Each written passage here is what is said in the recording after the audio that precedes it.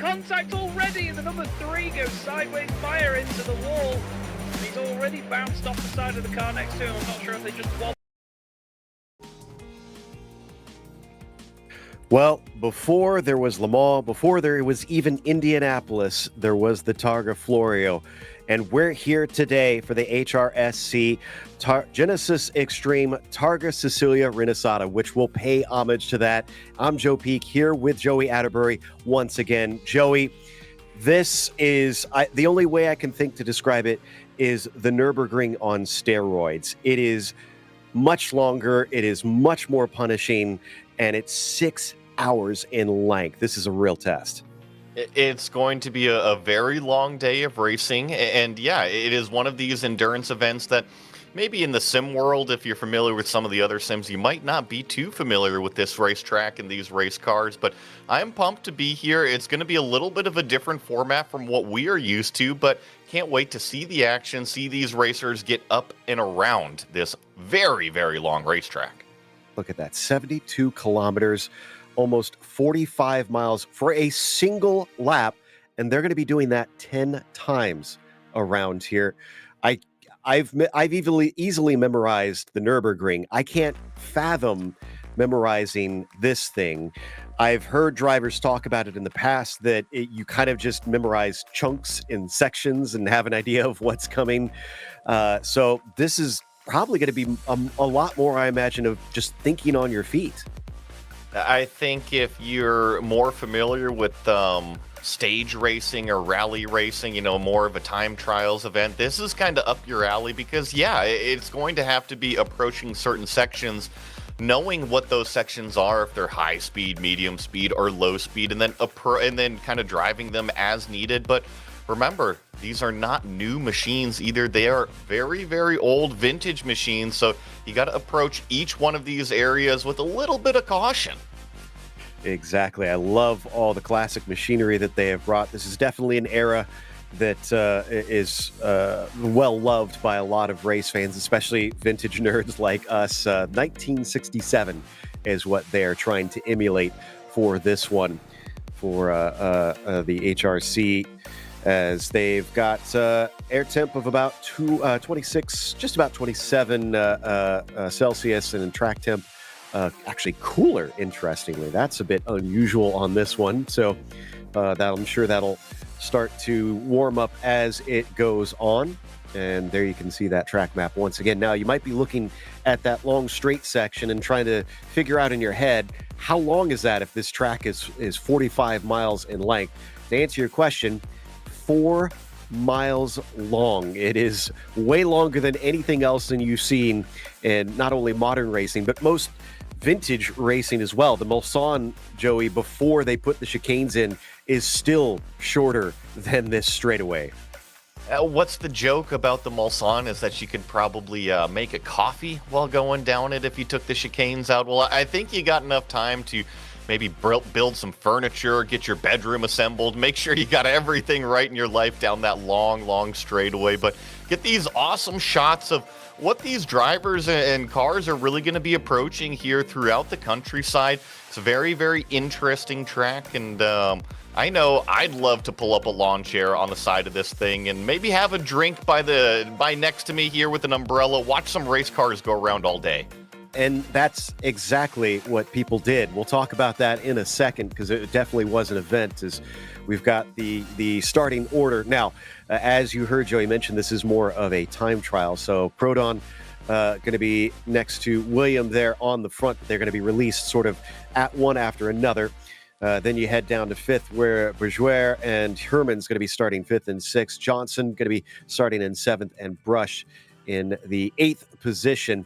They'll get about 10 to 20 seconds between each. This is Schrapp with Birchfield also going to be racing in the Redcoats team. You've got Purchase down there in the Sprightly Tortoise, good name there, and Bunton for Rafa Racing. Rafa being a real race team as well. Okuda from Musubi. You've got Taberzi and Cavalcanti, and then Chafateau with Rhine in there, and DeVos as well. Robillard followed by Vorman and Kirsten of your 19 teams. With this being such a long race, they're going to have to swap drivers out to complete this race here today.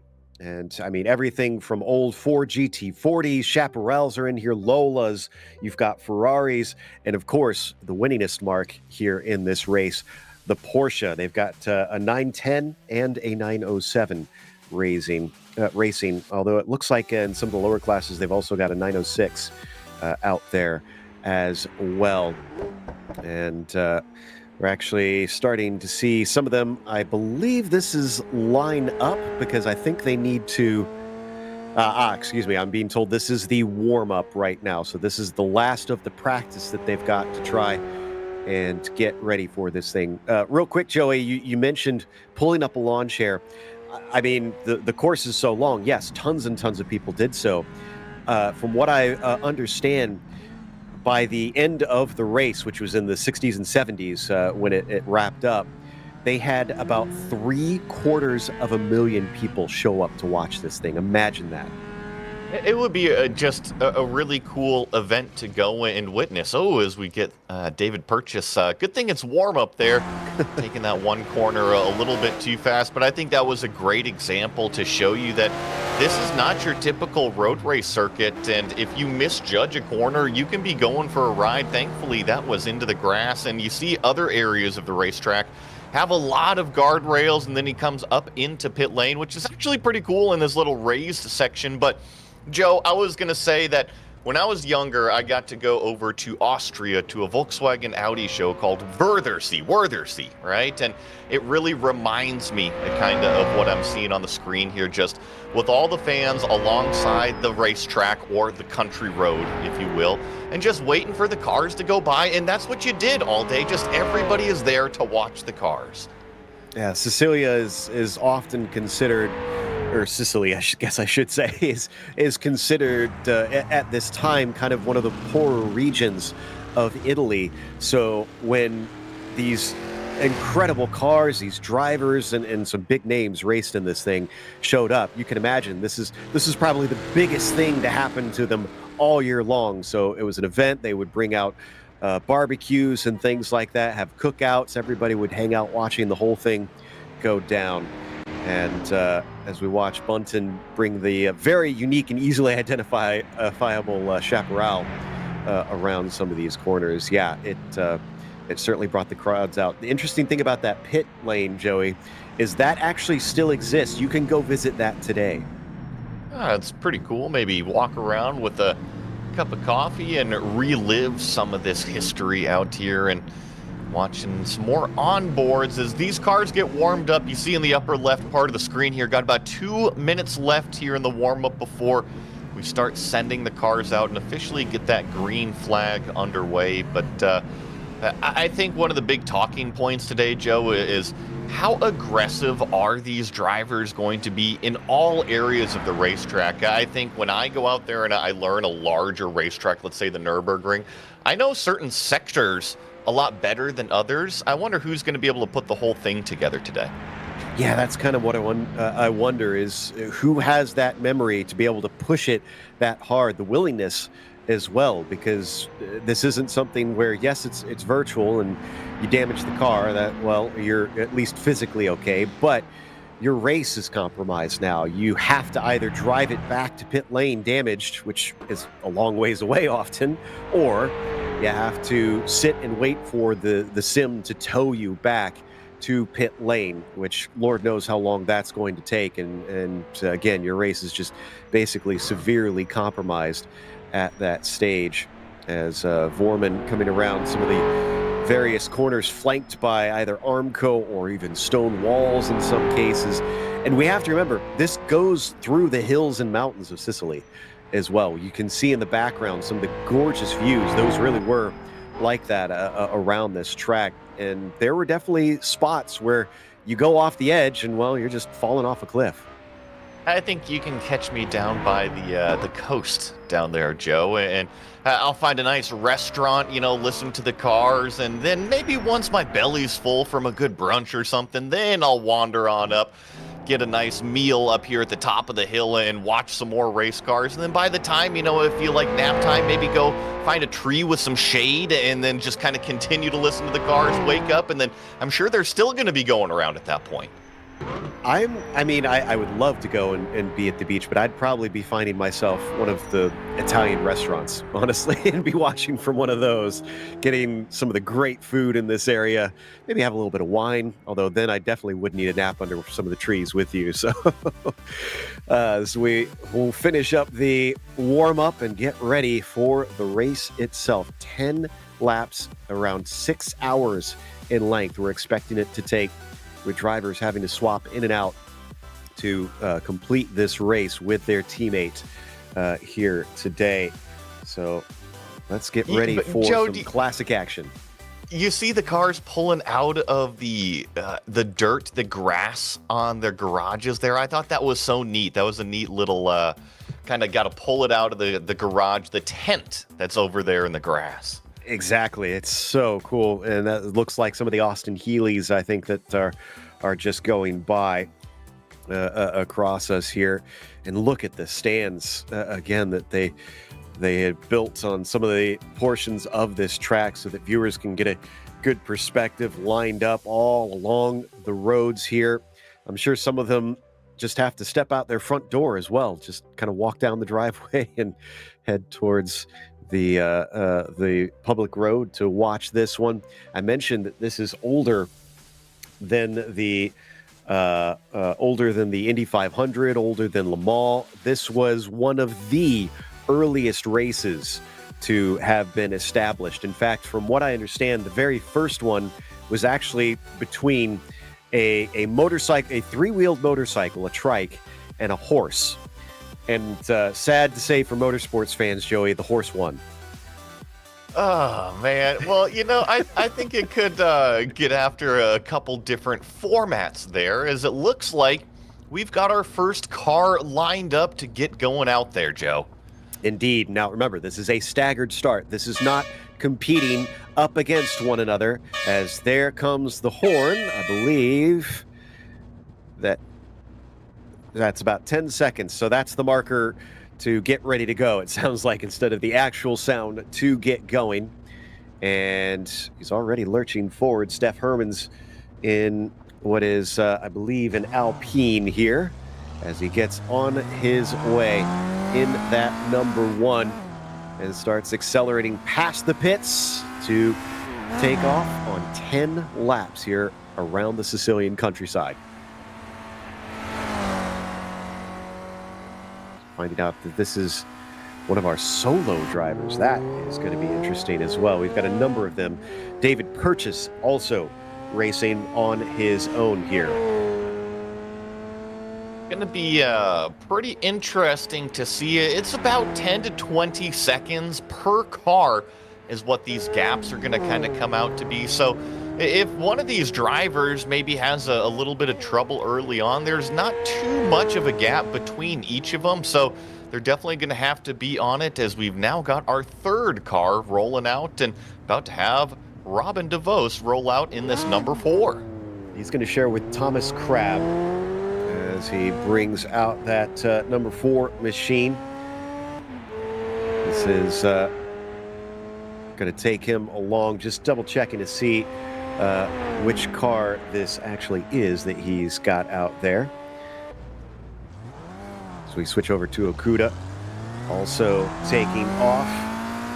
I do love that many of them have kind of gone for these sort of classic liveries on these cars, because they didn't get super fancy with these paint jobs, but sometimes simple just looks good.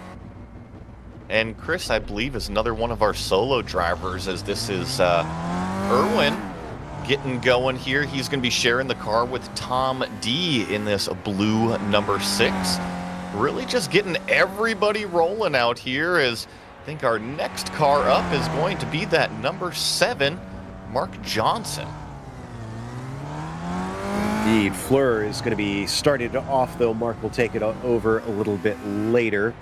These Arduins are actually an Alpine that they're mimicking out there.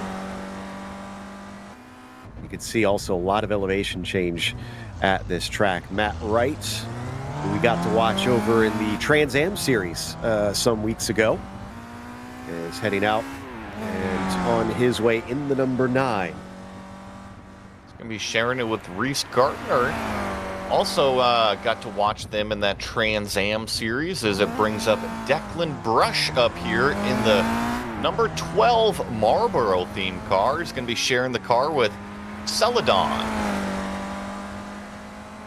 So David going to be hopping into that Alpine a little bit later as well. Also love the looks of these old cars, just the smooth lines on them.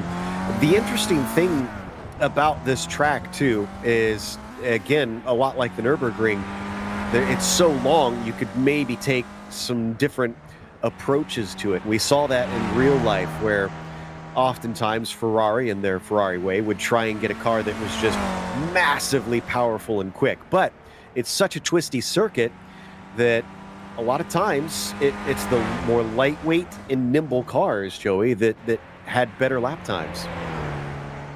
This is Austin Birchfield getting going in the number 14, and kind of to your point, I'm really curious, right? Are we going to see drivers be really aggressive in the tight and twisty stuff as Darren Andrews kind of lights it up as he is leaving? That is definitely one of the more aggressive sounding cars. You were talking about having a monster motor in there.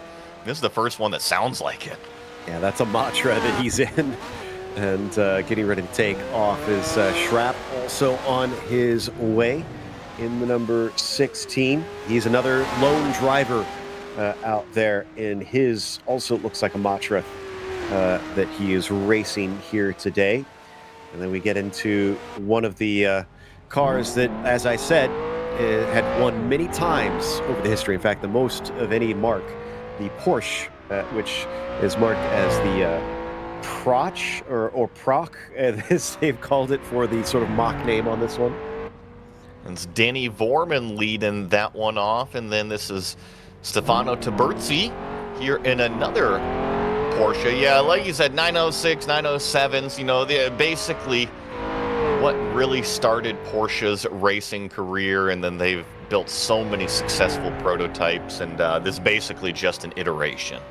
Apparently, this race was Porsche's first international win as well. I think it was in '56, they said, that it was the first time they had ever won a race outside of their country at an international event. And Robillard now heading out. We're getting towards the last of them, just 3 more to go. This is the first of our SB2 class, as we got a couple classes racing here today. So 2 liters plus in the engines of these cars. Did he just hit the wall right away, or was that a backfire? I think that was just a downshift in the motor, making some cool noises there. As we got Prodon here in the number 24 car, also in that same class, getting rolling. And then I think we have 2 more, and if my eyes serve me correctly here, I think we got about 19, 20 cars, and about half of those cars are of multiple drivers. Jake William here in the number 25 is part of the 2-driver tandem teams. Yeah, and so is this one with Bunton starting things off. Siemenchich is going to wrap it up for them in the Chaparral. For those that don't know, these cars were some of the first to start to experiment with aero. And you saw all kinds of stuff. Trans Am also saw them pretty frequently. Just really wild designs, innovative designs, often divisive on whether or not you thought they were attractive or not. Yeah, but you know, let's just take, for example, that car. You know, sure, it's way up there in terms of the wing, but it's doing the right thing. You know, it's way up there to grab the air. And then it's also on the back of the car, so it's putting the downforce in the right spot. They got the right idea. They just needed to go to version 2, version 3, version 4, to what version, 1 billion that we're on now?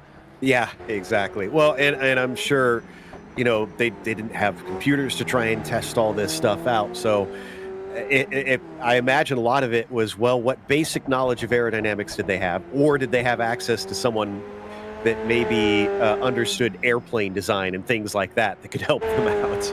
Well, and also the one thing that we forget about is back then, you could take the car out onto one of these roads and go test it. You know, the regulations aren't as strict back then as what they are now. So if you guys have ever seen the movie Ford versus Ferrari, well, yeah, they could go drive the car at the airport. So just testing, put the thing on the car and go see if it makes a difference, right?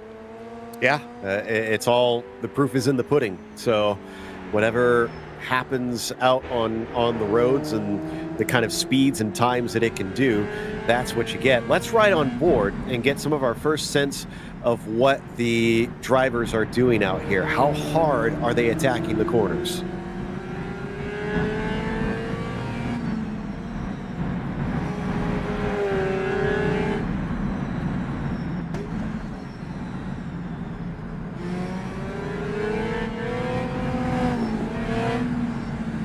Does feel like Chavetot is a bit tentative into some of these turns. Yes and no, right? Because if you're too aggressive and you lose that little bit of grip, man, you can just start to slide and you don't know where you're going to end up. And I see a lot of concrete walls. I see a lot of guardrails. And when we first hopped on board, there was actually one corner that he got on the gas and he started to understeer out, and he had to get way off of it in order to make the apex. So I think that Chavetot, maybe not pushing at the absolute limit, but here's an example of Jackson Robillard already catching one of the cars in front of him. Yeah, so there's where your racing kind of comes in, but I'm sure for everybody it behooves them to not really try to dice it up out there. It's so narrow, as you can see. So if someone comes upon you, just be polite and let them through. Now you'll see Nino out there written up a lot, Viva Nino and things like that. He was a local that actually raced and I believe won in one of the years out here. So he was a big hero, and you saw his name painted up in a lot of the graffiti around the circuit.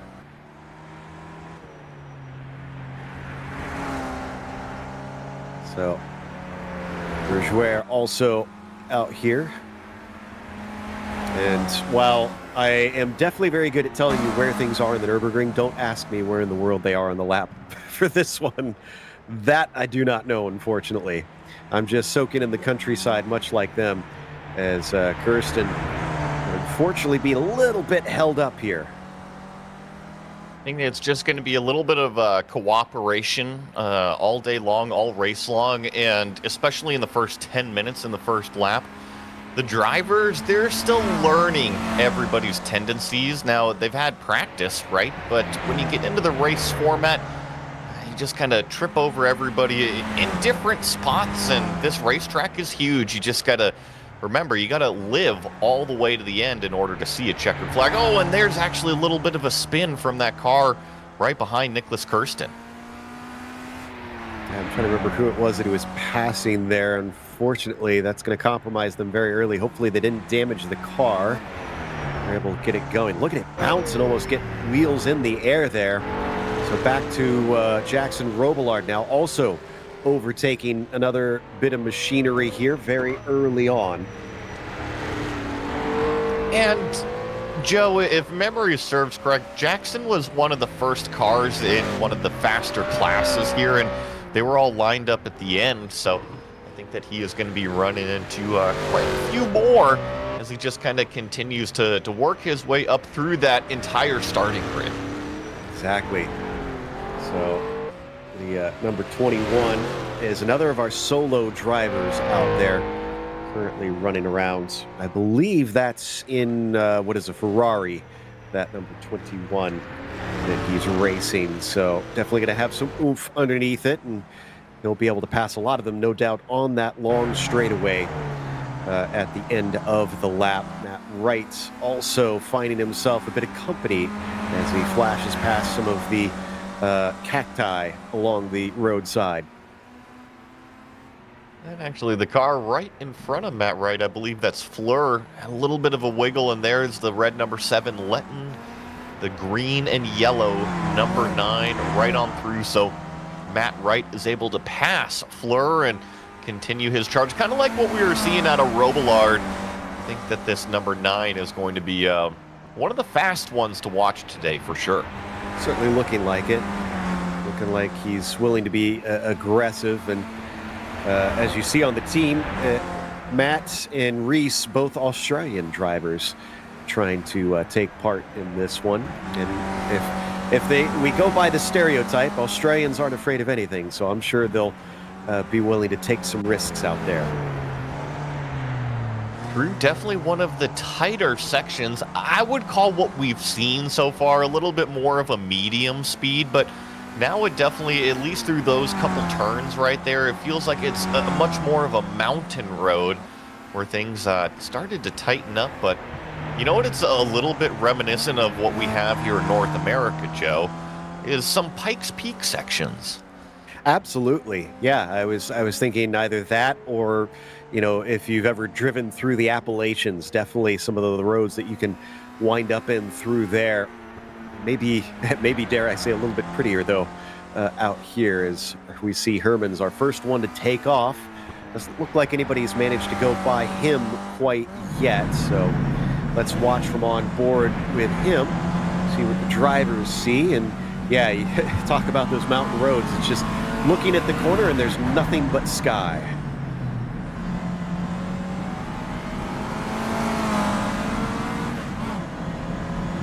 Continue to ride on board here, and pretty interesting to see how tall this mountain climb really is. Now, when I was trying to draw some parallels with the racing earlier, I thought that, you know, in Europe they have a lot of hill climb events, and that's probably going to be pretty similar to certain sections, and it's exactly what I'm seeing right here, is that if these drivers can be aggressive in that sort of event, like a hill climb event, might be able to make some time, at least going up the mountain here. Going down is a whole nother story.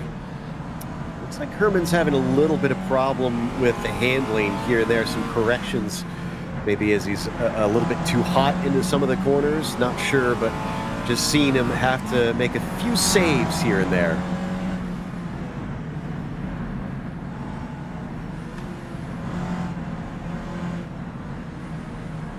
Sure, it's not from inside the car, but from our perspective, it's almost kind of relaxing to watch Joey. Well, I was just about to mention that he was doing a very good job of cutting the apexes, and you usually really only get that out of rally drivers where they try to kind of hook an inside wheel, and I wouldn't say that he's going to that extent, but he's doing a great job of using the entirety of the road, which means setting up on the outside, diving all the way down to the inside, and ooh, there is a big wiggle coming out. So yeah, definitely Steph Herman's starting to push the limit and using all of the road, including that camber. As it slows down here, oh, that looks like a tight hairpin down through there. And actually, I think if I'm, yeah, it looks familiar here from what I'm seeing. Like I had been telling you before, I watched a lot of videos on this, and they have lots of classic footage. This looks like one of the sections where they'd stick a camera up on a hill, and you could actually see more than, 200 feet of the track in succession. It definitely makes sense, especially with those huge switchbacks. And those were the first true switchbacks that I'd at least seen. And then, ooh, check this out, crossing a little bit of a bridgeway there. So looks like Chavito having some problems. We can't see it, but if a car is pulled off on the side of the road, that is generally not a good idea. Hands on the hips. Yeah. What have you done, sir? This is our driveway that you pulled into. This is Max Schrapp. And we've got kicking up some sparks as the bodywork just scrapes along the ground. The funny thing is, with this being such a long track, there was a lot of stories too where if drivers wrecked out or the car just failed on them, I mean, there's not much they can do, Joey. So they would literally go and hang out with the fans, and the fans would oftentimes, since they had all the food and cookout stuff, would just feed the drivers. Hey, you're bringing me to a fun talking point, a fun story that I could probably talk about at Road America. That's kind of the same deal. That, look, these fans, they're part of the event, right? They're there literally all day. So if they have a driver break down in front of them and that driver can't do anything, they're going to be the most happy fans out there. They get to talk to a racing driver. They get to see the car. And sure, they're having some hardships out there. But, hey, you know, have a bottle of water. Have some of the food that we made. They will be extremely welcoming, especially even though that driver is maybe not having the best of days. I'm sure they had at least one or two people that are like, oh, I changed my oil once. Maybe I could fix it for you. Well, so to my story, at Road America, I was driving a Mustang, right, and in a World Challenge event, and the car broke. Anyways, I pulled it off to the side of the road and hopped the fence so that way we don't cause a safety car, right? Get the person off of the racetrack. Anyways, they come up to me and they're like, hey, you know, would you like a bottle of water? I was like, sure, you know, but I would rather have a beer instead. And so they brought over a few beers, you know, I hung out with them. And then the next thing you know, they're like, hey, man, you want some hot cheese soup? And I was like, no, I just climbed out of a race car. I don't want hot cheese soup. But what do you get for being in Wisconsin, Joe? Yeah, exactly. That does sound tasty, though, straight from Wisconsin. Regardless, that is great. Says we got a replay, it sounds like. So this is perhaps what brought the car to a halt. Did we have some contact with the wall somewhere? He's not hustling it too hard. So watching, waiting to see. One of those sharp corners heading up over a creek. Did he maybe run into the car in front having an issue? Well, I was just about to say that he is chasing that light blue car right in front of him, and that could mean one of two things. It could mean that he just got past, or he's chasing. And that's exactly what happened there. Oh, so we're hearing that he high-centered the car. So either that or maybe the car died and it can't get refired. I remember back at Riverside, Joe, is that when these cars couldn't get refired, there was no way to really bring them back into pit lane and get them going again. it's an excellent point. So I'm sure that had something to do with it out there. I'm not sure. Is he actually back running again? Let's see if we can find the timing and scoring here. Hearing that he is still stranded right now, unfortunately. So yeah, that might be day done before even completing the lap here. I was gonna make the point that we saw the car directly in front of Chavato, and if you just got past, you might be in the mindset of, oh, I gotta get going, I gotta push it a little bit further, and yeah, you can kind of overstep the limit. Either that, or you see a car right in front of you and you're trying to catch them even faster, and kind of the same thing sort of happens. Now, we do have on our timing and scoring sectors on this one, and they're not exactly going to be measured in seconds quite as much, but Steph Hermans does have the quickest first sector from what I'm seeing at a 9:14. In fact, looks like the only driver to have gone quicker. No, I take that back. David Purchase did break 10 minutes. Though we're hearing they might still be in Sector 1, so that might... Well, okay. And Joe, I also think as we look at our timing and scoring, when the initial green flag flew, all of these plus seconds, these gaps are still time from when the initial car went off. So it's going to be a little bit difficult for us to kind of decipher it. I think even for everybody following along, our timing and scoring pylon on the left side of the screen is accurate in terms of the gaps between each of the vehicles. Exactly. Which, again, for those that weren't with us when we started this race, they were released on a staggered start, and this is not a true traditional race. This is more of a time trial out here. As Fleur coming up to one of his friends, getting ready to try and see if he can make a bit of an overtake on the number 5. I saw that Fleur was really wagging the tail, as I call it, out of some of those corners as he was catching Chris Okuda. Just a little bit of a loose race car, but hey, you know what? Loose is fast. You just got to know each one of these sections. And actually, speaking of sections of the road, look at, that was the first section that was completely tore up and repaved. So lots of different types of road and even surface. Well, and yes, these are drivable roads that you can go and get on, even to this day. But I will caution anybody that goes out there to be careful, because apparently this area is notorious for the roads, with them being on hillsides, basically falling away, landslides destroying them. So from what I've seen, there are many roads that go down to a single lane because part of the road is literally gone. We watch Austin Birchfield here has Jackson Robillard right behind in that number 21. I think that Jackson's definitely been one of the more aggressive, faster drivers. Oh, and a big wiggle as he tried to get by the number 14. So I just think that even more case of that aggression, Jackson has got the hammer down. Oh, wow. So the Chaparral is sort of in an Austin Powers moment here. And, just hits the back of the car. These things could be fragile sometimes, so don't want to bang it around too much. Looks like he'll be able to get it going. Finds first gear and is on his way. That's probably not going to be the last time that we'll see a driver wind up in that position and just have to get it turned around and get going. I think I saw that Chavateau is officially now a DNF. So the first DNF belongs to the number 3 car, unfortunately, as we catch back up with the Jackson Robillard. And actually, we're going to get a quick replay of exactly what happened to this Arafa-themed Chaparral as Tom Bunton was just kind of... There it is, a little bit too fast, a loose moment. But the good thing is, I think the extent of the damage, Joe, is just kind of from backing it up right here, if there's anything at all.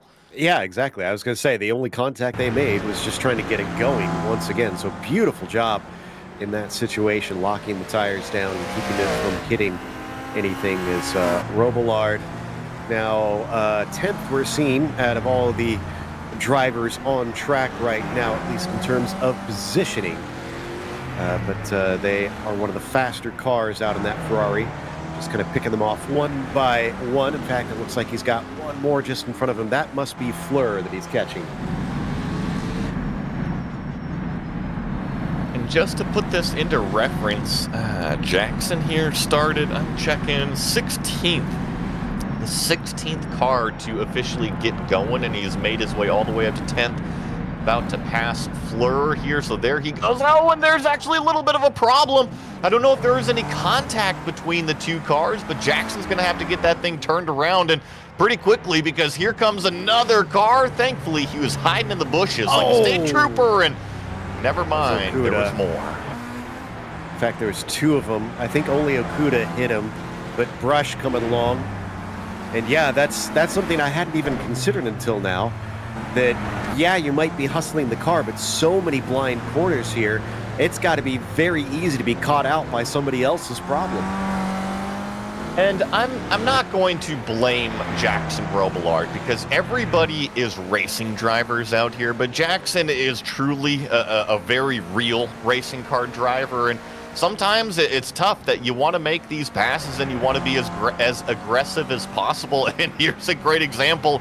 He is just right back on it, right back to 10/10ths. But sometimes in these very, very longer races, you got to just take a quick moment and think, and there's another problem for the 21. Hit another one of those little markers at this edge of the track. At least this time he has a nice line of sight on what's coming up. Everybody's trying to play patient here. I mean, this is a race where he does a nice pirouette there, where to finish first you must finish, and everybody is probably in that survival mindset. As the first thing you got to do is just take care of the car. I also wonder if he picked up any sort of damage from the first spin, as it just looks like he's driving a little bit ragged right now. I can relate to it. When you get in a hole like that, you want to try to make up the time. A lot of people refer to it as a red mist, right? It kind of comes down over the visor, and all of a sudden the driver is just in this state where he can't get out of it. And sometimes it's tough. You just got to take a deep breath, and driving slower is actually going to make you go faster, as he finally gets by the number 5 again. So we're going to see if the Jackson Robillard car can keep it on the track for a little while.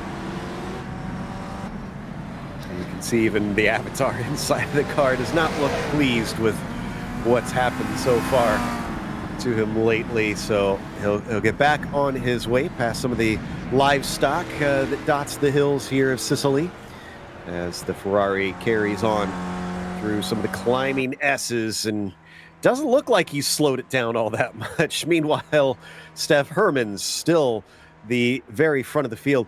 And man, what was it, about 10 to 20 seconds between the cars? He's 53 seconds ahead of DeVos. He's been doing a fantastic job out front.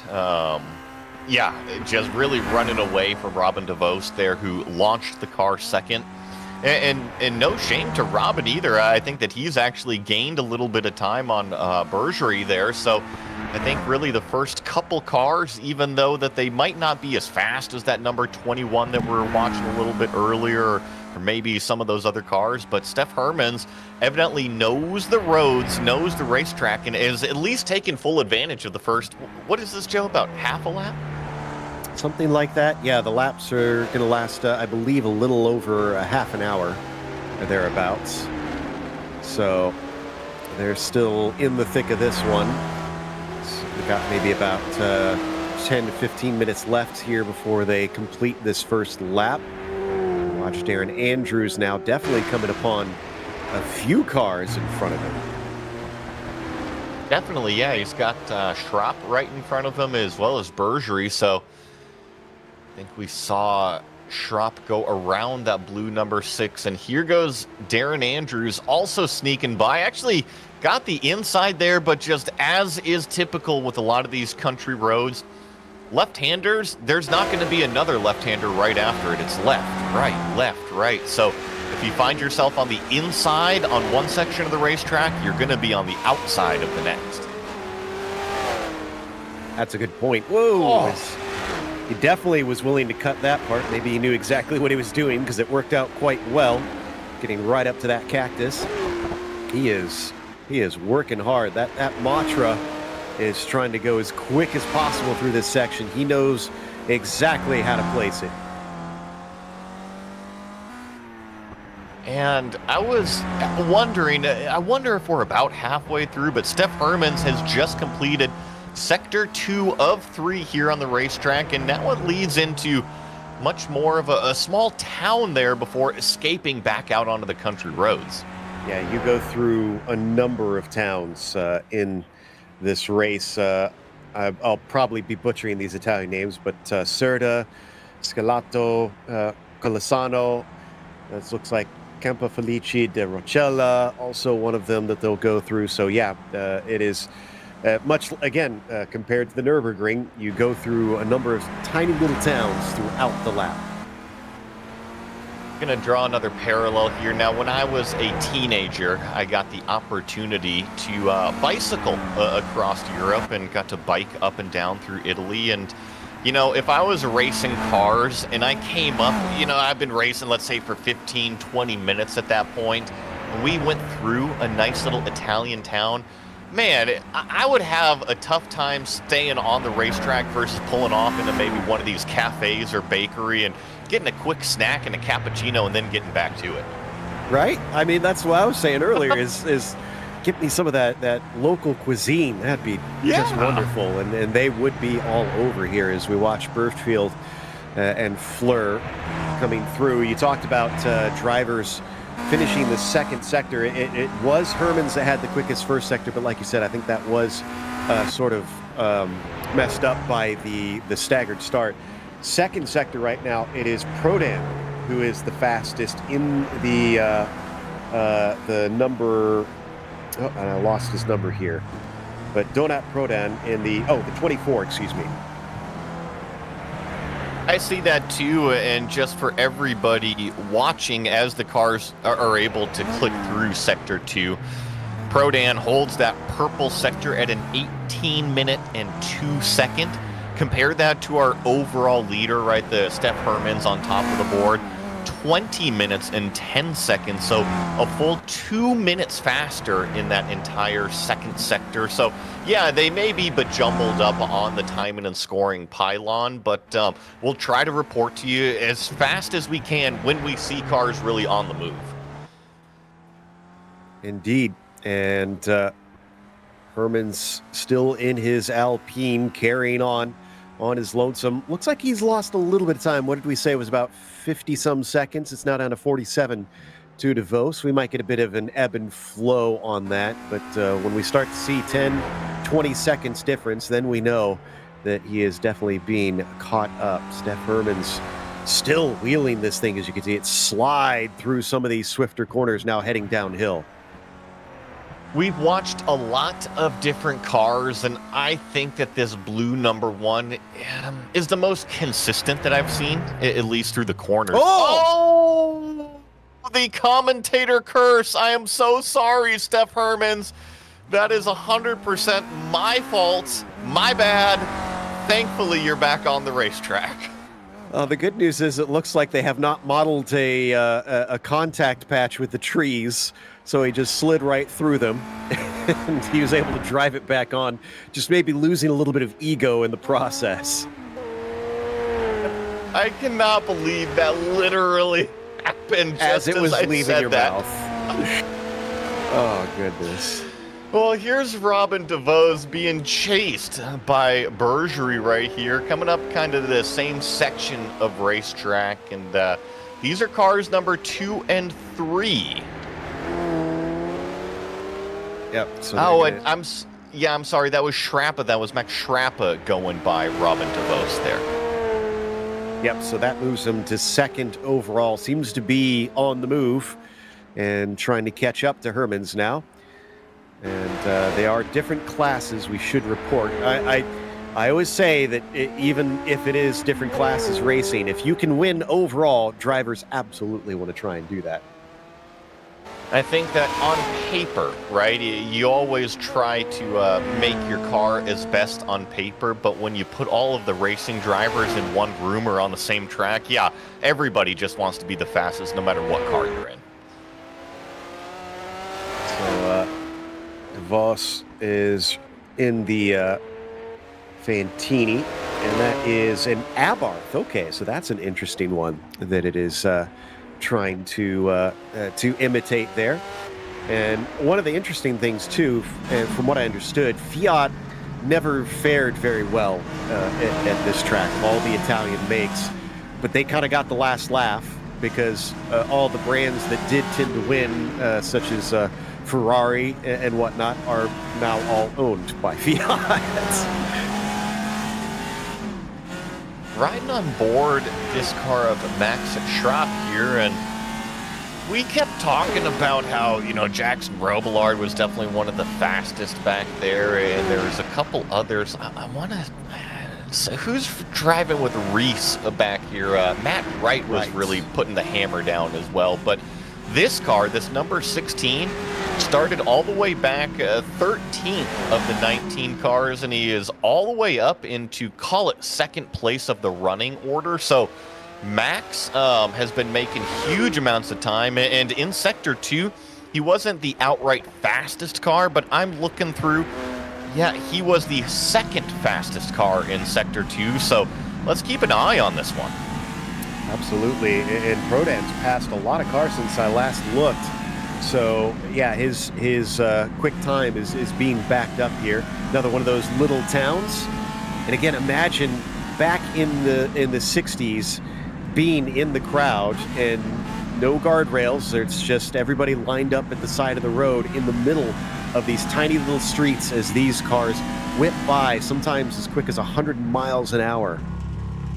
And you see the surface change too, and Max had to be so careful when we get really onto these, call it cobblestones or tile, you know, whatever you want to call it, but had to be so careful and really tiptoe through that section. And now once we get out of the town, things really start to open up a little bit more and start to put your right foot down. But I'm actually seeing that we're going back downwards towards the coast, and as a racing driver, this is so tricky.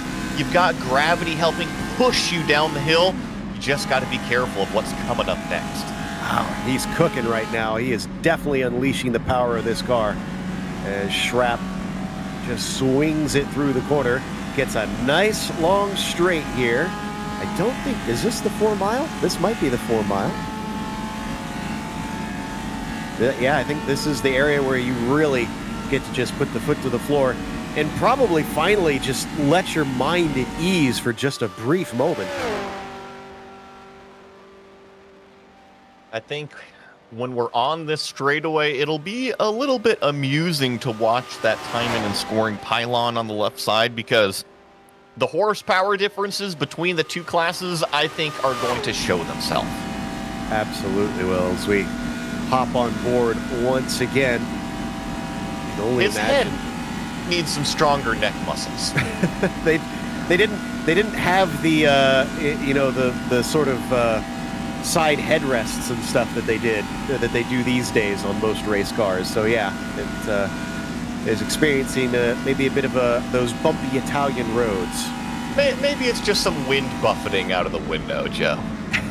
Ooh, look at how quick this is. You got to be careful through there, though, and even a big-time power slide for the number 16 as you end up out of that straightaway. And look, you're still on the straightaway, but you just got to be careful. Those little turns, they don't look like much on the map, but whew, that could be a doozy. Absolutely, and he seems to know what he's doing. Just picks this line carefully, or finally gets back on the brakes once again. Here is what has lately been the fastest man on the course, Prodan, and that number 24 car also starting to come into some of those twistier bits. He's still sitting in fourth, but he's quickly approaching DeVos. And this is coming up to kind of one of those sketchier areas, and see if he's able to keep the hammer down as he's able to get by Robin here. I saw a flash of the brake lights from Herman's. Yeah, see, they're on the brakes going here into this little fast right-hander and then just kind of back on the throttle. But I remember when we started this straightaway, Schrapp was 20-plus seconds behind Herman's, and now look at that gap down to 5. Yeah, it seems that the horsepower definitely helping him out through that portion of the track as the Ferrari now twists and weaves through some of the tighter portions. Should be close to the end of this sector too, I imagine, since that long straightaway is towards the end of the lap. It's definitely, at least the visual scenery, Joe, is much more reminiscent of when we first started the lap, because we've made our way back down to the coast again. Now, depends on how much it really is going to twist and turn before we get back down officially to the start-finish line here, but things are starting to look a little bit more familiar, aren't they? Yep, I'd say so. And indeed, here we go. The first lap completed by Hermans, but Schrapp, who is right behind him, obviously one-ups him by almost 2 minutes, it looks like. Yeah, about 1 minute and 20 seconds, I think, that he was quicker that time through that sector. Now, what about Prodan as he gets ready to complete his first full lap? What's it going to look like as he was our quickest in that second sector? He'll cross the line. And for that time, he to come across a 9:40, 19 seconds faster than Schrapp, who is now our current positional leader, but is being caught hurriedly by Donat. Robin DeVos crosses the line, completes his first lap time, as Jackson Robillard also just has a big power slide, comes over here. And really, it looks like the way this first lap is ending, we're just going to get car after car here starting their second lap, crossing the start-finish line. Might get a little bit busy out on the track, yeah, as they seem to be catching one another quite quickly. Berger will cross the line as well to finish his first full lap. 41 minutes, 53 seconds for that Alpine. Andrews coming in. Wonder if this is for either fuel or if he needs some repairs after hitting something along the way. And Darren was really pushing the car quite hard from when we were watching him, so just have to keep an eye on him, see how long he spends in pit road as Matt Wright now climbs the hill, crosses the start-finish line.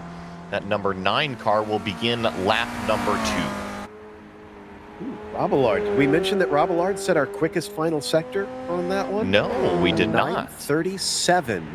It's about 3 seconds quicker than Prodan. Not a huge amount in comparison, but they are the next car back. Although it looks to be about almost a minute difference between them out on the circuit. So at 3 seconds a sector, it's going to be a while before we see him catch up to him.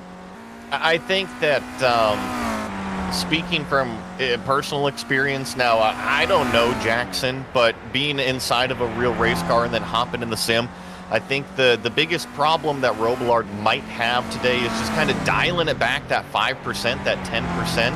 Because he's so used to real experiences and really being able to lean on the cars and watch the number 7 have a big old wiggle there. I think that was Jake William in one of the cars. He's trying to get by Fleur, I believe.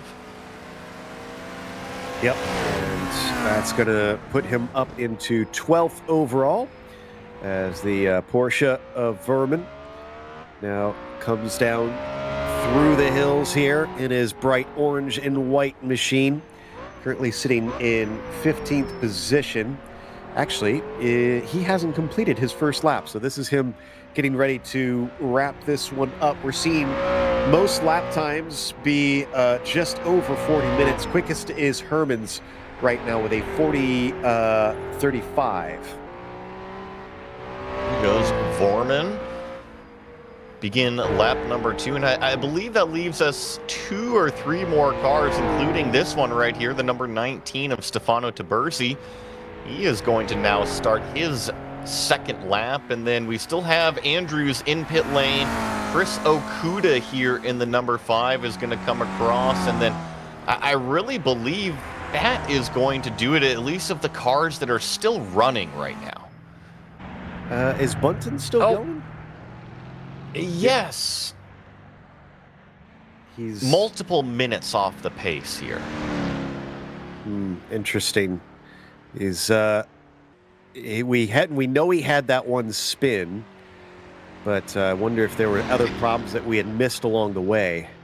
I mean, just look at the attitude here. It seems like the car definitely has some sort of suspension or steering damage. You see that he's not really able to push it in the high-speed stuff. It just doesn't look very confident and stable underneath him. It wanders, doesn't it? In fact, I think he's just now getting to the long straight. So, yeah, he's got a long ways to go here. As let's watch and see what he can see on board. And the steering is most absolutely crooked. Yeah, I would say that you're driving straight, but the steering wheel says you're turning left. That usually means some bits in the front end. They're definitely broken. It could be in the back end, but usually it's in the front end.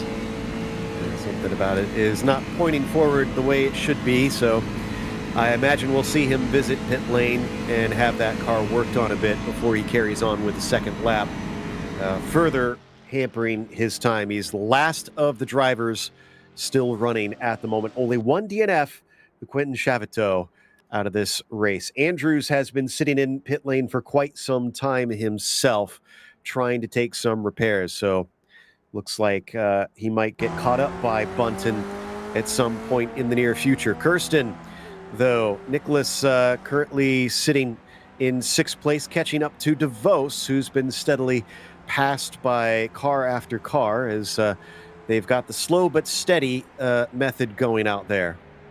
I still think that this is a little bit of a dangerous time for the drivers because you've just completed lap number 1. So you kind of get that confidence boost of, okay, we're on a roll now. All I got to do is this 10 more times. But if you take it that little bit of a step too far, especially when passing another competitor, oh man, it's easy to let that early aggression get to you when you just really need to settle in and be consistent. And the more I look at these cars, the more I kind of put myself in the shoes of the spectators at this track. I mean, think about even now in our time, if you come across a really fancy sports car, if you see a Porsche or somehow get to see a Lambo on the road out there, you stop, you take pictures, and it's something special. Imagine being some of these folks back in these days and getting to see these cars in person. That must have been a once-in-a-lifetime thing, and Bunton, unfortunately, might not even complete his first lap as that car looks rather stuck. Off to driver's left here on a section of the road. It might even be driver's right, depending on how this guy is facing and taking pictures of the cars. But wouldn't be surprised if that steering damage really just came out and bit that car at some point. A bit of a shame that's the only chaparral that we have in this race. Doesn't look like it's going to get to see the finish unless they can try and repair whatever has gotten it stuck that way. As Jake William is catching up to right. He just passed Birchfield in the number 14. It looks like either a Lotus or a Lola back there that he passed. We watch the number 25 here start to pull away from that number 14. Looks like the top 3 cars on that timing and scoring pylon are in the same class, so it'll at least be a little bit easier to kind of judge those gaps. But that corner right there, that was the second time that we've got that camera shot from that corner. And Joe, did you notice those cars jumping the apex and really getting all 4 wheels in the air? It looked really neat. Yeah, I mean, that's one thing I love about this era is that the drivers can get a little bit of air. But Bunted, unfortunately, only has one of the wheels off the ground right now and is still struggling his best to get it unstuck. I almost wonder if he just needs to give it up and take a tow back to pit lane.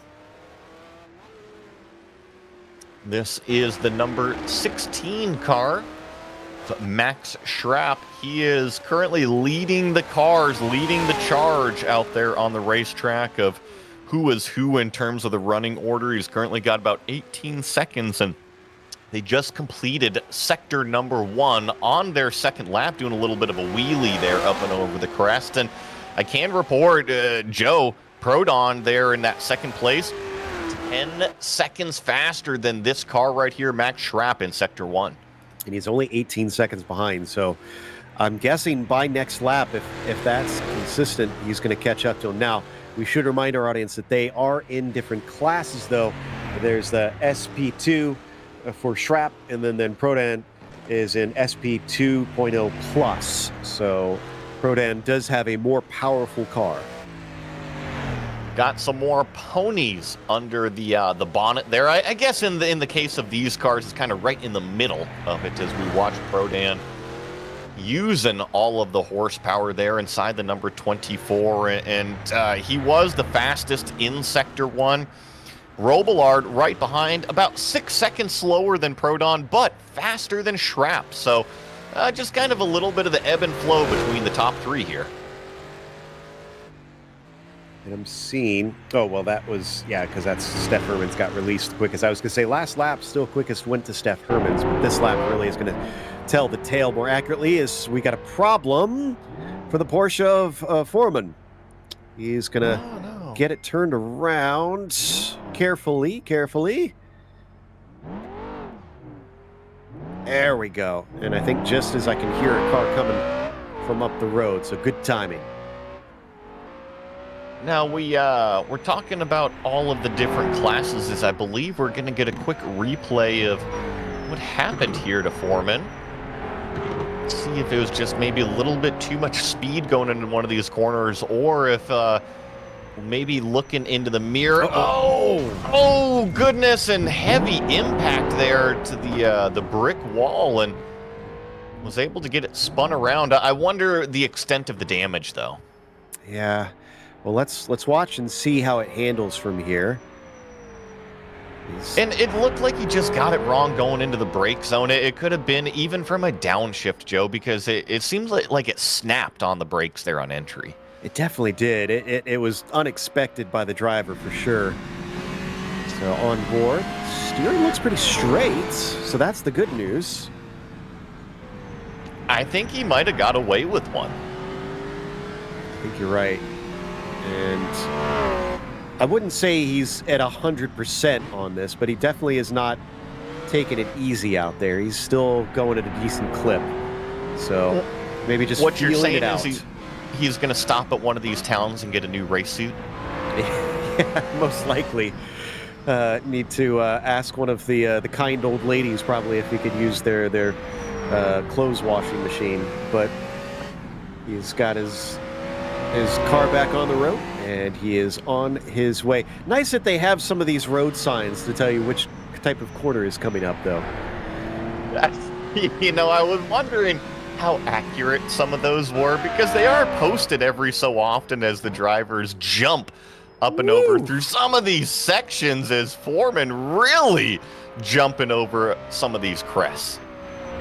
Yeah, no, he's not taking it lightly at all. He is on his way and has to slow up through one of the hairpins as it switches back and forth now through the hillsides. You can see how much it drops off to the edge of the track through here, off to the hills. Hopefully that fire truck will not be needed in this race. I was going to make a comment earlier. I think it was Bunton that spun around by that yellow truck. It was a yellow pickup truck, and I saw 4 or 5 guys in the same jumpsuit. I wonder if they would have been willing to fix the car right there for Bunton earlier. For a fee, maybe. Or maybe a deal. Cruise periodically around the track. Yeah. I was going to say, or maybe they'll work out a nice Italian deal with him that they get to drive the car a little bit later if they fix it for him. But as Foreman keeps it rolling, yeah, just had a little bit of a hiccup and now is once again working his way around Sicily's hillsides. What's the gap between our top two now? Down to about 14 seconds. So Prodan's chipping away. And let's create a few little storylines here since we're early in the race. We've been watching Steph Hermans a lot, remember? He was that blue #1 who led us off, and he'd done such a great job out front. Now, Sector 1 on lap number 2, he was not the fastest of the 1.3 class. It was actually Robin DeVos, who is just a couple cars behind him. Robin was about 5 seconds faster than Steph Hermans to open up lap number 2. So when we're talking about the cars in the same class in this SP 1.3, and actually there's Steph Hermans once again with another little bit of a mistake. Maybe I need to stop talking about this driver because it's doing him no luck. Yeah, clip the wall for sure. And it doesn't look like it's hurt the handling of the car because he's still going. He did kind of hit it broadside, nice and flush. So I think he might have wound up okay on that one. What about Andrews here? Ooh, he got a little close to that brick wall in the exit, though. Oh, wow, he is pushing. Well, I think, remember Darren, he stopped at pit lane, did the full Ricky Bobby, got out, got the chicken sandwich, and then he's finally back out onto the racetrack. So in terms of where Darren Andrews is running, I think he has to drive it at 12 tenths and just barely scrape the wall on every corner, too. It sounds like we actually have a feed to his live stream. So let's take a look at that here. So there you can see the actual physical driver now and see what he's experiencing.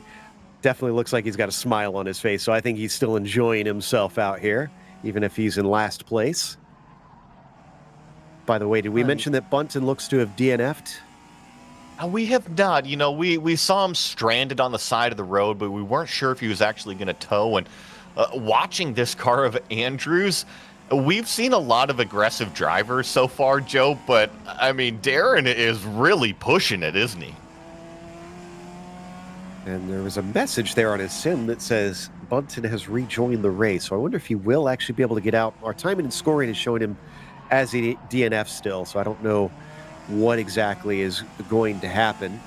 Getting right up against the wall, hugging that inside as it switches back down to the Armco, just almost looking like he's kind of reading the road.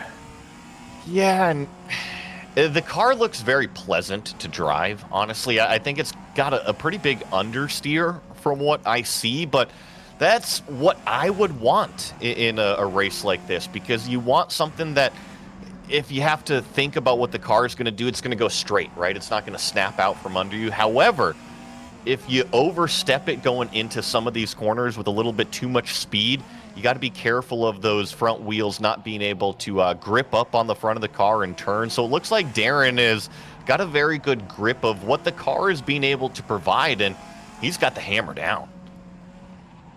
Absolutely. So he's not shaken up by his incident that cost him some time in pit lane. He's going to try and make up for it here as he swings it through. Yeah, wow, this is fascinating to watch.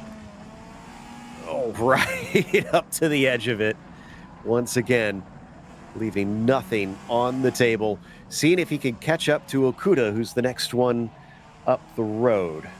And it's by 540 seconds, if I'm seeing right. Yeah, he's definitely way back there. I was just going to analyze just kind of like the vehicle dynamics a little bit more. And it's just this understeer. If he gets the car turned in and can grab the apex, it looks fantastic through the rest of the corner. However, there are some sections that he's kind of more in the middle of the racetrack through some of these turns, and you see the steering wheel turn, but the front end doesn't really turn anymore, and those are the areas that you just have to kind of hold your breath a little.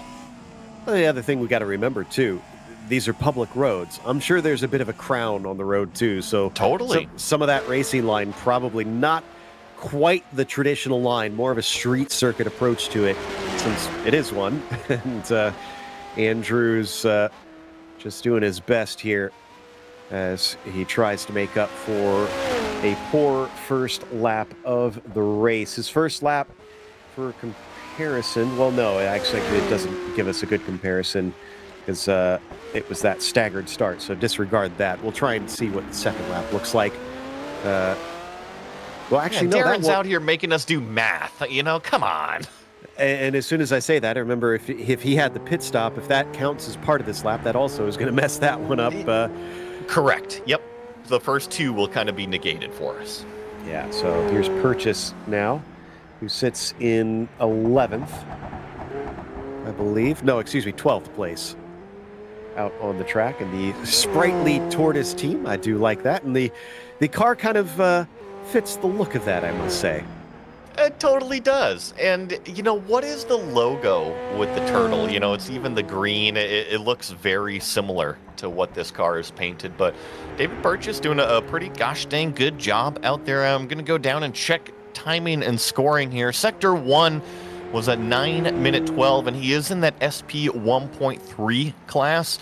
You compare that to Robin DeVos at an 8:48, so just a little bit off, but everybody behind, actually kind of similar pace, if not a little bit quicker. So David Purchase doing a good job keeping the race car on the racetrack, and it might just be the first sector here, maybe not well known to the driver of this number 2. Now, I'm looking at, again, I'm trying to double check and see which car is what, and the Hilland Lightweight is supposed to be a Costin Nathan Hillman. I've never heard of that brand in my life. Have you, Joey? Say it again? Costin Nathan Hillman. No, I have not. But you know what? Google might. A good point. We do have the internet at our fingertips, so we'll try and look that up in a little bit.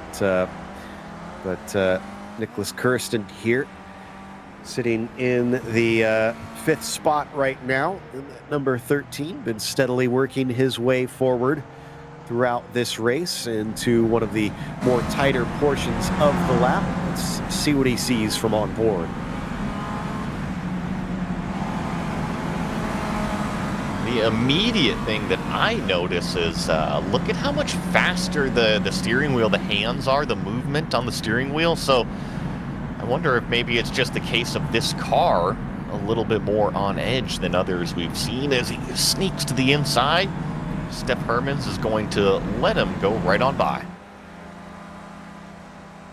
And to talk to us a little bit about some of these cars, I do think that we have Mr. Hillebrand here to join us, and welcome. Oh, as Kirsten just went off in a big way, it looks like he's going to get saved by a bit of an access road that he's able to bring that Alpine back on here. But Mr. Hillebrand, I believe, do you have any information about this Costin Nathan Hillman car that we're trying to learn about?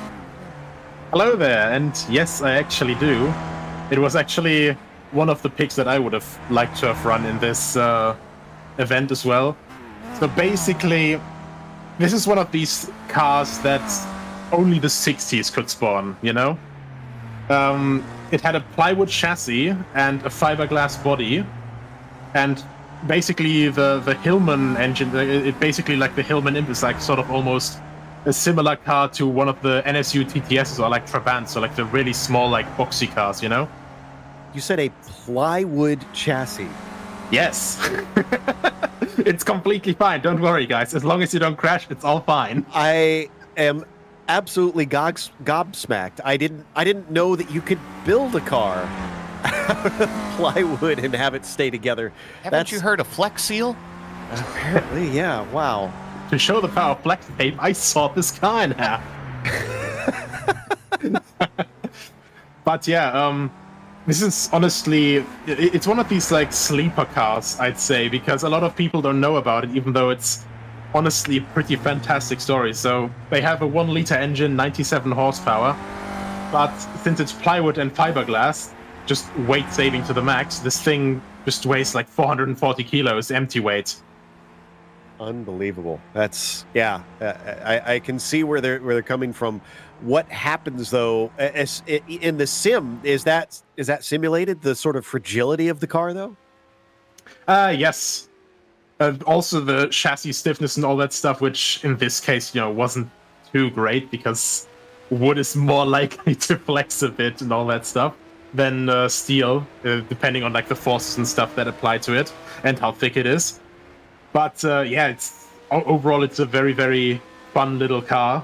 I greatly enjoyed testing that for this event as well, but CodeDrive and I had a couple of issues come up very short term, so instead I'm sitting in race control and, noting down all the times, but I'm still enjoying myself greatly.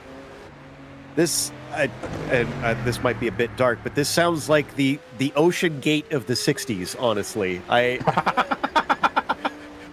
Someone who thinks they know better and makes this car, and everyone just kind of raises an eyebrow and says, all right, go for it.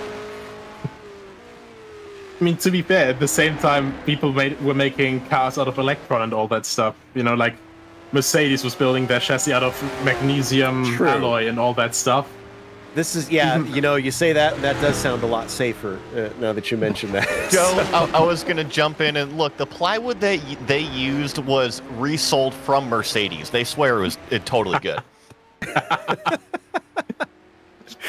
So, okay, maybe you can talk to us a little bit about what the drivers are experiencing out there as well, Nicholas. So we were discussing, how do you memorize a track like this? Because I doubt you could truly memorize the entire thing. Is it something where the drivers just kind of have an idea in sections of an inkling of what's coming, how the track is going to be, or do you literally memorize just specific parts and kind of wing the rest? What do you do?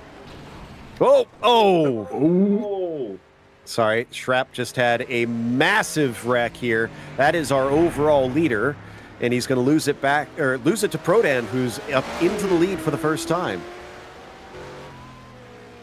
And as we watch Schrapp get back going, I think he might have damage to the car. Yeah, he's definitely got damage. Look at that steering wheel. But a little bit of a shame. He was still doing good, holding off Prodan. But you're right.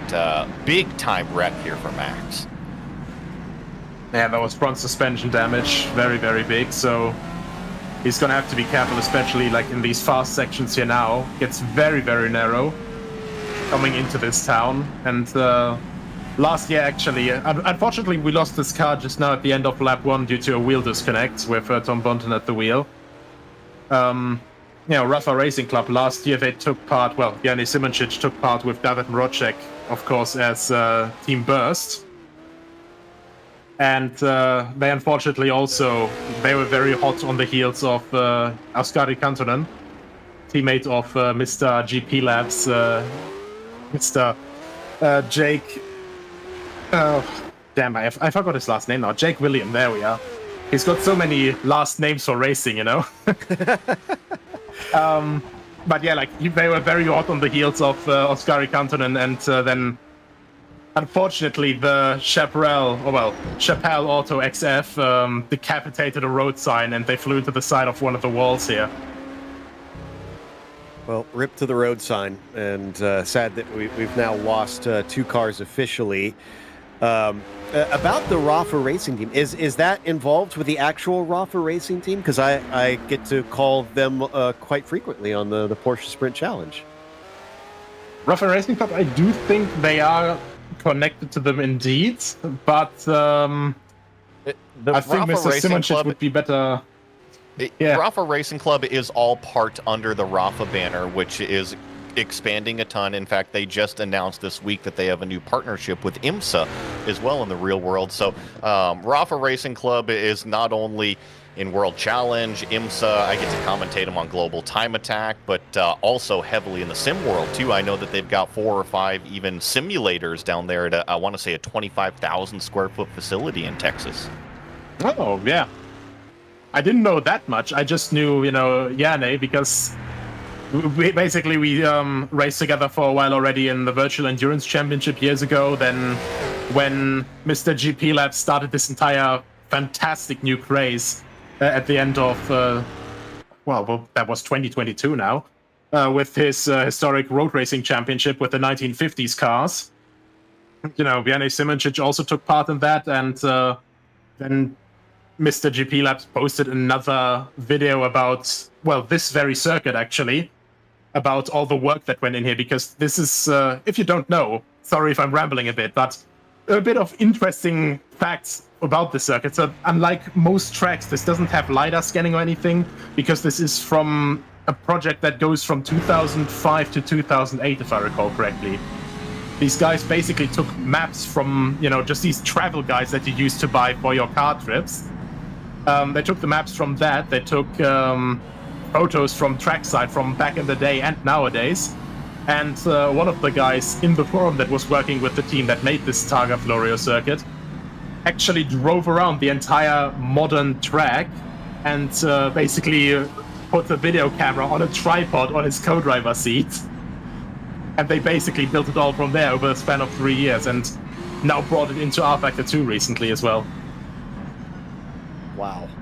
So that answers some of my questions from earlier about trying to get this thing together. That's impressive. And I mean, that really goes to show that a lot of times, not only in sim racing, but when it comes down to this vintage racing stuff, it really is a labor of love. Everybody who is here is usually super passionate about this style of racing.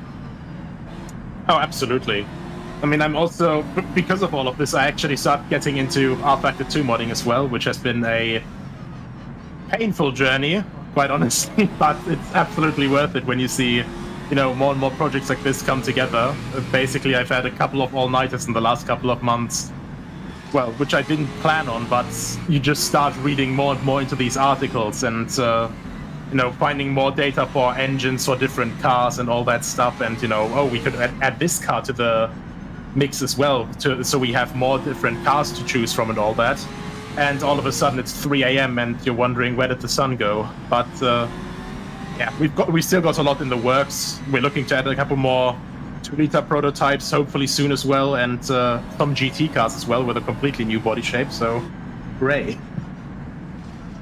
I mean, they look glorious. It's been an absolute hoot from our perspective. We still got, I guess, 8 more laps to go here before we're done with this one. What are you thinking so far? Is there anybody that's really kind of caught your eye out here in terms of how they're racing? Just overall, I think for this entire race, there's a couple of very, very fast drivers here. Not to call anyone else here slow, because this circuit, as you said, it's insanely difficult to learn. Normally, I wouldn't say that people would know this by full memory, but I think, ironically enough, the man who had pretty much the worst first lap here in his life ever, out of all the races he took part in first, Darren Andrews, he's basically a Targa specialist together with his teammate Isidoro Jauregui. Those two guys know their way around here very well. I've done over 100 laps here now because I had to test stuff last year for all the fuel tank adjustment and stuff. And I still don't know my way around here properly. And then there's an extreme case. I don't know if you guys know him. He's a friend of Jimmy Broadbent's, John Batcho. who actually knows this track, not visually, but from muscle memory. Which is just beyond anything of my comprehension. I have no idea how that's possible. That's called when you fall asleep at night, you dream it, and then you constantly keep dreaming it throughout the day. But I had a question for you, because we saw that Max Schrapp had that huge wreck, and we've seen a couple of these other cars kind of have some contact. What are the options for these drivers to go ahead and get that car fixed? If they bring it back down to pit lane, can they go ahead and get all of that damage fixed, or some of it, or what's the case for these guys? Yeah, basically any damage up until a completely blown engine or gearbox, they can pretty much get back home and fix. The biggest difficulty is by restrictions of regulations, because, you know, I had to think a little bit about how dangerous would stuff be, especially because, yeah, this is, you guys know how very quickly it gets, you know, blind corners, very tight, very fast, and it's mixing around, and if you're going with 3 wheels, then it's a bit too dangerous, I think. So basically, at the end of the wonderful Buonfanello straight that Donald Prodan is on here right now, at the beginning of those S's starts what is called the orange zone. So if you lose a tire in between there and the end of the lap, you're allowed to get back to the pits and, you know, repair the car entirely. And replace the tire as well, and you can carry on. But before that, if you lose a wheel, that's basically the race over. But obviously with suspension damage and all that stuff, you can still come back. Suspension damage can be repaired. It's just going to be very time costly. And that brought me to my next question here is, how quickly can some of that stuff get repaired? I know it's going to be on a crash-by-crash situation, but is it a case that they can actually get back out there and do some decent lap times? They can, for sure.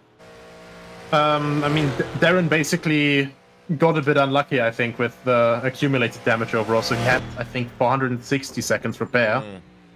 And, you know, that's obviously just very unfortunate. And also, I think we just lost Jackson Robillard.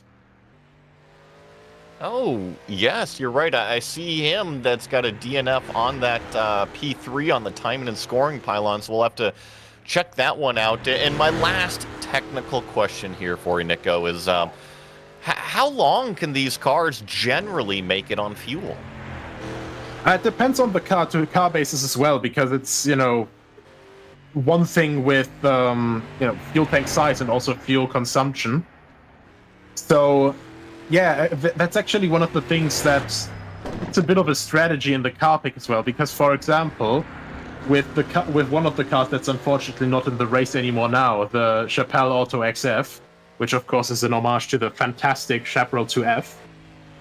That thing is, you know, insanely quick, but due to the 7-liter engine, it might be limited. You know, if you drive it too aggressively, too much on lap time focus, it might be that you have to be happy with a 3-lap stint. So of course you have to take another pit stop in check, basically, instead of doing a full 4-lap stint, doing it as a 2-stopper, and then just being done with it. So what you're telling me is we're looking a majority at about 4 laps for most of these guys. Pretty much. Like, I think 5 laps could be possible in a couple of the smaller cars. They do have quite sizable fuel tanks, honestly, for, well, the low fuel consumption they have. I think especially Hermans and De Vos and Bouger, for example. So, like, the 2 Arduins, the Abbiati, so the Abarth, and the Alpines, like, they could probably be looked out for a 5-lap stint almost. Wow, that's impressive. Yeah, I was just going to say thank you so much for providing me that, because I'm a hard technical data guy over here. So the more I learn about that stuff, the more I sink my teeth into it, for sure. Always great to hear. I mean, I'm exactly the same. I originally had no idea of anything mechanical. I just wanted to drive. I started in real life karting, slalom, and stuff as well, and then basically just started more and more driving. But when you get into sim racing and all that stuff, you have to start learning about mechanical stuff, because obviously you have to build setups at some point as well, and it just makes it all the more interesting the more you learn about all this stuff, especially in the 60s and 70s. all the engineering that they did with this entire, comeuppance of downforce of just engine technology with, for example, Cosworth DFV, what came out in 1967, and it's always just more and more fun the more you learn about all these messed up little fun projects that were basically just assembled in a shed, and people were like, yes, we shall race this at 300 kph. Yeah, this was perhaps the craziest point of the Wild West that was racing. This late 60s, early 70s, where things were kind of still very, very off the cuff. And well, thank you for enlightening us on a lot of this, and hopefully we'll see fewer cars wreck out after what we just watched. Schrapp just made his way back into pit lane for those that were watching and saw that. And Nicholas, I'm sure we'll be coming back to pick your brain a little bit more later today. Yeah, for sure. Just give me a shout, and whenever you guys want to know something, just let me know. Nicholas Hillebrand, one of the organizers here, getting us up to speed on what's happening out on the track as well as behind the scenes in this fascinating series. You can see Schrapp on the upper left still taking his pit repairs as Kirsten is in third. Now we've got a replay. Let's see which one we're pulling up here. I would assume this might be Jackson Robillard. Yep. Yes. So you heard Nico make the comment that we lost the 21, and that's why. It looks a little bit like a Cars and Coffee meet, but that's not a Mustang. No. Well, it met the coffee shop, at least, head on, but we heard that if you lose the tire by a certain point, then unfortunately that's it. You are done, and that was absolutely the case. So no more Jackson Robillard, the latest to DNF in this race. Jake William gets promoted up to fourth because of that, and the SP 2.0 car that is second in their class, though. Prodan still leading up in front of them by what looks like, well more than a minute. We're actually going to be getting Jake coming across start-finish line here around this corner right here. So he now begins lap number 3 in his SP 2.0 Plus machine. Prodon, though, you were just mentioning that name. He is on some rails because that last sector combined with that lap time, definitely the fastest car on the track, and nobody's even coming close to his speed. Yeah, 35-minute lap time that last time by. Excellent stuff. So lap 3 now for most of our drivers, or at least some of our drivers. They're just now tipping across that line, and Schrapp is now tumbling down the order because of that. Our former leader out there at the front having to do extensive repairs in this race. Remember, if you're just joining us, they aren't really racing one another directly. They were released staggered from the start line, so it is all down to the best time. However, if you are up at the front of this race and you did not start at the front of this race, you likely are going to be the winner. Noticing that Jake is really pushing the car. Oh, and there's another big wiggle coming out of the corner. Thankfully, you got it. The slide stopped before that guardrail there on driver's right side. But in the case of this number 25, just pushing it further and further and further, right? It's lap number 3. You've already got 2 laps under your belt, and maybe he's just kind of feeling good and feeling the flow. I was thinking about that too. The more you're in the car out here, the more you kind of get accustomed to how it's handling, know what it can and can't do. It's not even just necessarily memorizing where you are on the circuit, but just understanding the capabilities of the machinery. You know, we often will hear the metaphor, Joey, that you become one with the car, and I kind of feel like that's really apt here. I think it's a dangerous thing, right? Because this racetrack, it's so different from one corner to the next, and being in the groove with the race car, it means that everything is just flowing, everything's happening naturally, you know, there's the turns are happening. But what happens when it starts to get slower or you start to go downhill and just everything's all hunky-dory and you think the car is going to get hooked up and all of a sudden you find yourself in maybe a situation that like Jackson Robillard was in, that you go through a nice fast arcing right corner and it's actually a lot sharper than what you remember.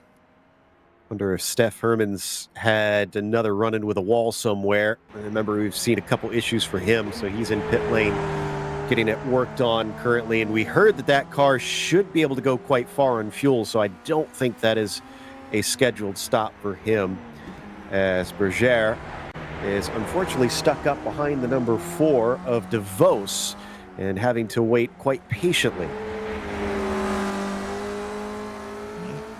Oh, big old fishtail there coming out for that yellow car, and looks like Berger is going to be able to get around Robin DeVos there, who had that little bit of a wiggle, and now it's going to be Robin giving chase. And I remember Robin is actually, I believe, fighting for that SP 1.3 lead with that car right there, Berger. So these two cars, they're actually in the same class, and this blue number 6 actually a little bit faster. Yeah, and I think that means that Berger is now our 1.3 leader. So leading class and now leading on the track itself in that number 6. And he's got what looks to be a pretty handy gap up to the next car ahead, so he can focus forward without having to worry too much. And I'm going to go through the entry list here because, yeah, I believe you're right, Joe, is that Berger here did start behind, so not only has he made up that, 20 seconds, 40 seconds, or whatever it is, but he's actually passed Robin DeVos on the racetrack. So, yes, running in front and by the stopwatch should be the lead of the class easily. I'm going to give some love to Darren Andrews, too. Remember, he had that big wreck early on, had to take a lot of repairs, was way behind. He's up to 14th now. He's passed both Purchase and Okuda, so he's doing a good job of getting back into it, although he hasn't started his 3rd lap yet, just because of the distance that he lost to everybody ahead. Right now, the last one to have completed lap 2 is Brush in 13th. There is Okuda right now in his Musubi Motorsports machine. Going down one of these long straightaways here. The final 3rd of the lap, and get a couple pine trees even down here close to the coast as Chris Okuda has to finally lift off of that accelerator and get that car bent around that right-hander, and things are starting to tighten up a little bit as he almost drifts off the racetrack. You got to be careful about flirting with the edge of the grass there, I'm sure, because these things probably don't have the greatest of grip once they get off the pavement. And as he weaves his way back and forth through the banking of this naturally cambered set of corners, he's got himself a goal up ahead, and that is Purchase, who looks to be about 70 seconds in front of him currently. Start to climb the way up in elevation again by some of those cactuses. You know, you mentioned the cactuses earlier, and I didn't see them, but there was the first time I officially saw the cactus. So, all right, Joe, you're not full of it. Yeah.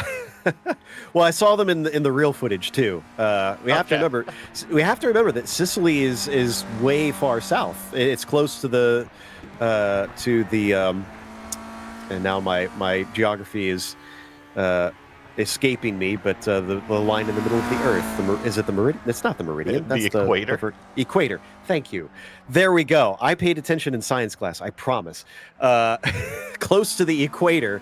So this is going to be a very warm region.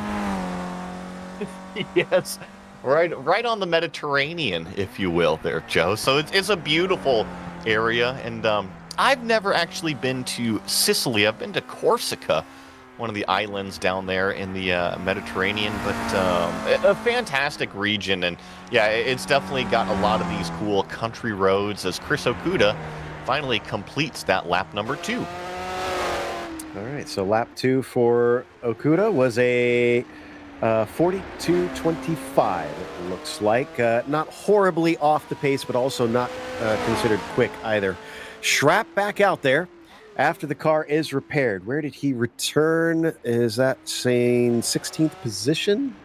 No, that is back and forth. Oh, wow. Okay, so he didn't lose a whole lot, to be honest. He's only about, if I'm seeing this right, 47 seconds behind Jake Williams, who's only 2 seconds behind Kirsten. So if he can catch up to William, he could actually get himself back into second place realistically.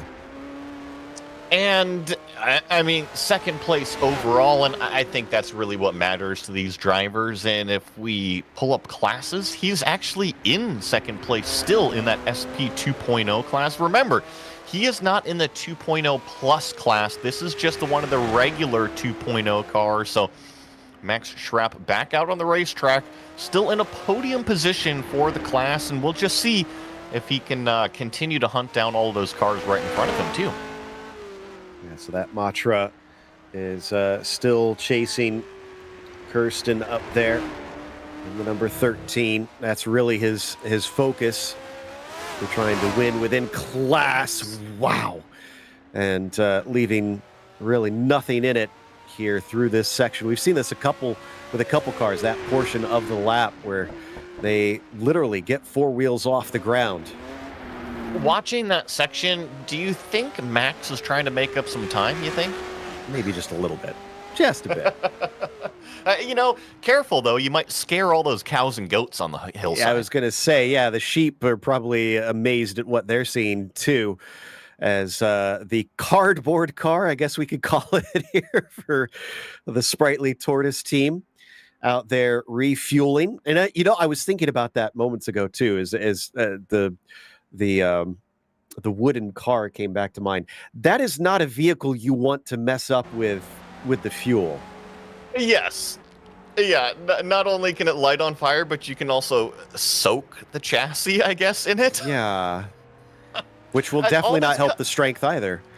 No, all that's coming to mind nowadays, Joe, is all these modular furniture pieces, and I don't know if you've seen them like at Costco, but you can build a fort nowadays, right? You buy these cardboard pieces, and that just reminds me, I wonder if you could build a car with it. Well, I was more thinking of IKEA pieces and how if you try to move, well, that thing's definitely not going to be as sturdy as it once was. How many times, as he Andrews took out... Just take some of that signage and put it as cross bracing, Joe. Whew, goodness. But yeah, I mean, you think about if they ever had to disassemble the car, well, they might as well put new plywood on it, because if you try and reuse that plywood, it's not going to be as sturdy as it once was. So yeah, so many unique things, I'm sure, about that car that they had to think about in terms of competing with it, building it, repairing it, and many other things that we probably haven't come up with yet. So Andrew's now up into 12th position. Wow. And climbing. And he is sitting in, it looks like, 5th place in class currently. I know that we joke about the plywood and whatnot, but even in these Porsches like the 906s, 907s, way back in the day, and if you take the bodywork off of those cars, it is not what you would expect. You expect a roll cage underneath. No, back in the day, it was not a roll cage. It was just a structural tube frame. It was not meant there as roll protection or crash protection. So, yeah, we're joking about the plywood and some of these materials that are used, but I really do think underneath a lot of the bodywork on most of these cars would frighten the average person today. Very much so. Well, you consider in some cases for a few of these cars, even your feet go in front of the front axle. Imagine trying to come to grips with that when doing, 130, 150 miles an hour around here. Oh, well, not only that, but the tubing that they use up there, I'm sure that some of the drivers have gone up there and stood on some of the tubing and bent this stuff and said, hey, you know what? Maybe I'd like my feet to be a little bit more protected. Probably just a hair. And Prodan is protected by his skill right now. Last lap, a 35.03, the quickest anybody has run so far. In fact, has anybody else hit the 35 mark? No. He's the only driver to have managed to break underneath 36. By any stretch And his first sector is a 7:39 right now. So Prodan is really hustling this thing and is looking quite untouchable. Jake William behind by 230 some seconds. So that is somewhere in the realm of about 4 minutes, I believe. I think you're just about right there, just shy of 4 minutes there. The SP 2.0 class still has Nicholas Kirsten leading that one, with Max Schrapp in second place. And then that SP 1.3, remember, we were watching that a little bit earlier. That was Bergerie getting past Robin DeVos. And now we've got Danny Foreman here on the screen. Now, he is also in that SP 2.0 class. He's chasing Darren Andrews. That's the car that's directly in front of him, also in the same class. So a little bit of a battle here between these two cars. Matra versus Porsche out there, and doesn't have much ground to make up. They're still working on Sector 2, it looks like, currently in this lap. The first sector between them is actually, if I'm seeing that correctly, Foreman was much slower. Correct. At 850. So did Andrews maybe actually overtake him and is running away? I think, yes, you're right. I definitely miscalled that, and that blue car of Darren Andrews that we just heard is kind of stretching the gap over Danny Foreman here. Car hops over one of the crests. Remember, he had some damage earlier on, so probably car isn't quite at 100%, as Austin Birchfield has kind of a classic Lotus livery on it in that number 14. As he works his way through the switchbacks now. Definitely one of the slower areas of the racetrack here, just kind of making your way up the steep incline. Got to be careful on all these switchbacks, though. You notice, especially on the inside apex, there's definitely not much room for error. So if you tighten that radius a little bit too much, you can snag that inside wheel. You definitely don't want to do that. And I was right. This is a Lotus Europa that he is in, Mark 47.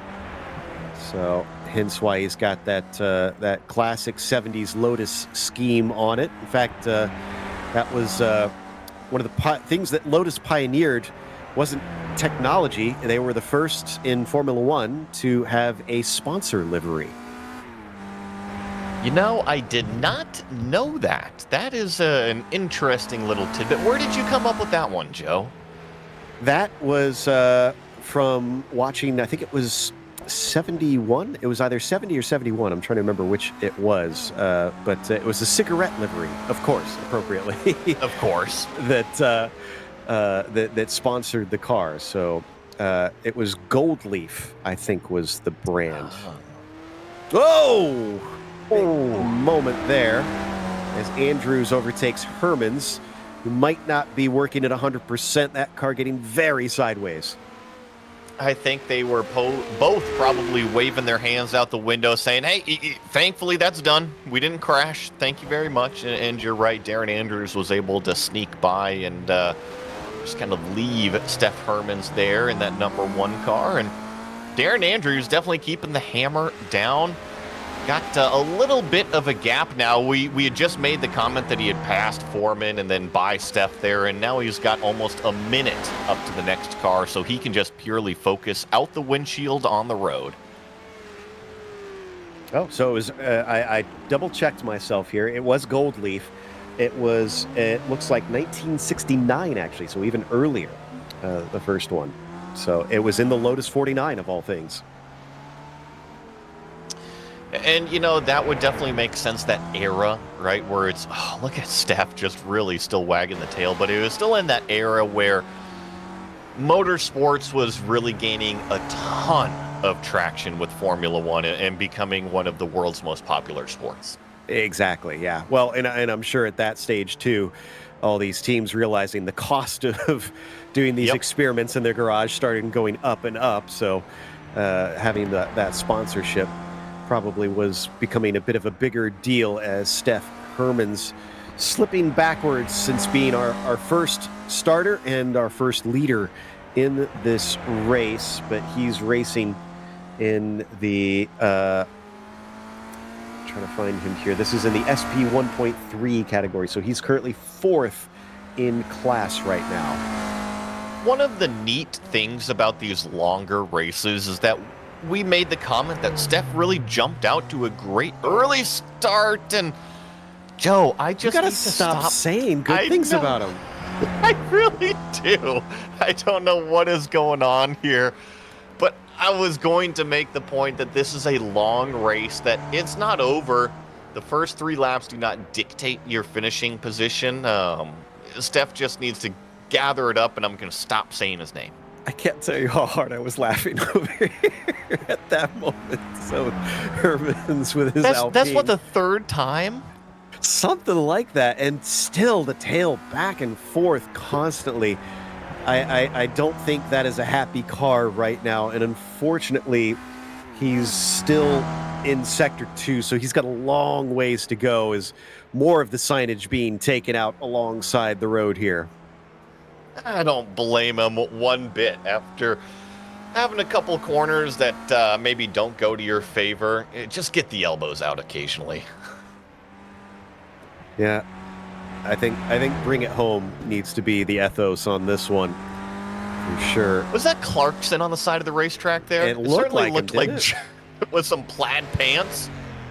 Yeah, Clarkson back from this era, perhaps. Actually, how old is Jeremy Clarkson? Do we know that?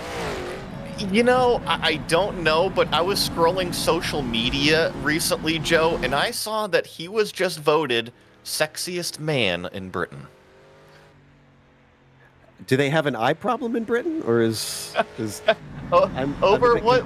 the kid's name? Tom Hammond or whatever, Spider-Man? You know? Yeah, that's weird. Okay, well, anyways, me bashing on aside, we're gonna ride on board with our current leader. With the quickest lap of a 35.03, quickest first sector of a 7:39.3 as well. In fact, I don't think anybody's come within about 20 seconds of that quickest first sector. That's, 20 seconds of the sector. That is unbelievable how quick he is able to wheel this car. And you can see he is definitely taking it to extremes as he just hugs the inside of the corner as the car complains about its traction. Very comfortable is what Prodon is, and this is starting to come back down the hill here, so just really have to trust the front end of the car in order to grip up, and then also the back half of the car to finish the corner. And you see, yeah, he's just comfortable with the car sliding. And back to your 20-second comment about Sector 1, that kind of stacks up through all 3 sectors, because that previous lap was about a minute and a half faster than the next car in class of Jake Williams. So, yeah, about 20 to 30 seconds is what he's putting on his competitors per sector.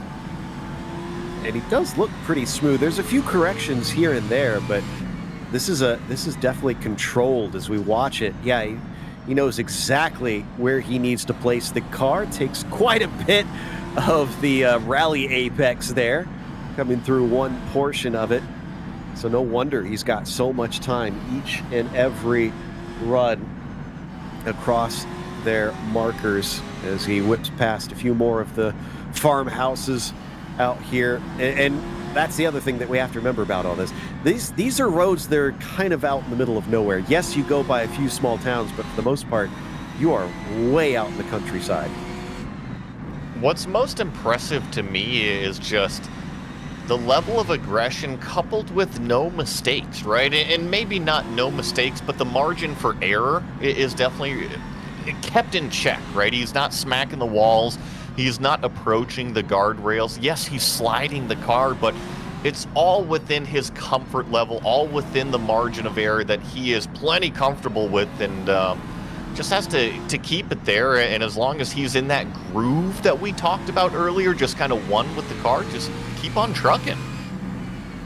Indeed. So we saw this before. Wow. He's brave in some of these little chicanes and some of the hay bales set up along the edges of the track for what determines 1960s safety in racing. And he'll just wrap up the last of this little portion. Definitely some of the more iconic spots here up along the walls where they would frequently paint them with different phrases and encouraging their favorite drivers or their favorite brands racing. And this is the sort of stuff when you say Italy to me, I don't think of the Roman Colosseum, I think of this. So as we work our way past one of the little towns, he has completed Sector 2, and that one ran at an 18.8. Doesn't set a purple time that time, so not going quite as quick as what we saw before.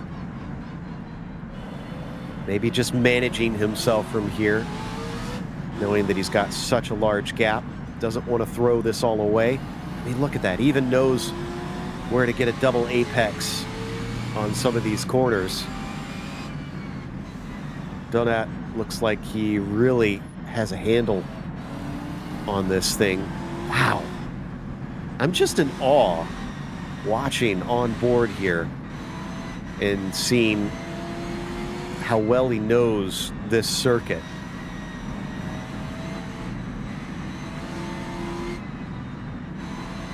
So one last sector to go, which means he probably should be approaching the long, fast straight relatively soon, as if he isn't going fast enough as it is in this number 24 Ferrari.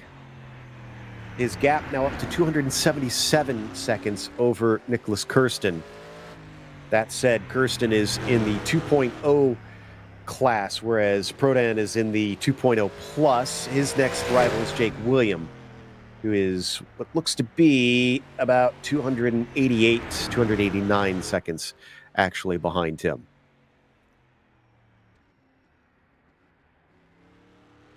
Down amongst the trees here in Sicily.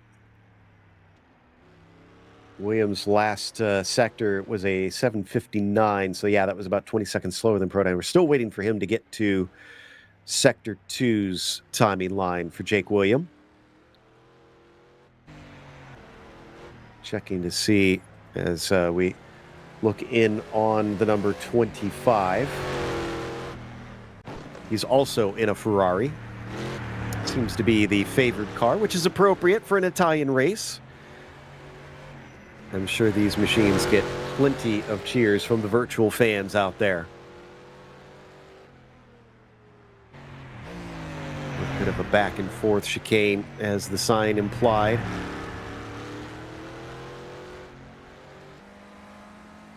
It's still yet to meet that second sector timing line. Like we said, somewhere in the realm of 4 minutes that you have to wait before he reaches that. He's chasing on Kirsten, but has about 12 seconds to make up to the SP 2.0 driver. He's in an Alpine that he's chasing.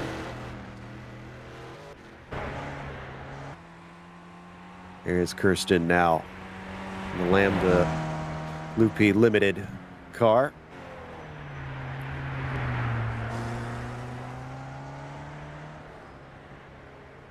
Love all the touches that the modders put into this track. A lot of little details along the sides of the road that definitely aren't going unnoticed. I'm sure the drivers don't get a chance to appreciate them as much. Berger and the fellow Alpine currently sitting down in the 5th position, but is our leader in the 1.3.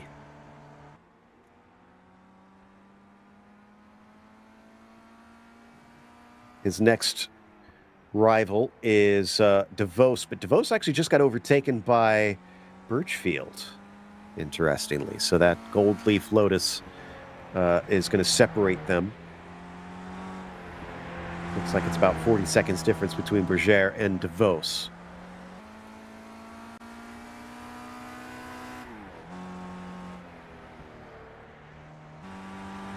Wonder how many gear changes these drivers have to go through over the course of just a single lap around here.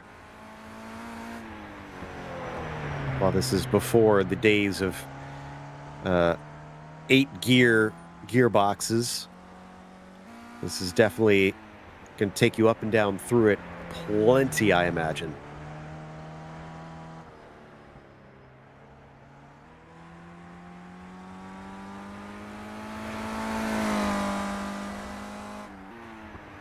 So on our timing and scoring, we've actually got a little marching ants along the line to show us kind of the gaps between the cars. And I can tell you there's definitely a clump in the middle. There's a couple far behind. And then our leader, Prodan, is way out in front. Almost the entire distance of the rest of the pack are from one another. Here's Brush in the meantime. Declan's Auto Racing. Love that name for this 12 machine. Also in an Alpine, sporting the Marlboro look as he approaches the Porsche of Vorman.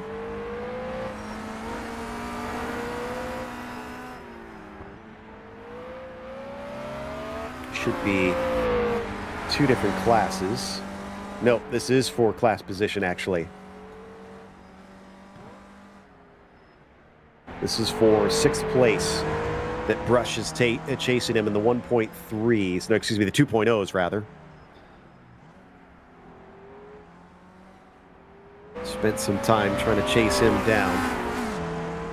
A bit surprising, though, since we did see Foreman lose quite a bit of time and fall towards the back of the field. Oh, as Brush is going to use his namesake against the wall. And unfortunately, lose a bit of time. He's got to be careful. He's caught him. Doesn't need to risk the car here.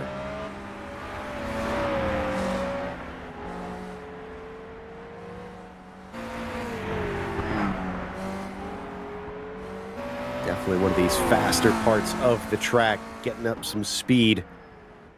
It's going to be harder to try and pass through there. Maybe use one of the slower corners to try and set yourself up. And that Porsche, yeah, there he goes. I was going to say, he didn't show any signs like he wanted to try and let him through. Now, he saw the writing on the wall, lets his fellow class driver escape on past him.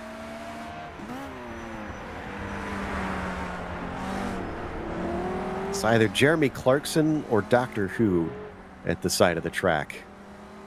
Hard to tell which in this situation. So, Declan Brush now up into 6th in SP 2.0. Next on his list is Darren Andrews. Let's see what that gap is between those two.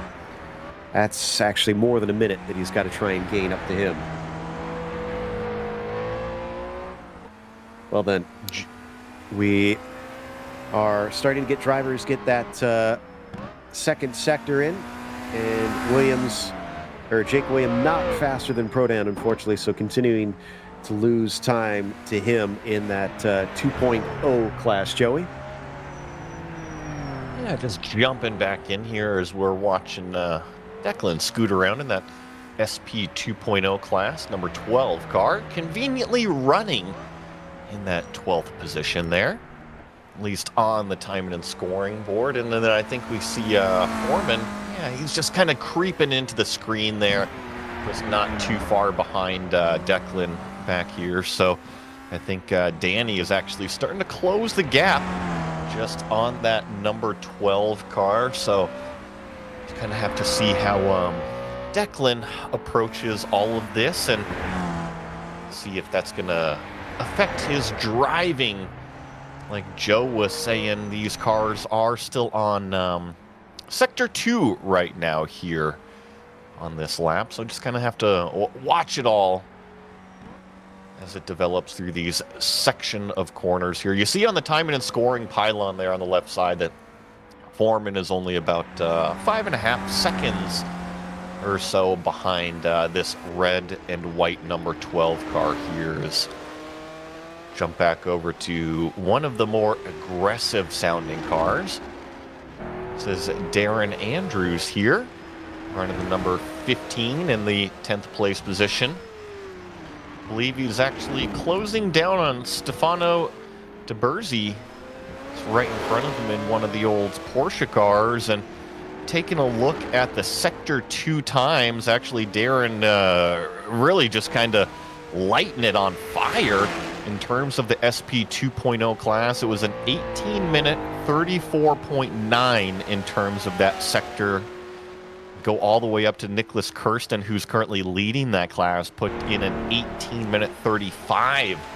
So pretty much the fastest car on the racetrack when it comes to that SP 2.0 class. And I have a feeling that Darren is going to be crawling up the tailpipes of Stefano here in the matter of the next corner. Already see that number 19 on the screen just right in front.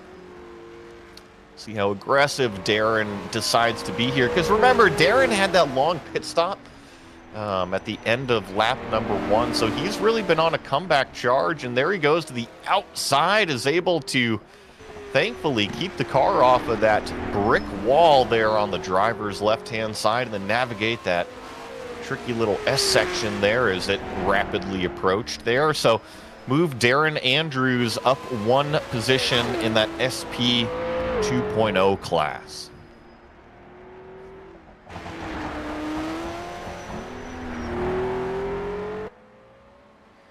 As we watch this number 19, Stefano, actually we're going to jump over to Prodon here because he continues to just light the world on fire. That last lap time, a 35-minute and 3-second lap, so just continuing to be the only car there in that 35-minute lap bracket as he just aggressively drives this number 24 and just even clipping a little bit of the grass on some of these corner exits. He's just, Joey, he's very, very comfortable driving this 24 at the absolute limit. And, you know, we rode on board with him while you were stepping aside for just a moment, and I had a very similar observation that it amazes me how he was able to just confidently position the car at every corner. So no wonder he's been going as quick as he has, a 35.30. So he's a little slower that last time by about 27 seconds, it looks like. But, I mean, what we're seeing here, he's not easing up at all. I remember that you had made the comment about 20 seconds faster in a sector. And you're right, Sector 2 was maybe a little bit off for him. I'm looking, he only gained, what is this, about 28 seconds there? So I think that Prodon is definitely hooked up. But we're only on lap 4, right? We're not even halfway through this thing. And remember what Nico said earlier? It's at lap 4. The end of lap 4 is when most of these competitors are probably going to be coming in for their first pit stop, fill the thing back up with fuel as well. Exactly. Might see a driver swap at that stage. Actually need to check to see if Prodon is going to be... He does have he'll be handing it over to Godrecki. Now, it depends on their strategy, but he does have a co-driver. Did you see him through that corner? My goodness. There's a lot of drivers in this race, and a lot of drivers pushing the limits. It just seems that Prodon can initiate the yaw angle, initiate the slide when he wants it to, and then he's able to carry it all the way out to exit. It just looks really neat. It's jaw-dropping, honestly. The confidence in the way that he drives the car is something else. It's already over 300 seconds now that he is ahead of Jake William, who has moved himself into second overall, has overtaken Kirsten. So that looks like that happened actually relatively recently. So now we've got two of our SP 2.0 cars up at the front. By the way, speaking of which, they're the only two 2.0 plus, I should say, actually, that are still left in this race. Robillard and Quanton were the other two. They've already DNF'd themselves, and Chaviteau are only 3 DNFs in this race. 16 of the 19 runners are still going. And I actually see Jake William. Is Jake William in pit lane right now? So I wonder if he's taken his pit stop at the end of lap 3 versus lap 4. Now, this could be a variety of things, right? We heard Nicholas in here talking about the fuel burn difference between the cars. Also, if he maybe even picked up any sort of damage that we might not have caught up. But this was that second place running car in SP 2.0 Plus. Is it just me, or does the car look tilted? Because at first I thought maybe he was getting tires changed, but okay, yeah, that looks to be it. There it is. No, you were 100% spot on, because I caught one of the other cars earlier, kind of jacked up on one side as well. So yeah, they can definitely take those tires as we catch up with Nicholas Kirsten, who's leading the SP 2.0 class. But I was just going to make the comment of our overall leader, Prodon, versus Jake Williams, that SP 2.0 Plus. Those two cars did leave in that same order, so there's a 20-second gap, but that, call it 5-6 minutes that you see on timing and scoring between the two is pretty much accurate. You know, I know tires are one of your favorite sort of subjects. Can you imagine how rock hard these things must be to last 3 laps around here?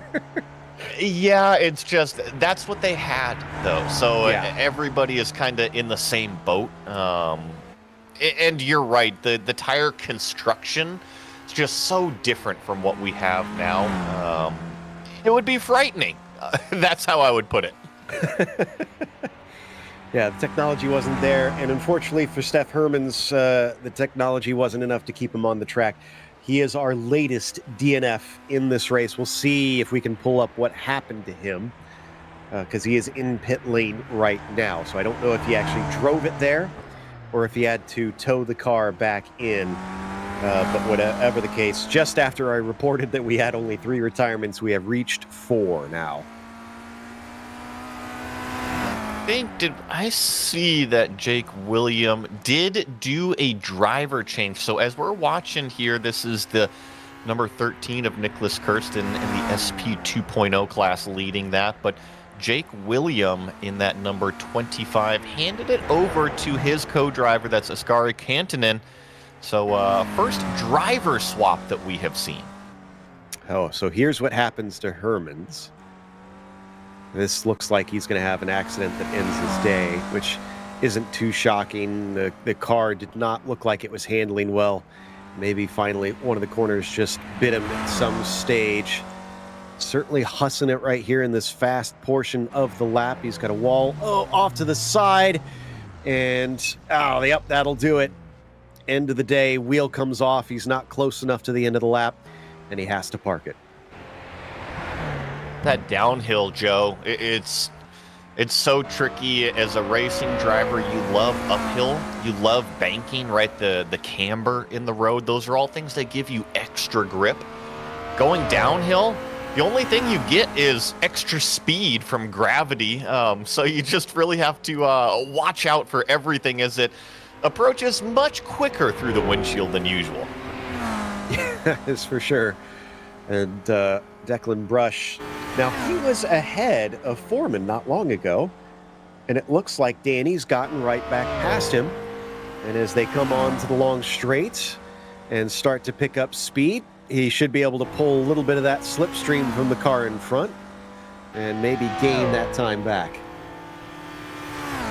I'm watching that live timing and scoring, and I think that Foreman just might have a little bit of a faster top speed. Both of these cars are in the same class. However, they are different manufacturers, so Declan doing a great job in Sector 2, making up a lot of that time in comparison to Foreman, but here on the straightaway, it certainly seems like Danny's car a little bit more trimmed out. Either that or he's got some more motor.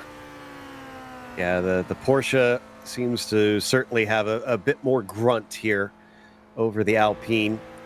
So the German engineering besting the French engineering in this case, but we'll see what happens once they get to some of the twistier sections of this track. So last sector, personal best there for Brush.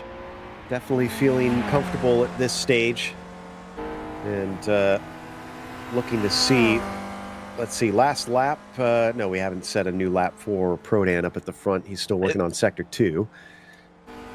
I was just going to jump in here. I was going to say these cars are going to be coming up to complete their lap. So I think that Prodan is, yeah, he's well up there in Sector 2. And I was making the comment that Foreman has got a really fast car in a straight line. But as soon as they hit those fast curves, I mean, Declan just closed it in by 1.5 seconds. And here, even again, you can see it on the left side. Anybody that's watching, just watch that time and scoring pylon. Brush was 4+ seconds on that straightaway behind Foreman, and he's now down to 2.2 seconds and closing through the twisty bits. Looks like DeVos also taking what I think is a scheduled pit stop. So we'll see if they change drivers out or if it'll still be Robin in that machine. But yeah, this is where that Alpine is starting to really shine over the Porsche. You could hear it sounded like the brakes maybe giving a little bit of a squeak from that Porsche as he tries to slow it up. And I think that Foreman is maybe sliding around a little bit more than what Declan is through these corners here. That might just play into the number 12's favor, right? The smoother you are, generally the faster you'll get as the race goes on. But as we approach more and more of the straighter sections or even the uphills, that motor is going to come into play for Foreman. Certainly. And as we've seen, it's once they're on that backstretch that Foreman can really stretch his legs. But there's not much of the track that is like that. It's mostly curves through here, as you can tell. We're going to check in on Berger in the meantime, sitting in 5th, but leading the 1.3 class right now. Matt Wright is the one chasing him. Matt's probably going to be handing over to Reese Gardner relatively soon. Well, just trying to see, Berger here did start in front of Matt Wright by a couple cars, so I'm just trying to wrap my head around which gaps are really the most accurate in terms of where cars are running, but Berger is clearly leading this SP 1.3 class, and actually has got a pretty decent margin. I think if we were to add everything up, the race is actually going to be decently close if Matt Wright is able to put together one more good solid lap here before the pit stop. Yeah, exactly. So with DeVos having switched out and taken a pit stop but stayed in the car, he's lost that position to Matt. So Matt should try his best to see if they can get a quick in and out and retain that second place. Berger, in the meantime, 5th overall in the 1.3 category. Just impressive stuff in this number 6 machine. He eases it up into one of the slower corners on the track, out and around the cobblestone wall here. And Joe, I've officially done the math. Okay, now this is rough math, but Berger is about 20 seconds ahead of Matt Wright in that SP 1.3 class. He started 2 cars in front, which is about 40 seconds, and he's got about a 66-second gap between him and Matt Wright. So right now, Berger looking about roughly 25 seconds to the good over his next closest competitor. That is working out beautifully for him for sure. Target time, you can see at the bottom, that is the fastest lap. 35:03 set by Prodan. So that's what everybody else is trying to match. But for reference, Berger, his fastest lap is a 39:03. So that's 4 minutes slower than what Donat was able to do. They are in different classes, and I believe the 1.3s are the slowest, or the least powerful of the class, I should say. So he is at a bit of a disadvantage on that one. Even still, he's carrying on with quite a bit of poise out here, and his last lap was a, let's see, 30, actually, yeah, his personal best was his last lap, 39:03. So continuing to improve bit by bit. you were mentioning just the variety of classes. We've got 3 different classes for anybody that's tuning in right now, and Joe was just mentioning the SP 1.3 class. That's going to be the least powerful, including this car that we're watching on the screen here, Bergerie. So that is that 1.3 liter class. We also have the SP 2.0 class, and that's just a little bit more aggressive in terms of the car, the motor combination. And then the fastest class is the SP 2.0 plus, so the 2 liter plus category, and that is what Prodon is racing. And I guess in layman's terms, going up a hill, you always want to have a bigger motor. So those 1.3 liter cars, they're instantly going to be at a disadvantage going up the hill. And then you think the same thing on the straightaway. You know, they're going to be at a disadvantage. They're not going to have the top speed. But I think one of the cool things about the 1.3 liter class is they tend to be a little bit lighter on their feet. So going downhill and through some of the twistier sections on this racetrack, I'm sure that they are an absolute blast to drive. And then when you get into those faster 2.0 or 2.0 plus liter cars, you get those awesome motors, you get the sounds that we really hear from all those vintage videos and whatnot. And those are the cars that really get going down the straightaways. You know, it's funny hearing you talk about these cars, and then you think back to the early ones. I was watching some of those documentaries. Some of the ones at the turn of the century, we're talking about 14-liter engines, and they made about 40 brake horsepower. So, and those 14 liters, they were not efficiently compact, so it was the longest motor ever, too.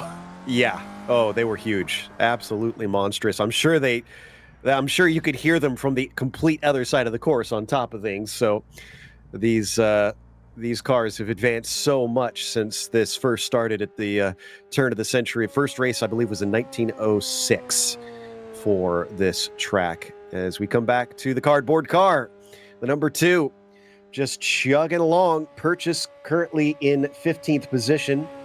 And Chris Okuda is the next one up. It's within the same class. Chris is actually in pit lane right now.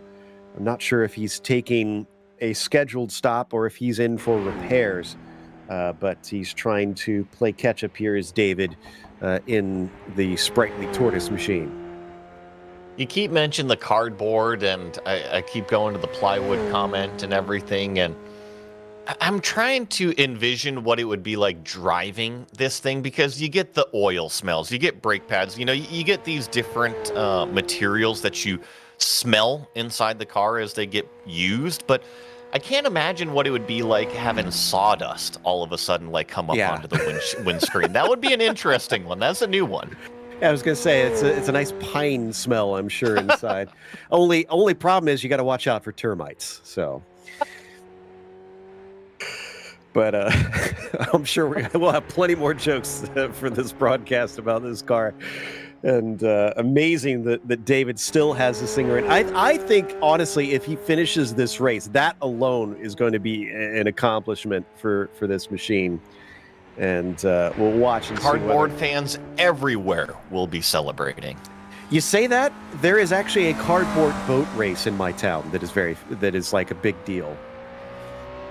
I don't doubt it. Yeah, I'm sure. You know, there's lots of interesting stuff in this world. All right, as we continue to now switch over to Van Erven, who has taken over for Vorman in the Porsche.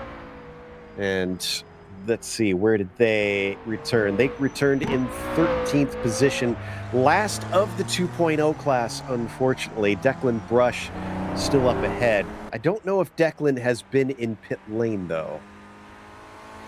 You know, one of the things that we might get to ask Nicholas later is, I wonder how long a driver change takes. You know, is it a time in addition to what the pit stop time is? You know, how quickly does that take place? And can these teams opt to have some strategy, let's say by not taking tires and only changing the driver, and just kind of the variety that does come with a pit stop? Yeah, that's a good question. And I'm sure that was, you know, in the real race, that was one of the things I bet these teams did try and work on as well.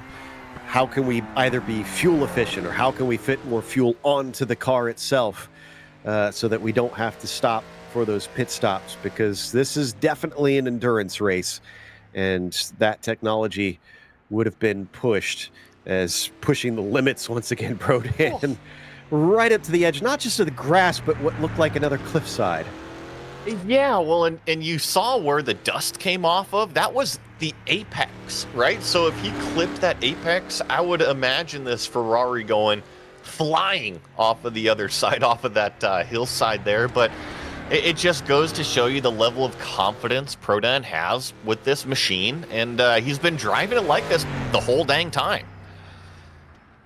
Still waiting for that second sector on this lap as we now hop on Look board at how with him. narrow it is right here in this sector.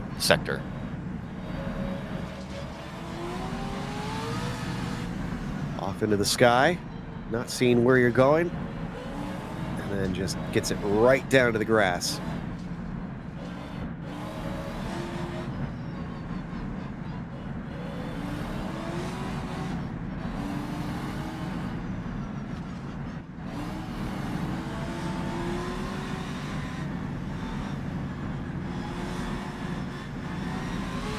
Amazes me that when there's a double apex or a late apex, he even still knows exactly where to put it. I was about to make the same comment, is that he's comfortable with the car. I've said it a million times, but he knows the racetrack, whether it's this sector, but I mean, evidently from his lap times, he knows every sector. Right back down the hill now.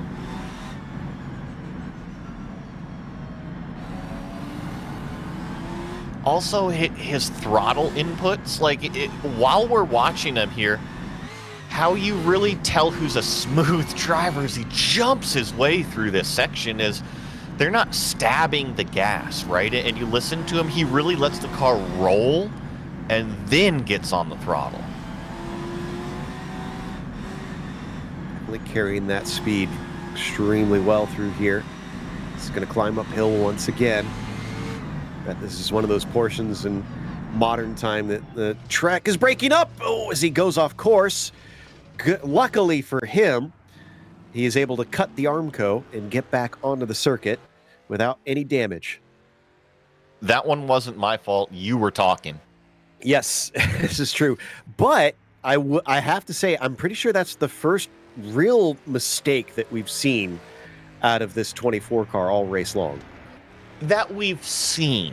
You had made the comment, yeah, because last lap time, 35:03, and we had noticed that he didn't take as big a chunks out as previous laps. So I wonder if it's the first one that we've caught.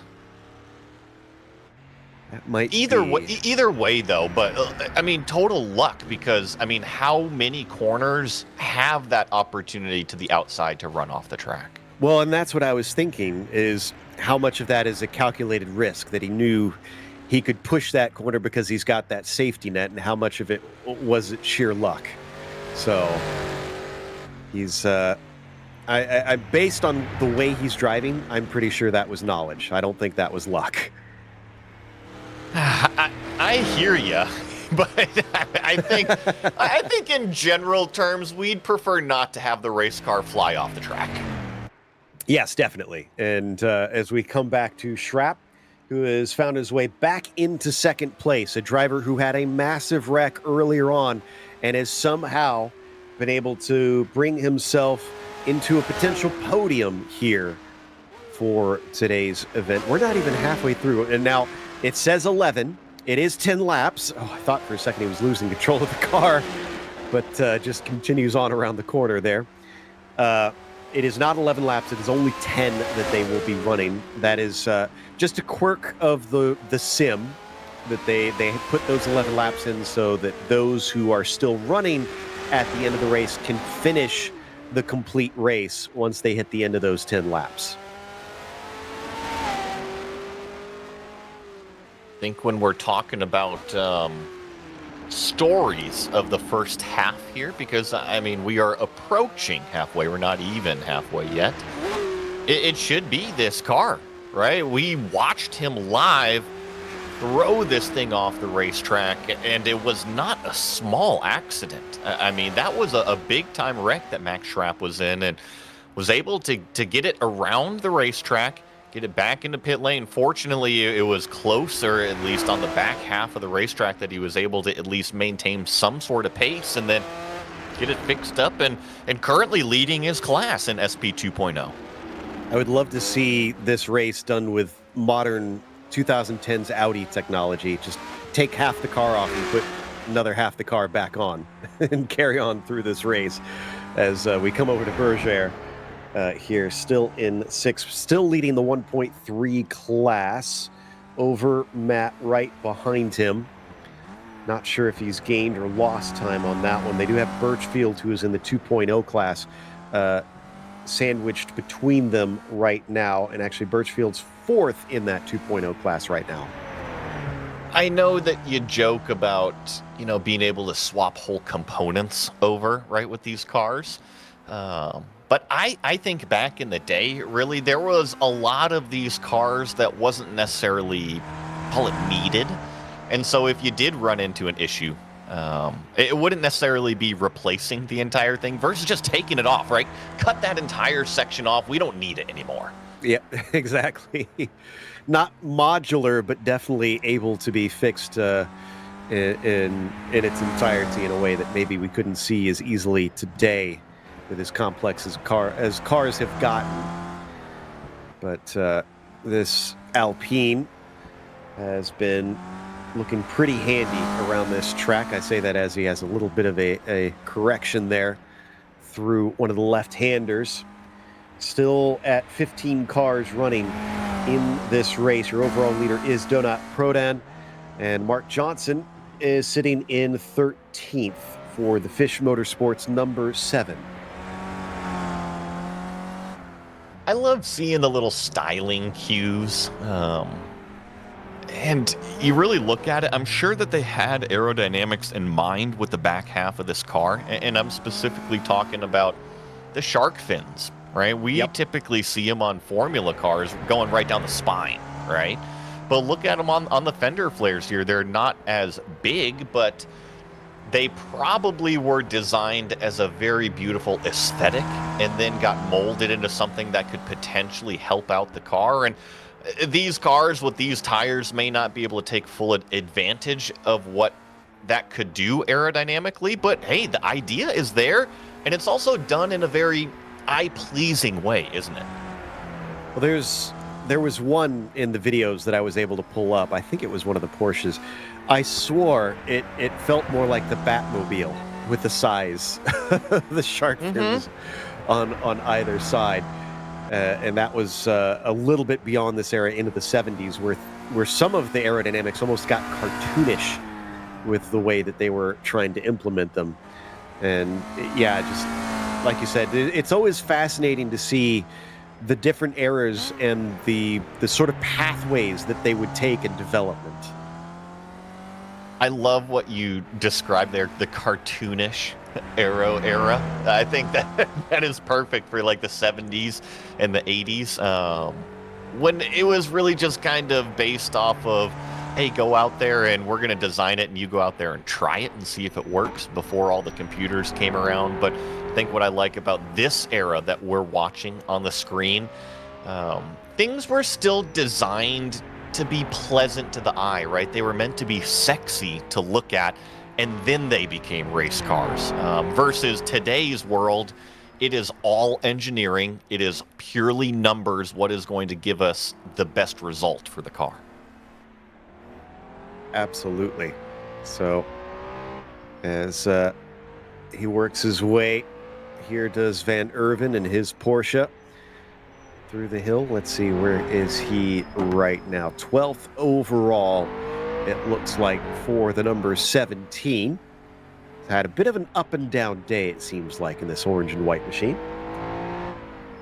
I remember it was Foreman driving it earlier, so I think this is actually Lorenzo's first lap here in the race. We had talked about it with everybody else. It's getting your feet under you, right? This is the first time up. Oh, and there's a little bit of a lazy half spin in one of these tight switchback hairpin sections. Yeah, thankfully, again, nothing was there. Oh, but now there is definitely a wall in the way, a little bit too sharp or too hot into the switchback. And I think the car might be damaged. Yeah, look, that is right hand down. Yeah, you can just visually see it there on the steering wheel, and unfortunate for Lorenzo. It seems like he's still got a little bit of some pace here, but I think what he's going to have to be careful of is that he's got Mark Johnson, in a car that's only, call it a handful of seconds behind him, and if Lorenzo has damage, you just want to be aware of how you're handling the car. Oh, and maybe even another little clip there as well. Certainly looked like it. It does feel like he's moving a lot slower now. I don't think the car is handling correctly. Johnson is still at about those 7 seconds as he dares try to get it up to speed here in some of these faster straightaways. And doing everything he can, maybe just keep it under control at the same time. I think that the benefit that Lorenzo has here is that he's in the faster class than the car behind him that we're talking about. So I have a feeling that as long as he's able to maintain it through the corners and not cause any more damage or any more mistakes because of this steering damage, he should be able to stay in front. Just can't push it probably how he wants to. Nope, now you can start to see Johnson has it down to about 6 seconds behind him. I think it's a matter of time before he catches him. More than that, Lorenzo's probably not going to be able to really wind it up on the long back straight, which is going to hurt the most, especially since we saw before that's where this car is at its strongest. You certainly don't want to throw it away trying to go too quickly, even though it is a straightaway.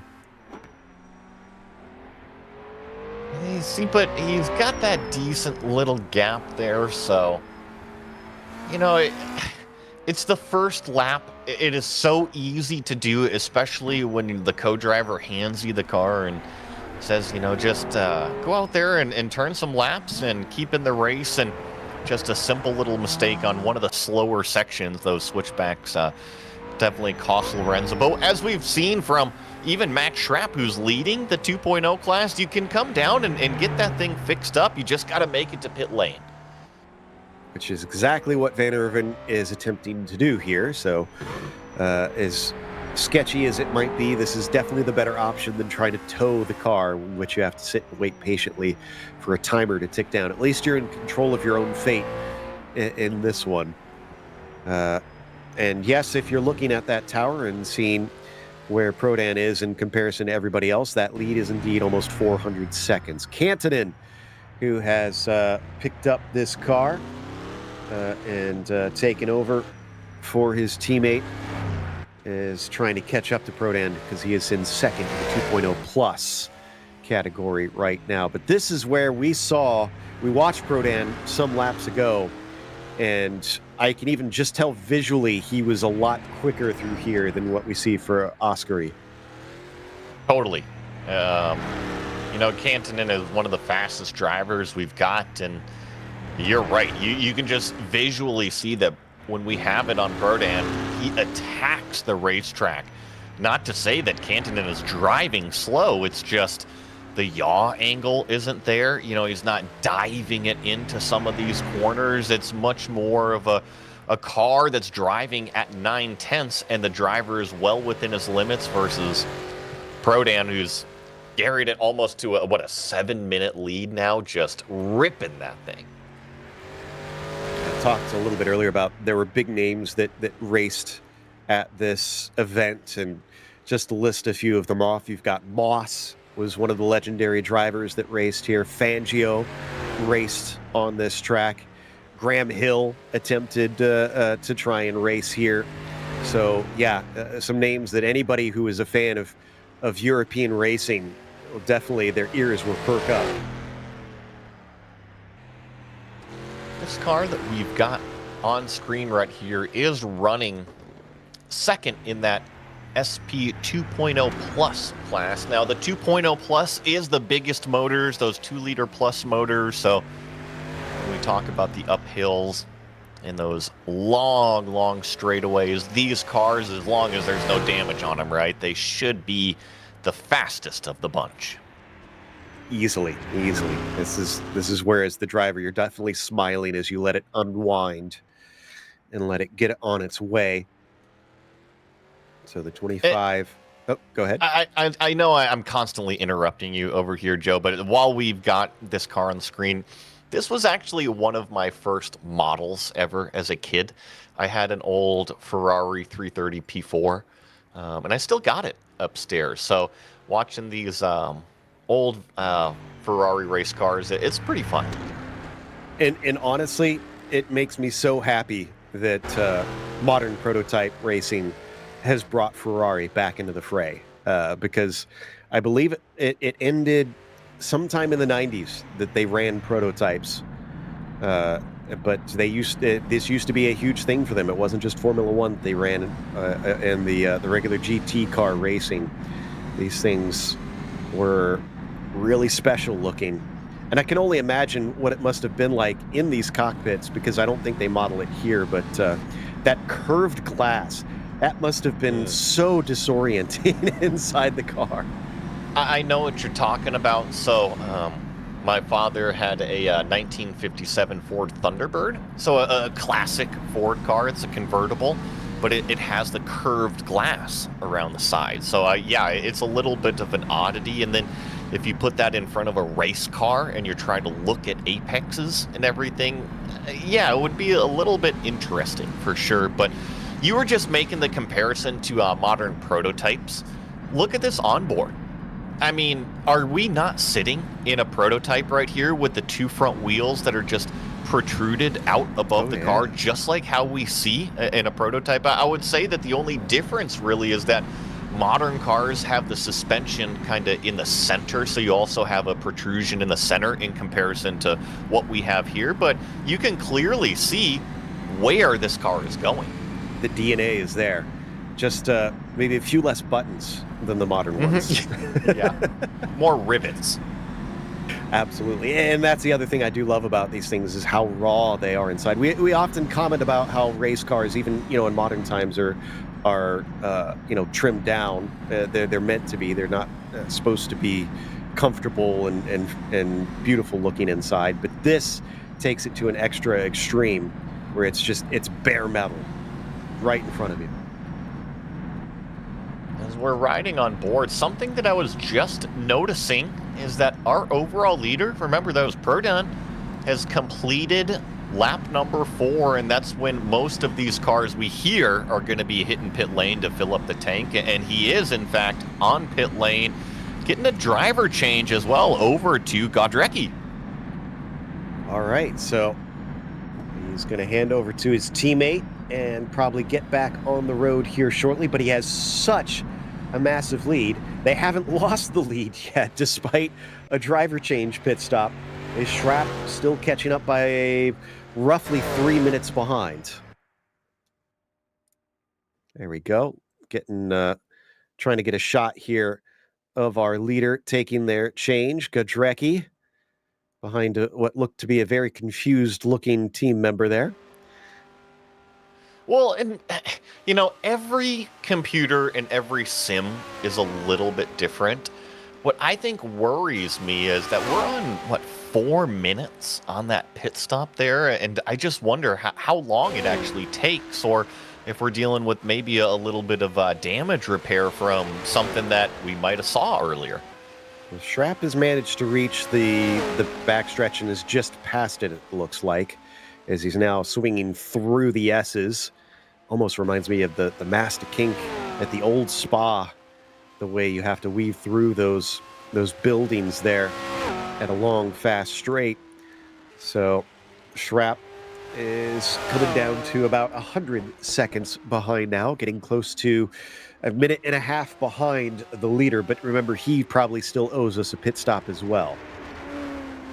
I think when we talk about pit stops for this car, it's a little bit off sequence, right? and maybe your memory is a little bit better than mine. Was it lap 1? No, it was more like lap 2 or 3 that Max had his issue and had to come and get it fixed, right? Yeah, Yeah. I think you're right. So I think that he might even be able to just kind of, for instance, go off sequence, right, and kind of extend this further than what the other cars can. I think Nicholas mentioned that the Matra was one of those cars, which is what this is, as he catches it, is one of the cars that should have a much longer, a much bigger fuel tank, be able to carry on quite a bit longer. So we might not see him in here, might see him carry on just because of the fact that he can make it quite a ways. Oh, are we hearing that Frantic maybe has had a problem with his computers? We're getting word in the background that he may have had a PC crash. You know, I try to be as realistic as possible. I know we're in the virtual world, right? But race cars deal with problems all the time. And guess what? Even when we're sitting in our basement, we deal with problems with the PC, whether that is internet, whether it's the actual PC running into issues booting the game. But it's tough to see for Godrecki, especially after Proton had done such a good job. That's I guess comparable to you turn the engine off in the pit stop and it won't turn back on. So, Totally. Yeah, and that means that Schrapp is now our new leader. Now, I don't know where they started in relation to one another, so it might be a bit before Schrapp is the actual leader in terms of time. But physically, he is now the first car out on the track. Let's hope and cross our fingers that we get that Ferrari back out there so that we can have a race. I'm looking through. So Max started 13th, and then we're looking for Proton, who started 16th. So when we talk about the time gap, Trapp actually started in front. Yeah, he's just got to keep on trucking, and hopefully Frantic can figure out exactly what's going on as we see Nicholas Kirsten come in and take a full load of fuel as well. Cantonet about to also move up into lead of the 2.0 plus class if Godrecki does not get back out. So yeah, Schrapp, if he started ahead of Godrecki's car, then that means Godrecki needs to not only pass him, but pull a bit of a gap over him to take the race lead back as Cantonen gets ready to complete lap number 4 here. Just running through my head right now is our leader, right, who pulled into pit lane, and right, like you said, the car's not starting up again, right? The pit stop is done, and all the crew members are running around frantically, and I can only imagine that Frantic is doing exactly that around his sim rig right now. You know, just, oh my gosh, how do I get this thing booted back up? And I'm sure it is just absolute frantic scenes over there trying to get it back out on track. Windows, in the meantime, says it needs to update, and yeah. I'm sure there's plenty of frustrations around that car, that sim rig right now. Andrews, in the meantime, am I seeing that right? He's back up to 5th. Wow. Holy cow.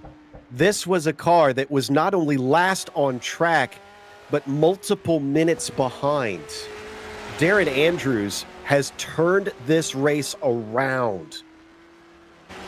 I think really the first half of this race has had some huge storylines, Joe, between Jackson Robillard going out early, right? And then Max Schrapp having his huge wreck, going to pit lane, getting that fixed up. And then exactly what you just said, Darren Andrews, who was nowhere to be found after lap 1, yeah, climbing the mountain back into the top 5. Just unbelievable stuff. Andrews also trying to finish his latest lap. Last one for Canton, and he crossed the line 36.36, it looks like, which is actually, well, I guess about a minute and a half slower than Godrecki. Now, wait a minute. I see Godrecki back out, and he scored his first. Did something happen to Schrapp? So, Let's just wait to see how this next little bit plays out with the sector times, because I do see Godrecki out on track, and he just put in a 9-minute 44.9 sector time. Now, I know on our timing and scoring pylon, it still shows him in the pit, so I just wonder if we're having a little bit of a disconnect between the actual live timing and what is happening out on the racetrack. Yeah, so good catch on that one. It showed Sector 1 as a 9:44, which is definitely far slower than what everybody else has been doing at about sub 8 minutes out there. There's Godrecki right now. And yeah, you can see on our tower on the screen, he's still showing as our leader, but I don't believe that is correct. So we'll keep an eye and wait to see whether or not Schrapp is resorted into what should be the lead. Cantonen should be in second because of that too. Kirsten's still sitting patiently in pit lane as well. And that's also seeming like a somewhat long stop, as Andrews is also in and taking what I'm guessing is some fuel. I would love to watch this car here for a little bit, see if it's both drivers able to do the same thing, because we were both kind of call it awestruck of how Proton was able to just hustle this car lap after lap all the way through.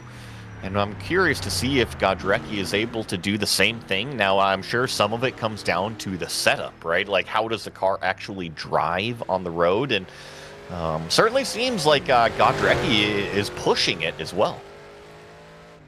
Yeah, it looks like it here. It doesn't look like it's as much as what we saw, but again, this is his first laps in the car, so he's probably just easing into it, making sure that he doesn't go all out right from the very beginning.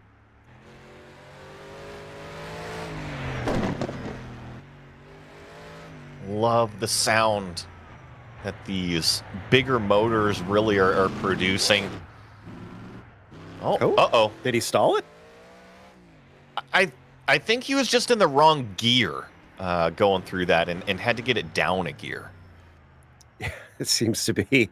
Definitely caught me off guard there for a brief moment, but no harm, no foul, as Isidoro Jaragui is also going to take off, having taken over the car for, let me see who that was for, actually. He took over from Darren Andrews. So this is gonna pass the baton over to Jaragui. And we had just been talking so highly about Darren Andrews' comeback drive. So now it's Jaragui's turn to, like I said, take that baton and go out there and turn some laps.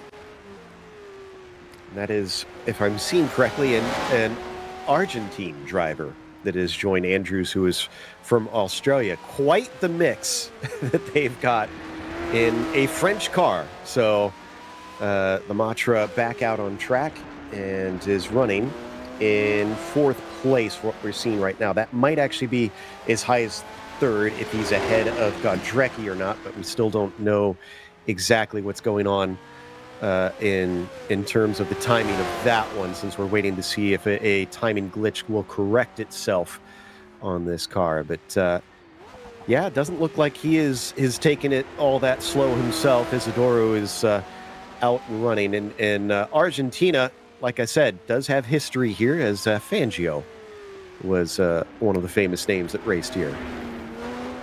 And since we're talking about this number 15, got to talk about the SP 2.0 class. So they're still holding down second place. Max Schrapp up there is leading. He's second on that timing and scoring pylon. And there's quite a big gap. I'm seeing about 400 seconds between the two. So call it 5 minutes that Jaragui is going to have to kind of make up if he wants to go up there and challenge for the win. So I think at this point in the race, we're right at halfway. 5 minutes is a ton of time to try to make up on a car. Just go out there and turn your laps. You don't have to go into qualifying mode. You just have to not make any mistakes, and maybe your competitor will kind of fall into one. I guess it's do what you and the car are capable of, because if you just go as quick as you can without overdriving it, if something happens to that car in front of you, then you're in the best position you can be, and you did what you need to do. At least that's what I would think would be the way to go. Exactly. Yeah. I think the one caveat though, Joe, is Max Schrapp doesn't have a co-driver, so we've already seen his pace, and it's real fast. Yeah, good point on that one. So Schrapp is soloing this, which is mighty impressive. I mean, 6 hours around this track is quite some time to be sitting focused just constantly with almost no straightaways to try and relax. And I'm not sure what just happened, because we were on Jaragui, and all of a sudden the camera just changed over to this, which is basically like, call it a stock camera. And I see a DNF up there for the number 15 car. That I mean, maybe an internet disconnect, I would assume. That could be. I hope it's. I would hope it's that more than it's that he binned the car, because as we said, if you lose a wheel and you're not within a certain distance of pit lane, you are not allowed to continue. So it's really day over in that situation. Normally you wouldn't want to disconnect because that stuff is so frustrating. But in this case, at least he would be able to bring the car back to pit lane and pick it back up. I never like seeing that DNF with the grade out number. You usually don't see anybody come back from that one. So such a shame for the car that we were literally following. And that's what I was kind of wondering, Joe. I didn't see a crash, and I know that I'm watching a couple of windows over here, but definitely something odd happened. Yeah, we'll try to get to the bottom of that. So here's Godrecki, still hasn't completed Sector 2, but he has finished Sector 1, still showing as in first. And the mystery continues for who is leading this race. Is Godrecki actually up at the front here? And we just somehow missed a trick in this event. And Jaragui is continuing to drop down the order, unfortunately. Now, but they are showing they're back. Yes, I just think that there was a small glitch in the timing and scoring here. So, yeah, Jaragui is back on. Godrecki is no longer in pit lane. We've known that he's no longer in pit lane, right? We've been watching him on the racetrack. But I think that timing and scoring has finally kind of re-updated itself. And he is showing on my crawling ants as being ahead of the second place car of Schrapp. So that has to be accurate then, I think. I think he is still our leader.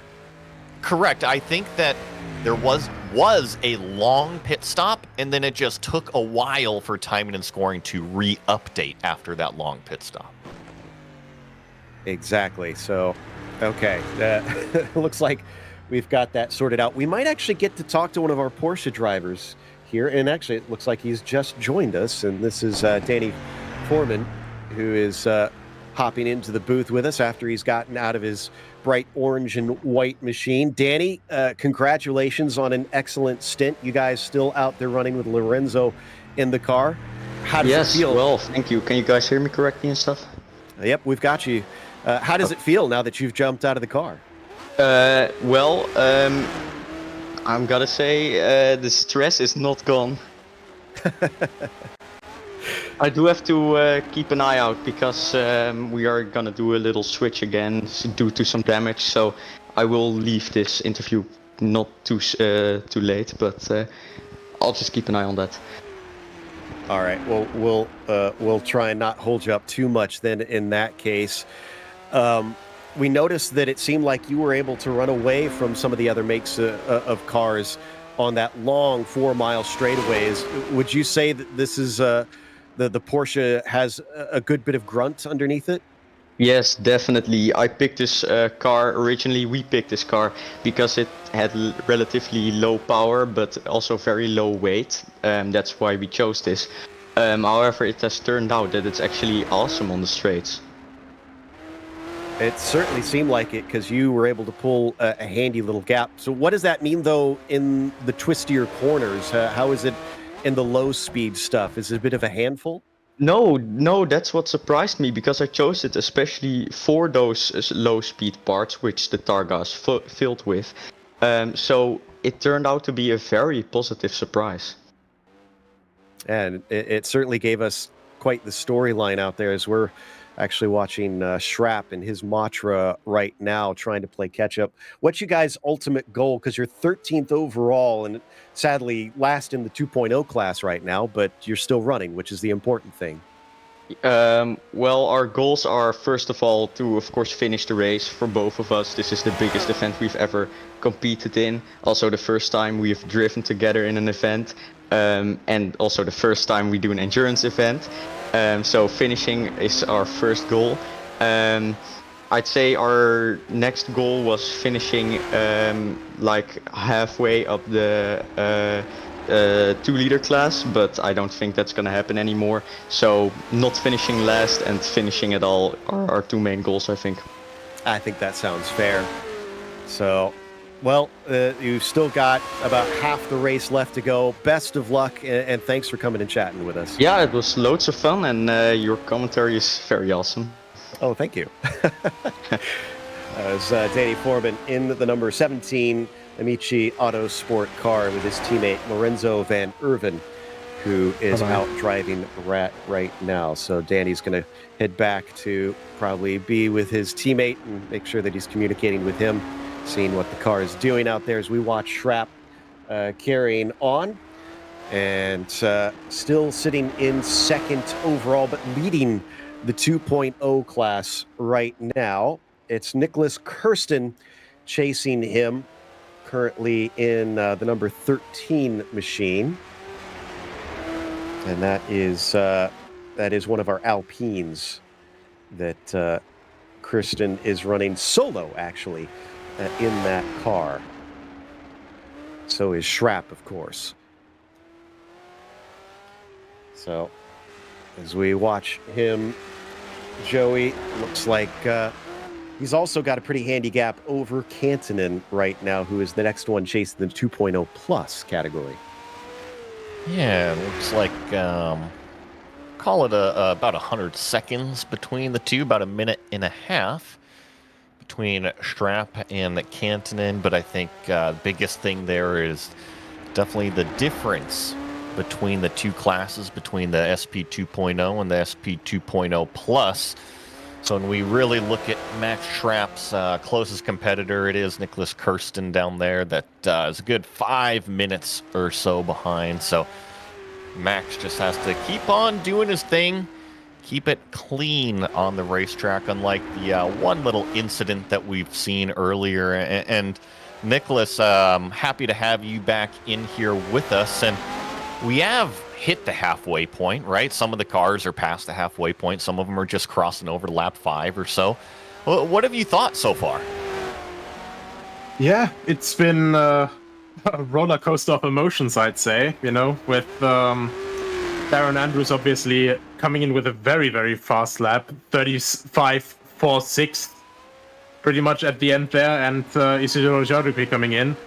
And immediately, despite having had a connection that was very stable for most of the race session, immediately just disconnecting. So, a lot of drama all throughout the field. I also saw that we had our first case of a lost wheel, but making it back to the pits with Declan Brush. Pretty much on the spot, on the point where the orange zone starts. So, very well carried from him until then. But, right now, very, very interesting to see with all the different drivers making it through the phases. A couple of them actually starting to get into the sort of second win phase right now. Trying to pick up some places now with, for example, with Isitar Metra Racing, as we had. And, let's see how it's going to come on from now on. I gotta ask you, we have had a little bit of racing. Now, in racing, there's always surprises, but you can kind of pick out which ones are going to happen. Has there been anything that's out of the ordinary or that you are surprised about so far? I'd definitely say so. There was quite a few situations which caught me out. I mean, the biggest one probably, I don't know if you guys caught it on camera, but Donat Prodan in his in-lap, basically. Yes. Yeah, a second up in the middle sector, 2 seconds up in the first sector, and then pretty much on course to break the 35-minute barrier. And then in the last sector, in the closing stages, he basically had his rear come loose for a moment and almost throwing the car away. So, And speaking of, did barely. you just see that on screen? Max actually just had a huge moment and put the nose into the wall. Oh, So, yeah, I just Yeah, saw it.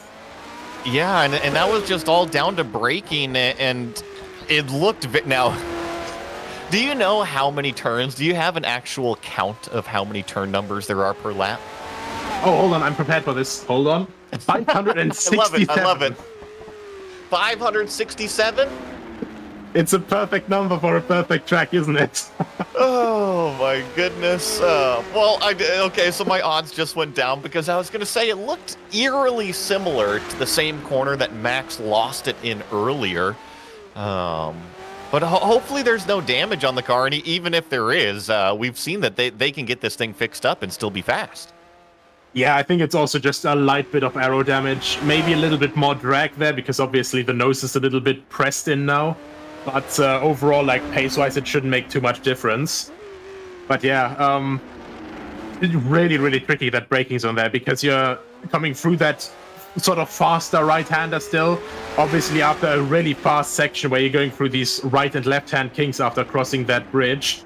And I think he went a bit too aggressive on the downshift. Rear end obviously locks up immediately if you clutch in too hard. Or, well, let it clutch back in too hard after shifting down. And yeah, I think that just was all it needed to lose traction completely there in that situation. I really love having you here in the booth because you do a ton of seat time in a lot of these race cars as well. And maybe you can kind of explain the differences in how they actually feel or how they drive between the 3 different classes. I know that we've got a bunch of different cars out here, but kind of what are the characteristics between the 1.3 versus the 2 versus the 2.0 plus? The fun thing is that I think the biggest differences overall, like from class to class, I'd say is from SP 2.0 to SP 2.0 plus, because overall you go from cars that have around 220 to 240 horsepower to basically cars that have 400 to 500 to 600 horsepower almost. I think the highest power that we have in the SP 2.0 plus class is the Forster 42X, which is basically the homage to the... Oh, actually, sorry, no, the Forster X4. That's basically the Ford Mark IV GT40, you know? Mm-hmm. And obviously, those things, you go from pretty much well-trained boxers, you know, like low weight, very agile on their feet, you know, not as much power, but, you know, you have the stamina to just keep on pushing a lot more. And you go to far more heavy cars that overall, you know, are just... Well, in the case of the Fords, they're basically just dump trucks, but with quite a lot of power. What you're telling me, because I love to draw the parallels, is it is a lightweight versus Mike Tyson. Basically, yes. Very cool. Well, we're continuing to watch Max Schrapp out here turn laps in one of the SP 2.0 cars, and oh man, look at the airtime that they get. Right, it's so cool watching these things. How many sections do you think that some of these cars, if the drivers are aggressive enough, can you do that and actually get 4 wheels in the air? That's more than I can count on both hands. I think, especially with these 2-liter cars, because they're lighter, they can carry a lot more speed through the corners with a couple of the cars. Well, except for one of the SP 2.0 plus class, because I think the Chappelle Auto, in the hands of Yannis Simic, just probably, despite the huge wing with the downforce on top, it's probably spending almost as much time in the air as much as it is on the ground. Like watching him throw that car on the through the track last year was just something else. I think we almost wanted to implement a counter on how many street signs he decapitated just with the rear wing alone. Just always constantly on edge and everything. But there's, I think, at least 12, 15 big places where they get fully off the ground. And actually, Max Schrapp just had a bigger off as well. Jesus. Oh, no.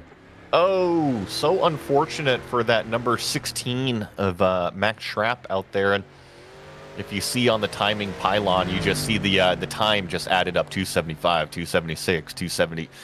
Looks like he's finally rolling again. So he's moving back out onto the racetrack. But been a little bit of a ragged lap for that number 16. So maybe Max is kind of due into pit lane, get some of that fixed up, and do version 2.0 of the comeback drive, because he did this already once earlier and then was able to put together a few clean laps and grow that gap in SP 2.0 over Nicholas Kirsten. So maybe he's just due to visit pit road again, maybe get an earful from the crew chief and get back out there on the racetrack as we're watching Kantonen as he rounds through some of these corners now. He is currently third place overall on the timing and scoring pylon. However, in the SP 2.0 class, he is classified as second, about 400 seconds back. So if I do my math right over here, what is that? Just shy of about 5 minutes that he's got behind Franek Godrecki, who's been doing a great job ever since he had that little bit of a computer glitch or whatever, game crash or whatever might have happened as they got in the car and out of pit lane. But certainly seems like Godrecki is back up to speed. And let me ask you, Nicholas, this driver that we're watching of Kantonen, maybe what is a strength that he has? Do you think he's going to go out there and set the world on fire in terms of lap time, or is he a little bit more consistent? Where should we be watching him? That's the thing.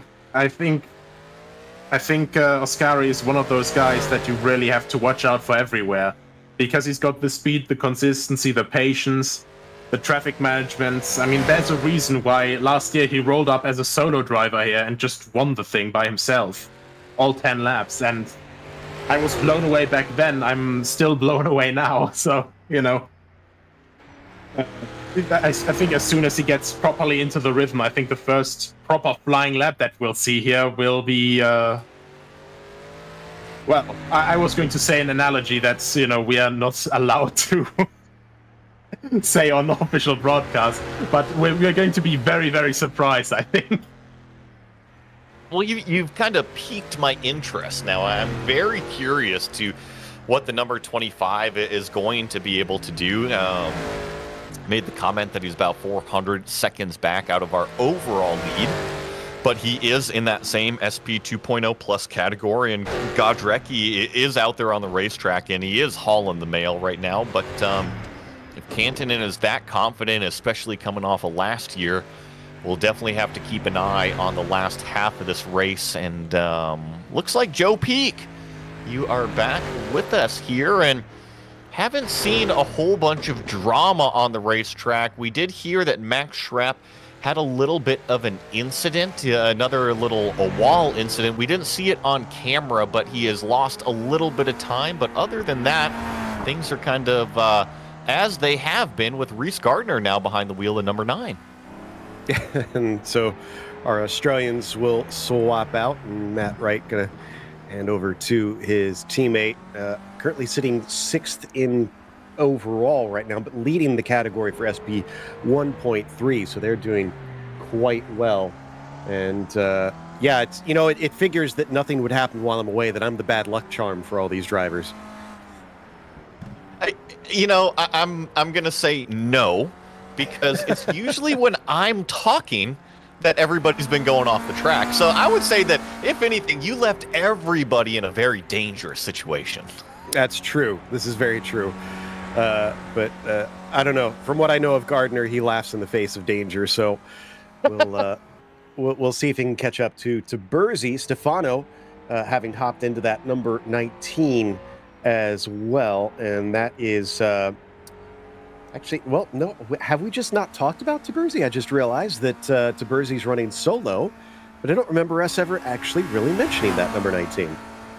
I've mentioned Stefano a couple times, but you're right. Taberzi's doing a fantastic job. I haven't really mentioned the position that he's been running in and in the podium in that SP 2.0 class, and doing a really good job. Doing a fantastic job. Reese is definitely ringing this car, as you can see a few corners. He's really getting the tail wagging on this thing. That Alpine looks like it is at least well within control of the barriers as he tries to catch up to Taberzi. 7 seconds to make up to that SP 2.0 class driver up in front, so not all that far up ahead if he wants to catch up to him. So we switch over to Mark Johnson now here, sitting in 11th overall. We were kind of following this Fish Motorsports car a little bit earlier and some of their progress. They're currently sitting 4th in this 1.3 class here.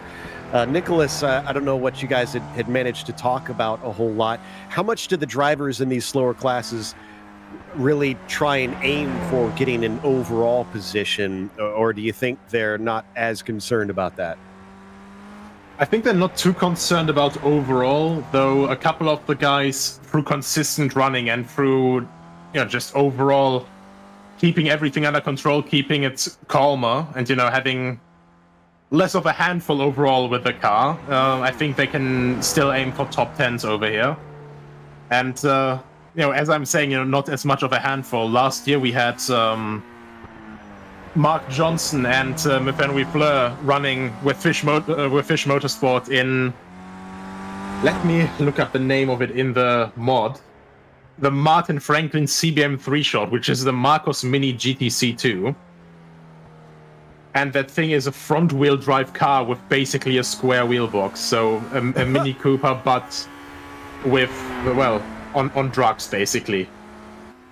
That is fantastic. And that is the most seat time I'd had to spend at this track, because I had to just overall get, I had to complete at least 1 or 2 laps to get an accurate fuel consumption, an accurate average fuel consumption of the car over 1 lap. And getting a lap together full stop with this car was basically impossible for me, because you just always have to be on the throttle. I was going to jump in here, and since we're talking about the cars and the variety of them, last time we saw you on the track was the Trans Am series back at Riverside. How do you think about putting those cars on something like this, and how long would they survive? Oh, I wouldn't be opposed to it. I mean, the Trans Am cars have the advantage that they have slicks already, since they're in the 72 trim. So I think they're a little bit nicer to run overall. Though the Arduin 12BC, so the 1.5 liter Alpines, they also have the option for slick tires, if I remember correctly, since they did run some trial runs in 1967 with those. I just think it would be so cool to put those V8s on the European countryside over here. It'd be quite the sight. Yeah, for sure. Well, Nicholas, again, can't thank you enough for taking the time out to come and chat with us about both the sim and these cars and what is an incredible race. I have to say I'm hooked. I love vintage racing, but this was one that I came into this one not knowing as much about, and I'm probably going to be delving down a rabbit hole after this. Always happy to get another person addicted to this. That was Nicholas Hildebrand, and I think we might actually have another driver to talk to here. I think this is Darren Andrews that wants to come and chat with us. I'm not sure if we'll be able to pull him in here and see if we could have a bit of a conversation with Darren about how impressed we are. And Darren, do you have a copy? I do. How are you all? Sorry. It's all good. We're doing fantastic. How are you after that drive, taking it from dead last up to a top 5? That was amazing.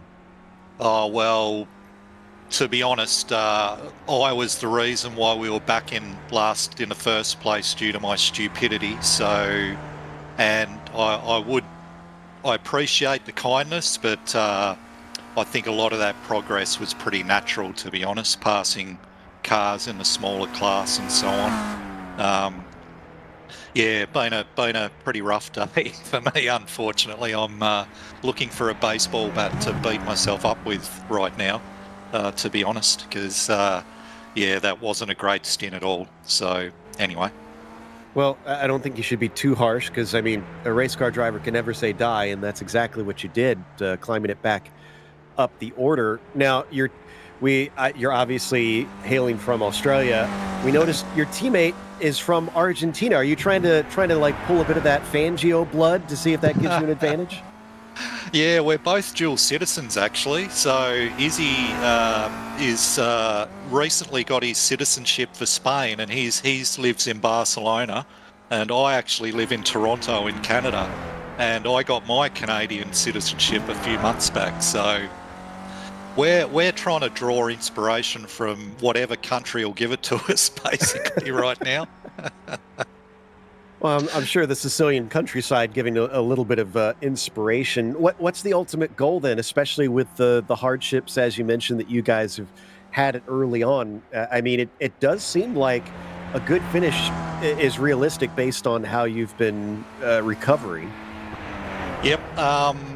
So I think we've lost about 400, so 7 minutes in repairing damage in the pits. So the outright class victory is out of the question. Likely an outright podium is out of the question. I'd like to get a class podium. So I think we're 5th in class right now. And given a good run, we can probably get on terms with the guys that are currently in 4th and 5th place by the end of the day. But that will require me to keep it on the island a bit more than I did earlier today. But still hope, yeah, I mean, it's endurance racing, so if you get to the finish, particularly in older cars, there's so much attrition that the result will generally take care of itself if you get to the end. So I guess the first priority is to get to the end, and then yeah, we might be able to sneak onto the 2-litre class podium. Well, I think that seems realistic, and we wish you the best on that one. Any shout outs you want to give out before we let you go? Just to the Moroccan government for sponsoring the car, very generous of them. And sorry, that's a private joke, but yeah, no, shout out to Izzy, my teammate. He hasn't done much driving in recent months, so yeah, for him to jump in like this with very little practice and do so well is great. So thanks, Izzy. And thank you guys for broadcasting the race. I'm looking forward to watching this back later tonight. Probably through my fingers, I'd say, but the early stages anyway. But yeah, really appreciate the broadcast too. Thank you. That was Darren Andrews. Handed it over to his co-driver, Izzy, out there, who's turning some laps as we're watching Frantic Godrecki leading this race in the red number 24 car. And really, we had been making the comment that his co-driver been really driving this car aggressively. And I think that the first lap for Frantic, he was a little bit more shy with the inputs, but now that he's got a full lap under the belt, lap number 6, I think that he has definitely picked up the pace, and you can kind of see the same attitude out of the car as his teammate was earlier of Prodon. So I think that all he needed was a little bit of a warm-up, and definitely got things rolling inside this number 24. And I mean, nobody's even close right now. When we look at that SP 2.0 plus class, the closest competitor is Kantanen, who's still 400 plus seconds back. And I mean, that is officially over 7 minutes that he's got on the next closest competitor. So I think as long as Godrecki is able to keep it on the racetrack and stay within his comfort zone, no problem extending that lead or at least maintaining it. It certainly seems to be in Franic's hands right now as we watch him continue to weave his way through the trees. So I'd say you're right. It's basically their race to lose at this point. They don't need to push it. They just need to bring this one home, even though it is early days in this one. Tom D, in the meantime, in the number 6 out here, currently running in 9th position in one of our Alpines. And this is second in our 1.3 category. He took over for, that was Berger, who he has replaced in that car. So he's doing a pretty good job, yeah. I was just going to say, but Berger did a terrific job, remember, at the beginning of this race to really move up the order in that 1.3 class. And now it certainly seems like Tom is doing the same thing. Just went through Sector 2 at a 20-minute and 49 seconds. And I think if we're looking for any outliers in this 1.3 class, it was the car that we were on a few minutes ago, because it certainly seems like Reese Gardner has gone out there and put the hammer down. Yeah, it's been impressive the way that he and Matt Wright have not only been leading their class as we check out Okuda, who's a little bit farther behind, but I mean, they've placed themselves between a bunch of the 2.0 drivers, which are supposed to be the more powerful cars. So they are wheeling that thing and using its strengths to its utmost. And Okuda is running in 13th overall. Last of those still running in the 1.3 class, though. But still ahead of Foreman and Celadon, it looks like, of our 15 cars that are still running. As we get these onboard shots, something I'm noticing on the front end of Okuda is just how high the front end really rides on this car. You know, some of these cars, they get a lot of pitch when they get on the brake. But this car, especially through the middle, and as soon as he starts to get on the gas, just certainly seems like the front end is way up there in the air. And as a driver, as long as it drives okay, right, it doesn't matter what the pitch, what the attitude is. It's just something that I'm definitely noticing. And that's something that I do kind of miss about these older cars and this older racing is, you know, modern cars, they're so stiffly sprung that drivers are always kind of wanting these tracks to be billiard smooth. Well, they didn't have that back then. I mean, these are just regular roads, and often a lot of the racetracks were just regular streets, so they could be quite bumpy. And so you saw very softly sprung cars in this area. In fact, if you watch them, you can see like you said, the nose rise and dip as it accelerates and it brakes. And I don't know, I kind of like being able to see the car really have more character like that in its turning and accelerating and braking. I think when we're talking about the vehicle dynamics, you're right. A softer car, it shows expression, right? It shows character a lot more than a lot of the stiffer sprung stuff.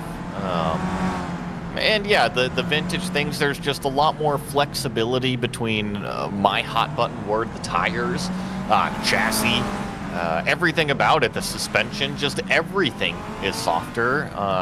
And the drivers have to drive it accordingly, too. That you don't have that platform that you can just yank the wheel over and expect it to stand on a tire. You kind of have to lean your way into some of these corners, but it provides character. It provides something different for each of these cars. It really does. And as you can see, there's definitely, although they were converging somewhat by this point, technologically, the looks of the cars, each a little bit different from one another as well. So the cars definitely still had a distinct look to all of them by this era. And once you get into the 70s, then they really had distinct looks from one another. as everybody was trying to experiment then at that stage with all the aerodynamics of the car. So we come back into full screen on Chris, climbing up through the mountains once more and trying to see if he can bring this sort of 60s brown vehicle any higher to Burzy, who we said we haven't been talking a lot about. In the top 5 right now, but about 200 seconds behind Kirsten for that second spot in 2.0. I got to ask you, Joe, since we are past halfway, I asked Nicholas the same thing. What have you thought so far of this race, and kind of what has surprised you? I think what surprises me is how hard the drivers are able to push, for sure, because they, like I said, I can't imagine the time and effort it takes to memorize something like this. And for drivers to be able to race these cars as hard as they are tells me they've really put in a ton of work. I mean, watch the Burzy here coming through very, very fast corners. And again, the lean of the car as he absolutely chucks it through there in that 19 is something to behold. I really enjoy that. And as far as other stuff that surprised me, I guess the only other thing is that there's drivers willing to do this thing solo. Yes. And to expand on your point about the track and the preparation, the closest thing we've got is the Nürburgring, right? Which is only about a 10-minute lap. So you're talking about 4 times the distance or 4 times the time when it comes to a lap around this place. And also the practice, the ability to practice, right? There's a lot of things to go out there and study the Nürburgring, various videos, but when it comes to this track, it's very limited on what you can actually go out there and practice. So I want to kind of emphasize your point of how hard these drivers are pushing it, and they're keeping it on the racetrack. We've only had a few cars, knock on wood over here, fall out. Yeah, it's still sitting at 4 DNFs. Steph Herman's the latest one to fall victim. So Robillard, Bunton, and Chaviteau, the other drivers that are out of this race. Celadon in the McDecklin's auto racing car is the last running right now. And they are a ways behind, which kind of brings me to a point that I had kind of wondered if we'd see. Would anyone actually get lapped at this place? I think yes. I kind of figured, yeah, but I wanted to see it. It's going to be interesting. I think so. And one thing you didn't hear when I was talking with Nicholas a few minutes ago is I was asking him about our third place car of Kantonen, because he said that soloed it last year and just stomped on everybody. And now that he's in the car, he should be closing that gap. But Godrecki, that last time, was actually 4 seconds faster than what Kantonen's lap time was. Interesting. Okay, so he's definitely still finding pace out there. And yeah, I'm checking out the last lap metrics at this stage. We're still seeing some personal bests being set. So yeah, I think the learning is constantly happening amongst many of the drivers, figuring out where they can and cannot push these cars. Isidoro, we're finding out, not just Argentinian, but hailing from Spain, as he brings that number 15 around, sitting in 8th overall, but trying to catch up for what they think is still a possible podium in the SP 2.0 class for this this machine. Cross over and start lap number 6 here for Izzy, and those last few corners of this lap always kind of trick my eyes. I don't know if you've noticed that really fast left-hand kink with all the flowers, and kind of is a Y on the road, and you better make sure to take the right version, the right left-hand turn. Exactly. Well, you know, the thing that I kind of wonder about is because I'm sure they had some markers and things as Izzy goes very close to the wall on the exit of the corner. That could have been race over right there. He had inches to spare.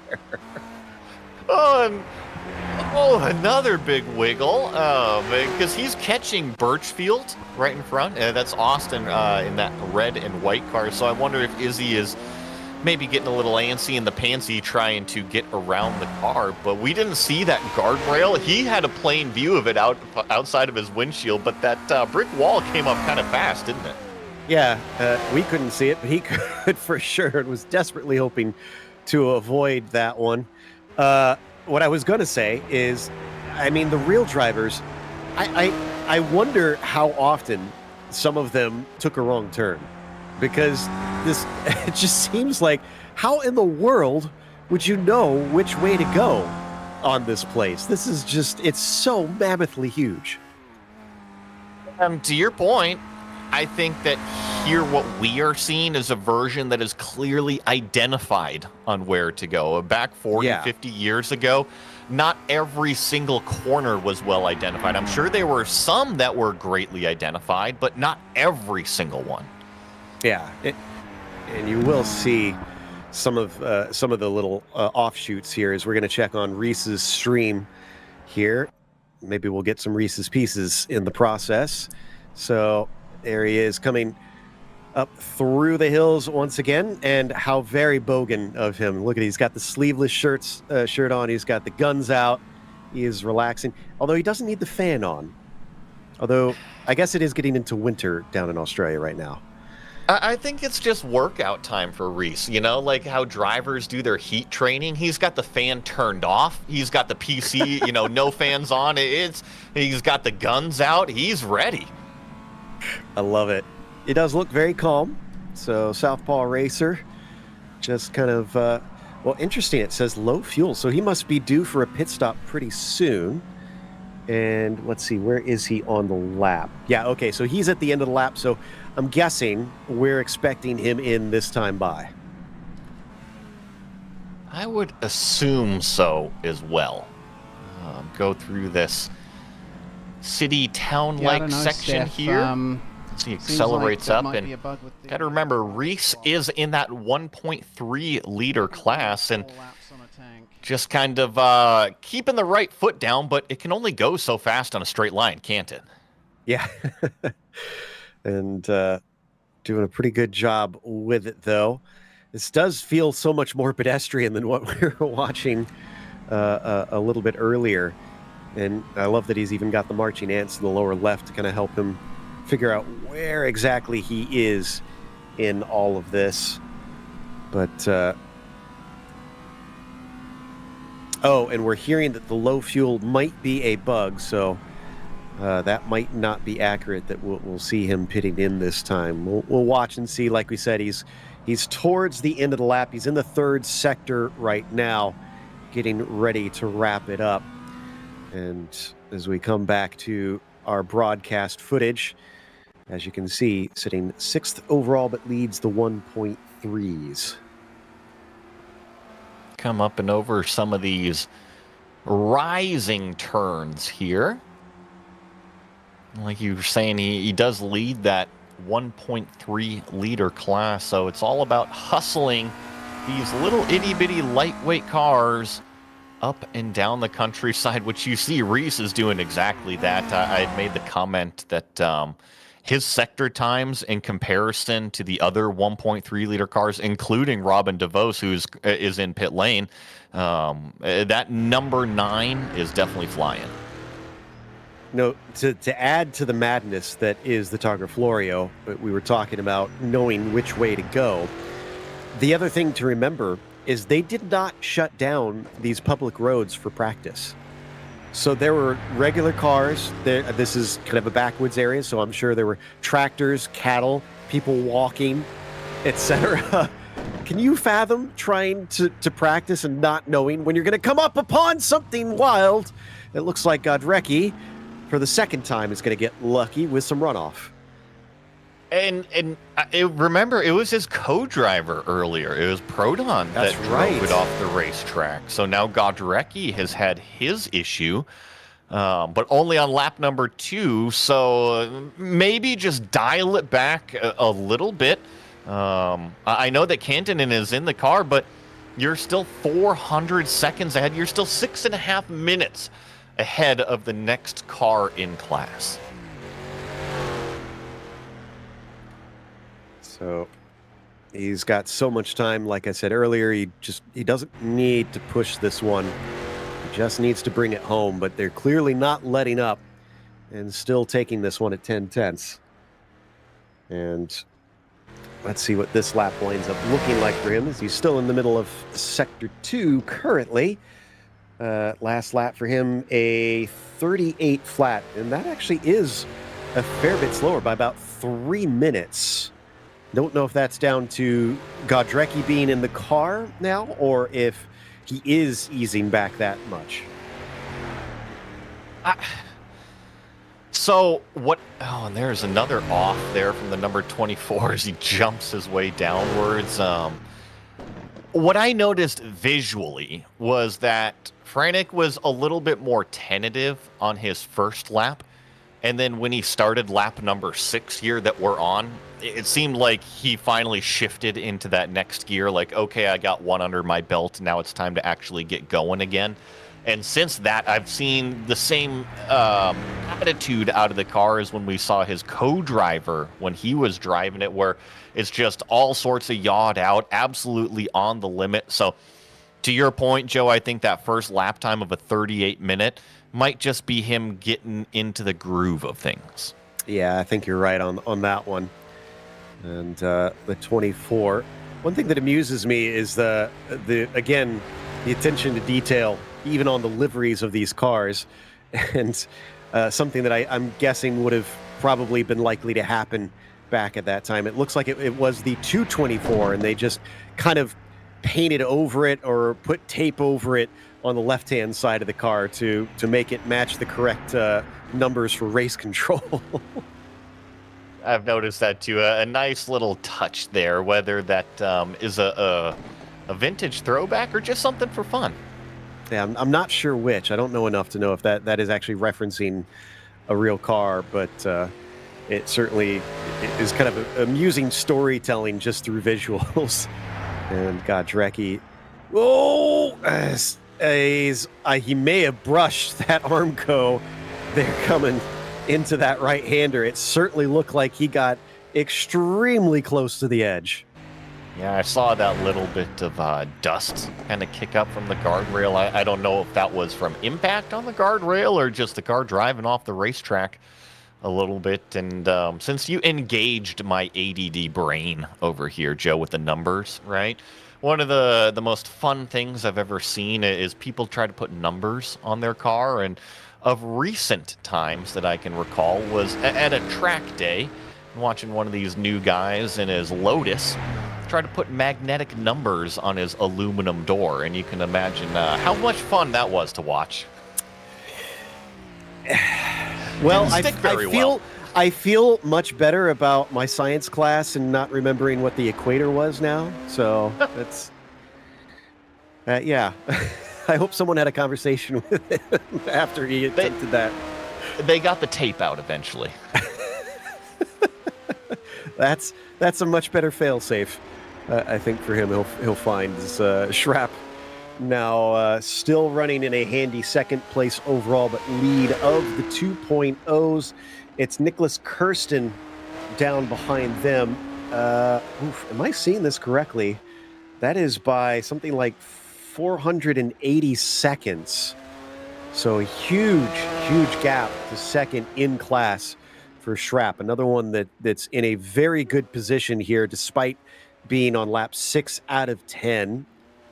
But definitely taking as much of the track is allowed up to the barriers, as they didn't really have anything about cutting the course back in these days, I imagine. He's been one of the more exciting drivers to watch. We've seen plenty of drivers push it on the edge, but Max has actually pushed it over that limit a few times. Remember, it was very early on in the race that he had some wall contact and had to get that fixed up. And then actually not too long ago, I want to say about a lap ago, maybe 2 laps ago, also lost it, had a little bit of a ragged lap. So... So it just kind of goes to what I was talking about. One of the more exciting drivers to watch, huh? Your curse has gone from Herman's now over to Schrapp, so it's evolving. I'm a wizard. What can I say? Max is managing it just a little bit better, it seems, right now, and certainly not slowing down. Look at that. That section always just leaves my jaw on the floor watching them fly through that portion, but they know what they're doing. As he goes by some of the livestock here and carries on his way. Still, as fast as he is, it is not nearly quick enough to run down Godrecki for an overall win. We thought briefly that maybe he had a shot at that, but some timing and scoring errors put Godrecki back where he was supposed to be, which was at the front after what was a decently long pit stop. And if memory serves correct, this is the area of the racetrack that Schrapp is in right now that Godrecki actually had his little bit of an off that we saw a few minutes ago. So it goes from a rather quick section of the racetrack to all of a sudden starting to tighten it up a little bit, and you just kind of got to be on your toes for when it goes from those medium speed to those lower speed sections. Make sure the front end still sticks on the racetrack. Exactly. I guess the nice thing is through some of these portions when they don't have too many trees in the way, they can actually see the corner up ahead and kind of gauge exactly how quickly they can take that. And as he works his way through one of the more blind ones, now switching back once again. I believe we're going to be heading into some of the village stuff here at this point in the lap. We're in the midst of Sector 2 right now, I think. Climb up and through some of this hillside. It's really cool to watch the different areas of this racetrack. I know we keep saying sectors in terms of the lap time, but there's different regions, there's different areas that these drivers are going through every single lap, and some of them is reminiscent of Le Mans, some of them is reminiscent of Nürburgring. You know, it just a little bit of everything kind of thrown into one, but the one constant, it's narrow. Absolutely. And I think back to some of those early cars that they raced at the beginning of this event. Like I said, you know, we're talking 40 brake horsepower that they were able to produce. So they didn't get to those massive speeds. It must have been a little bit different, although I'm sure just as scary because the technology was extremely crude. But to allow the race to keep going up to this stage, to where the cars were this fast, is really fascinating. And honestly, kind of interesting the way that, you know, racing evolved over the years, because you think about we're now well over 100 plus years of history in racing, how the technology of the cars affects the safety then affects the cars, and back and forth. And it's kind of its own beast.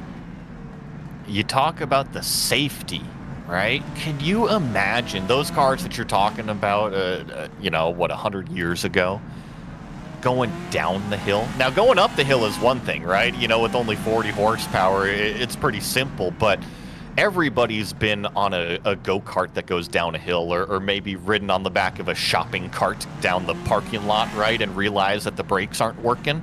Could you imagine what it would be like in some of these cars going down some of these hills way back in the day?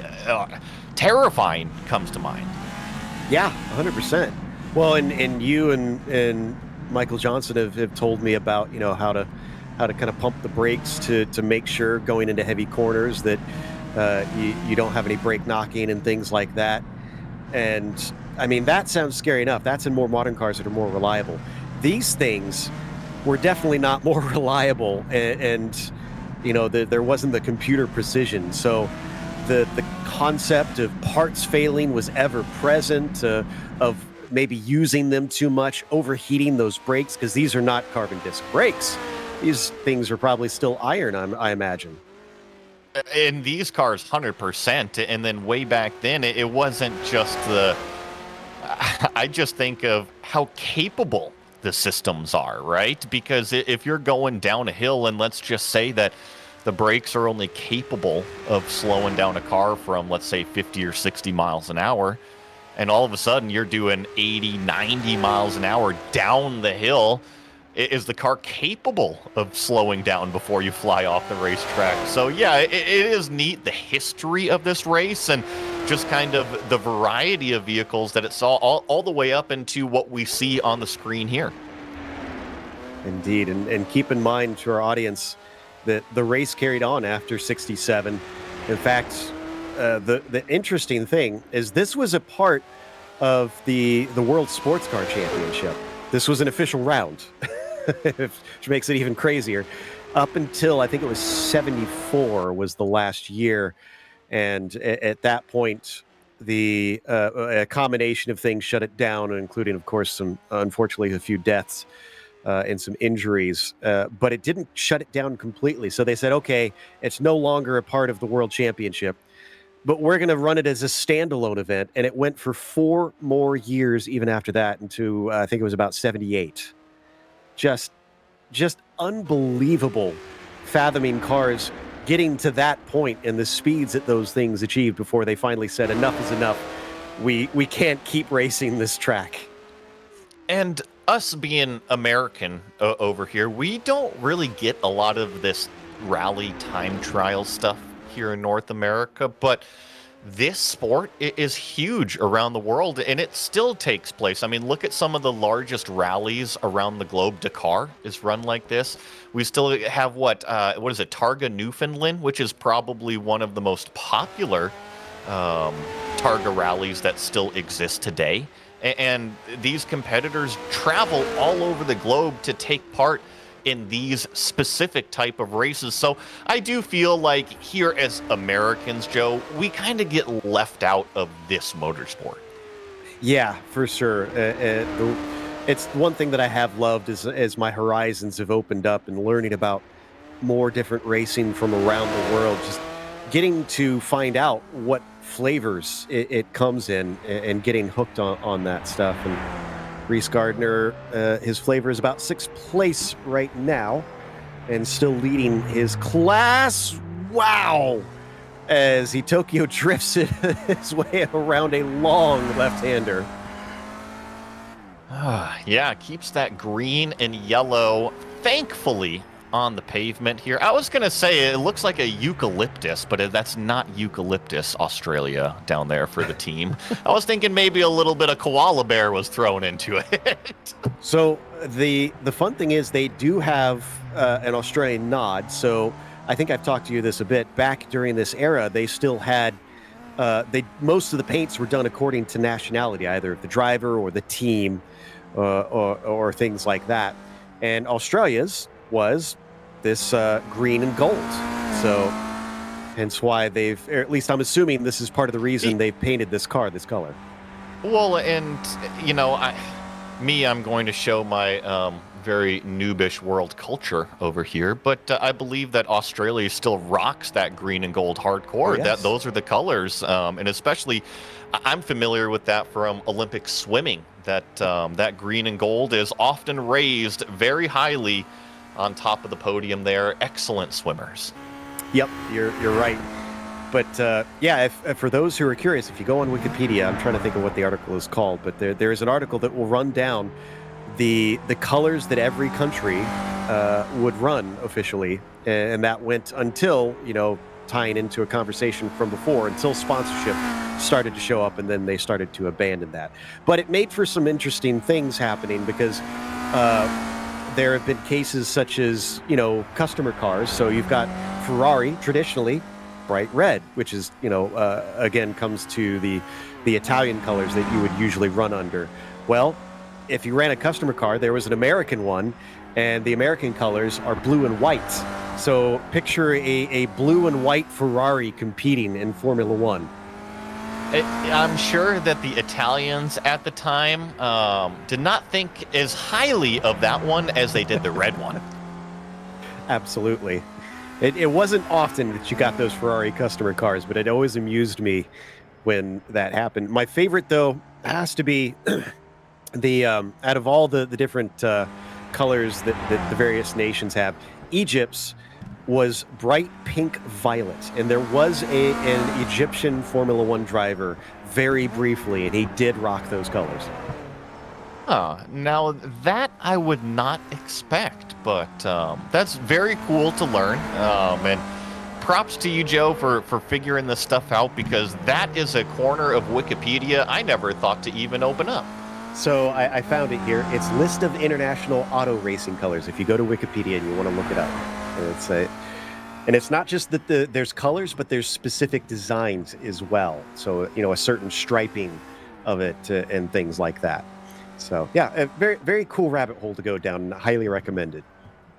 What I'm expecting here for the two driver tandems that are of different nationalities is maybe the front half of the car, right? The first driver gets the front half and the second driver gets the back half. Yes, I like that.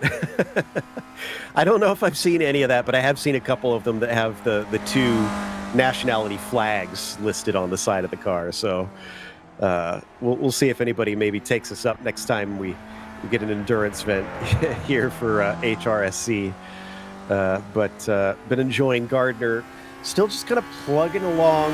And now, has he been catching up to Berzi? Let me check the lap times here. No, last lap he was a little slower than Stefano, but he is within about 11 seconds. So I think it's not impossible that we could see him crack into the top 5. Yeah, it'd be pretty impressive to have this little 1.3 liter car go ahead and do that. And I think that last time around, when we look at those lap times, there is still that little bit of a gap there, but Reese has just been really, really fast from what we've seen on the racetrack. We did see that little bit of a moment that he had that kind of a half spin, but everything else has just been pure confidence out of him. Not too shocked, but it's a little bit of a slide on his way. I tried to stop talking really fast. I handle it. He's golden here, and he'll just keep on keeping on at this stage. If anything, I was trying to think of a good pun or a good reference to his second gear corner, because those that don't know, Reese also goes by Southpaw Racer, and he has I think they're called non-serious or very serious track guides. And his track guide for Pocono, if you haven't seen it before, Pocono's road course, is a classic. And if you've seen it before, you know what I'm referencing by saying that he's got a lot of second gear corners around this track. Wow. Hang on to it, Austin. Thankfully, he does. That was what we call a tank slapper in racing, where you had a big wiggle and then had to catch it, another 1 or 2 times after that first slide. But thankfully, has at least half of the car on the racetrack now. That's really most of the time all you need. One of my favorites is from a friend and co-commentator Adam Young, who I haven't got to work with in a while, but he was on the oval side mostly. He referred to it as the hospital wobble. Oh, yeah, okay, I can see that. Yeah. So, all the colorful names that come from all the various parts of motorsport, where everybody kind of has their own lingo out there. And Birchfield is probably less concerned about what it's called, more concerned that he stays on the track. Here's that great section of the course, just whipping this Lotus through. Just try to keep the proper yaw angle, right? Loose is fast, and everybody always says loose is fast, but you can't have the car be a drift car, right? Oh, no, as he goes off the racetrack, and he's going to have a little bit of a ride getting back on.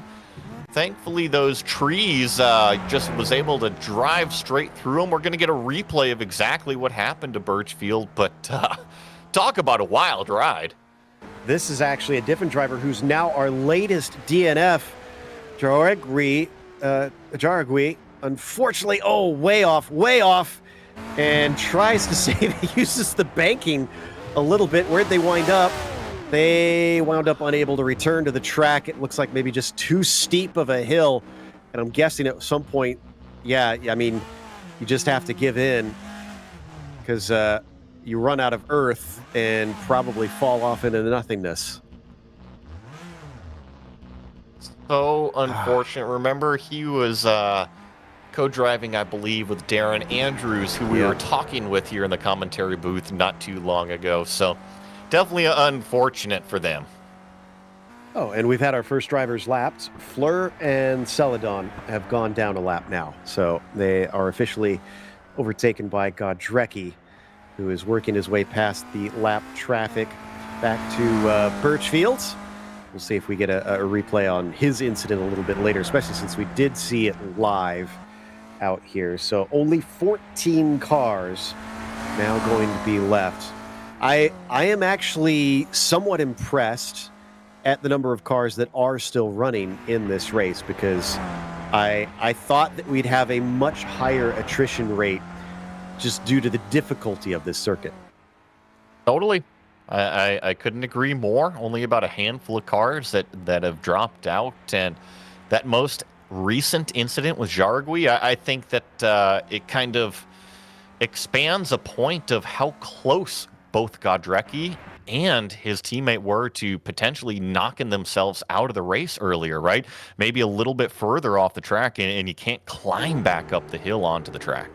It ain't over until that checkered flag flies. So, yeah, you got to keep at it because you just don't know what'll happen, as it looks like Thomas Crabb has now hopped in to the 9th place number 4 machine. And he's sharing that one with Robin DeVos, who has been in the car for a good chunk of the race up until now.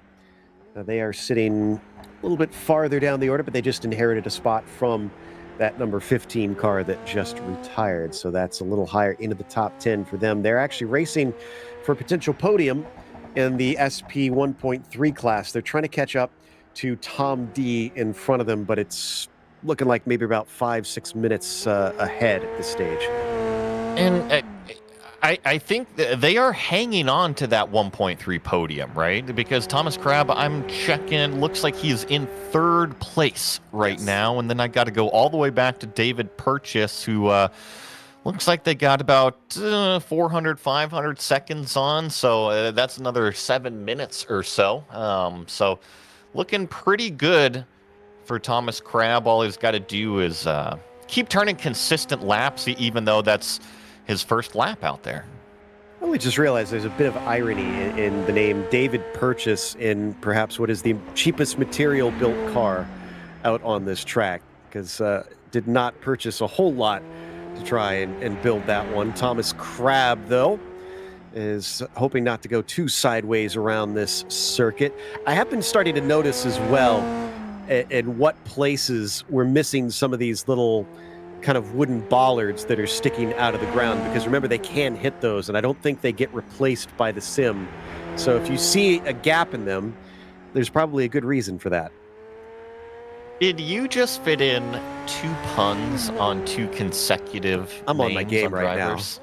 Yeah, Prague, everybody, round of applause for Joe Peak. I've honestly been thinking about getting myself some business cards for this, especially now that I'm no longer in charge at GSRC and all freelance, and thought I should put expertise as open wheels, tin tops, dad jokes. Love it. Yes. And for everybody that's listening, Joe has an obsession with puns. So yeah, he was having fun with David Purchase, and then Thomas Crabb here. What did you say? Going sideways down the track or something? Yeah, like I hope that? he doesn't get too crab sideways. Walking. Yeah, exactly. I'm glad you caught that one.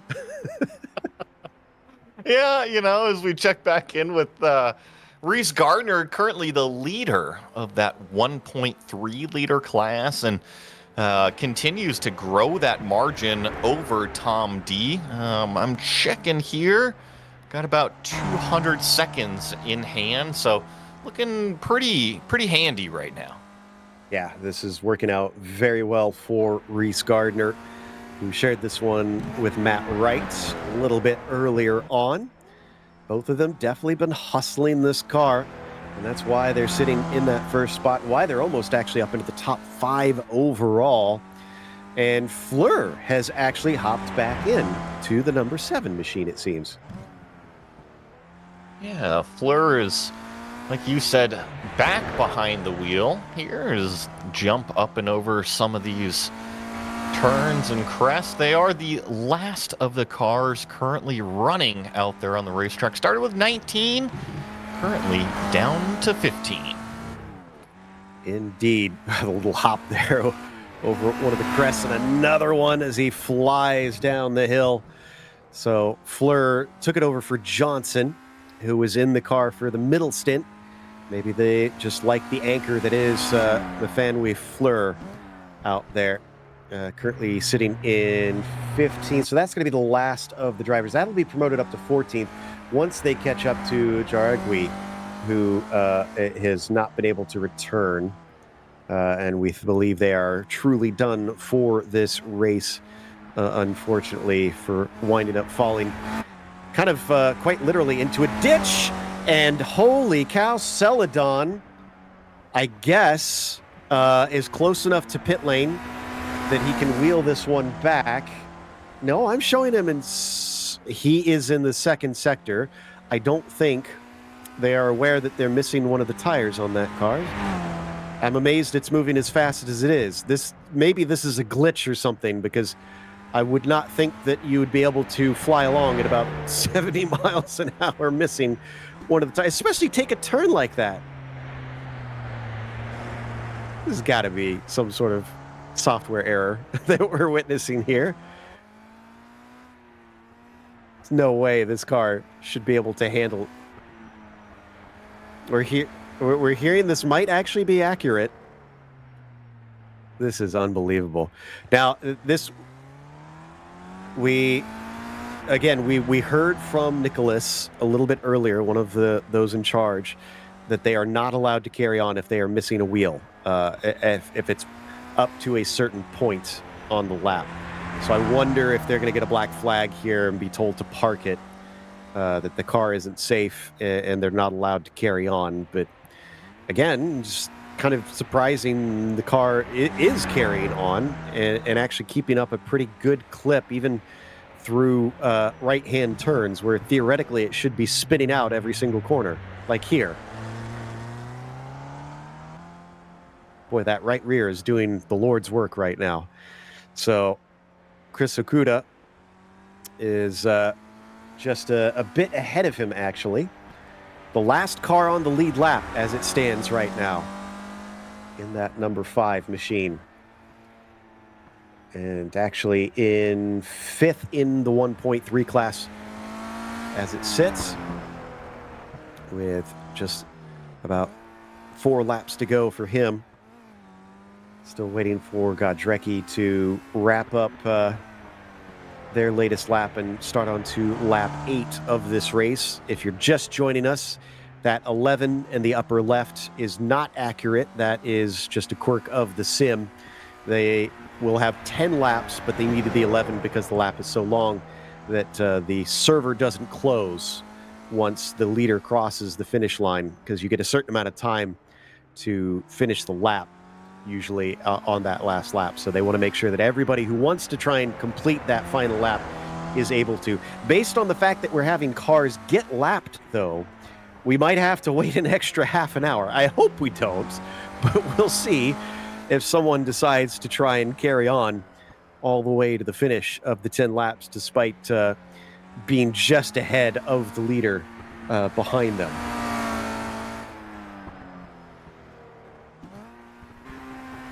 So getting some more just gorgeous views of the landscape. And that's the other thing that I'm glad they modeled here in this recreation in R Factor 2 is if you just look around, those mountains are an actual part of the surrounding area, and it's just nothing but spectacular view after spectacular view. I can only imagine for the spectators how wonderful it would be, as we talked earlier about bringing out barbecues and making it a whole day of just sitting and watching. Being on a hillside, having your blanket, having some food packed up, just soaking in the view, and maybe every couple minutes, the loud roar of an engine coming by, and you get to witness one of these gorgeous cars flash past you in their competition. You wouldn't really know what's going on, probably. I don't know if they'd have some sort of radio broadcast potentially that could carry through the hills, and you could keep up through that as to who is leading and who is not, but it'd be very, very basic, I'm sure. Back to purchase once again. And I need to look at the name of this car once more. The Costin Nathan Hillman, as we've decided to call it, the cardboard car, and is currently running in 11th, doing pretty darn good in that very lightweight machine. And actually, just realized that they have moved themselves into 4th in class, so close to a potential podium in class for David Purchase, which is really just impressive in that number 2. He's also running this one solo. I guess the power steering on this car would be very light as well, so wouldn't be a big problem on that front.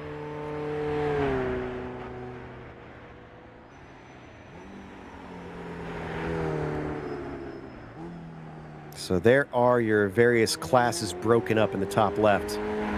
Godrecki leading overall with William chasing. Unfortunately, in that 2.0 plus class, Robillard and Bunton were the only other two. They are out of this race. Schrapp leading 2.0 with Kirsten chasing, and many, many minutes to try and make up. Closest battle there is between Taberzi and Birchfield. For the final step of the podium, they're still about a minute apart, but as we can see, that can change very quickly around here. And down in SP 1.3, Gardner is honestly kind of stomping the rest of that field. Not as massive a gap over Kirsten, but you consider how far up the order he's brought that car for what is the least powerful class. It's impressive. D with a nice save after drifting it around the right-hander. This is second in SP 1.3, trying to catch up to Gardner. But looks like SP 1.3 still has 5 of the runners at least. In fact, checking, and that is 6 are still running in that class currently.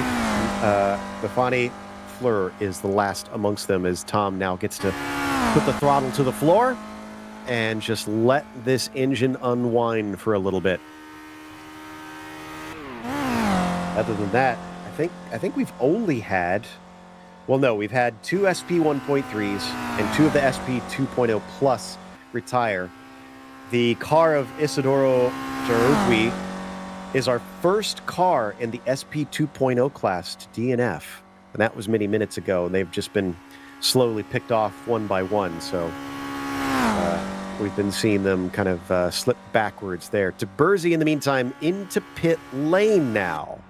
Okay, so Birchfield should be catching up quite quickly. Are they going to come in, or are they going to stay out? There they are, right there.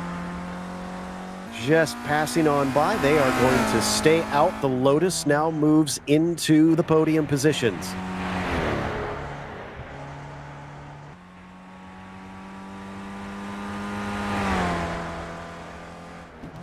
And starts his latest lap on top of things.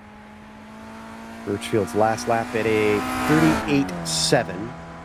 About 3.5 minutes off the fastest lap of anybody in this race so far, which is still held by the Scuderia Quattro Corsa car. And I believe that was put on by Donat.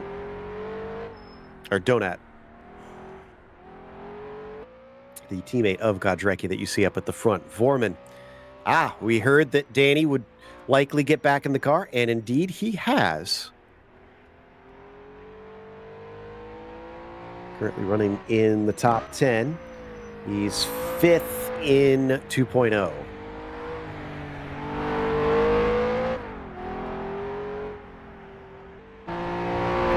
It's got about 345 seconds up to Thomas Crabb, who is not in the same class as him.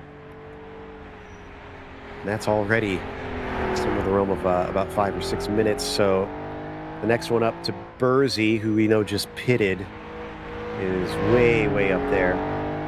In fact, I'm seeing Vorman to Bursey was in his pit stall, so he's in the first sector now, whereas Vorman is just in the second sector. So yeah, man, massive gaps there. There's to Bursey here, just pretty much starting the lap at this stage.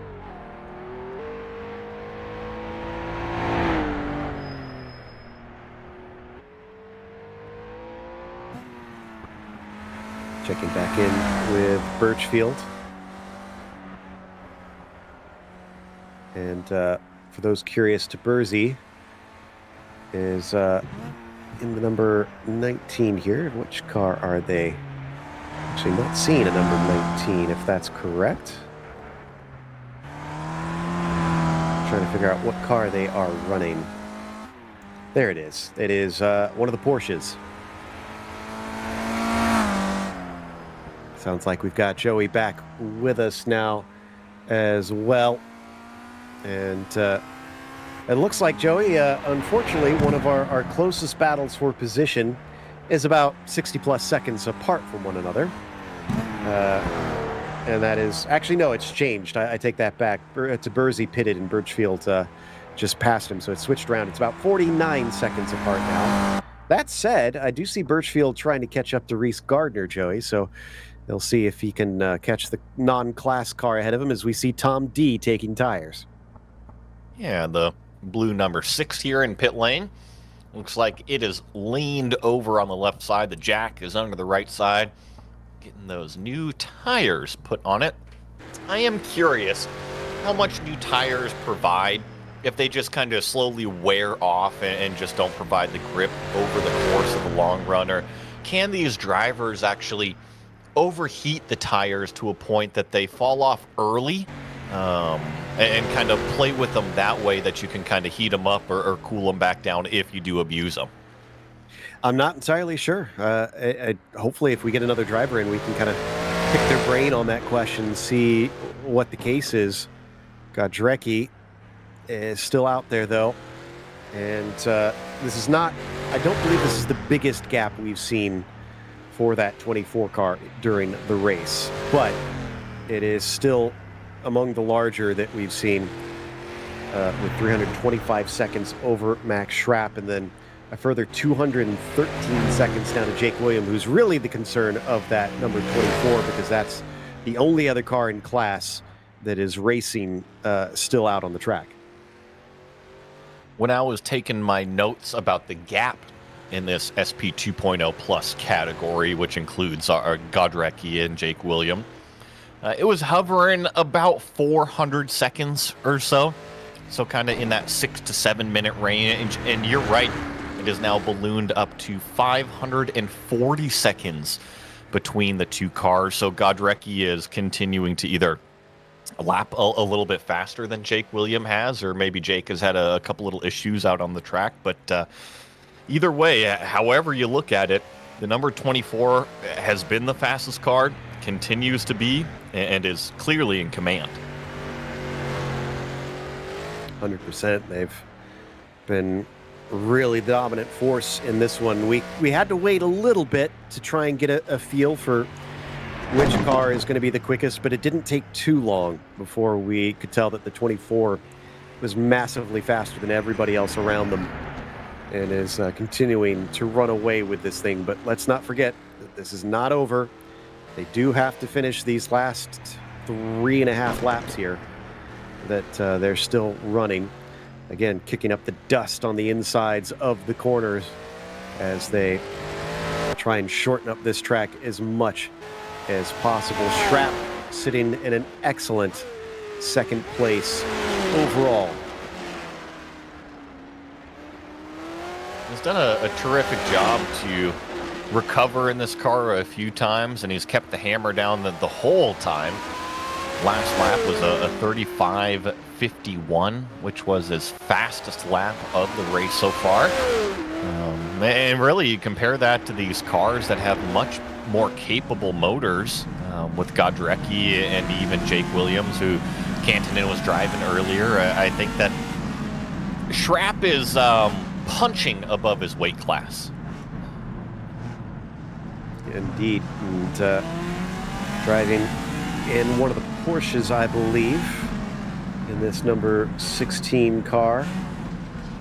And yeah, or no, this is the Matra, excuse me. Apologies. He is currently in. Heading around some of the various big cobblestone walls that they've got through here. Sometimes I wonder with some of this stuff, how old are some of these? Because how many of these roads began as just regular old dirt roads before they became, you know, for streets, for proper paved roads like this. So some of these walls have got to predate even cars. You think about the history, and you're right. That's, you know, there's not huge interstates connecting these small towns, right? There's no need for that sort of infrastructure. So it was just a small road that was interconnecting all of these different towns, and eventually it turns into a 2-lane road. And you know how everybody is. As soon as there's an actual motor vehicle on a road, yeah, you can make a race of it.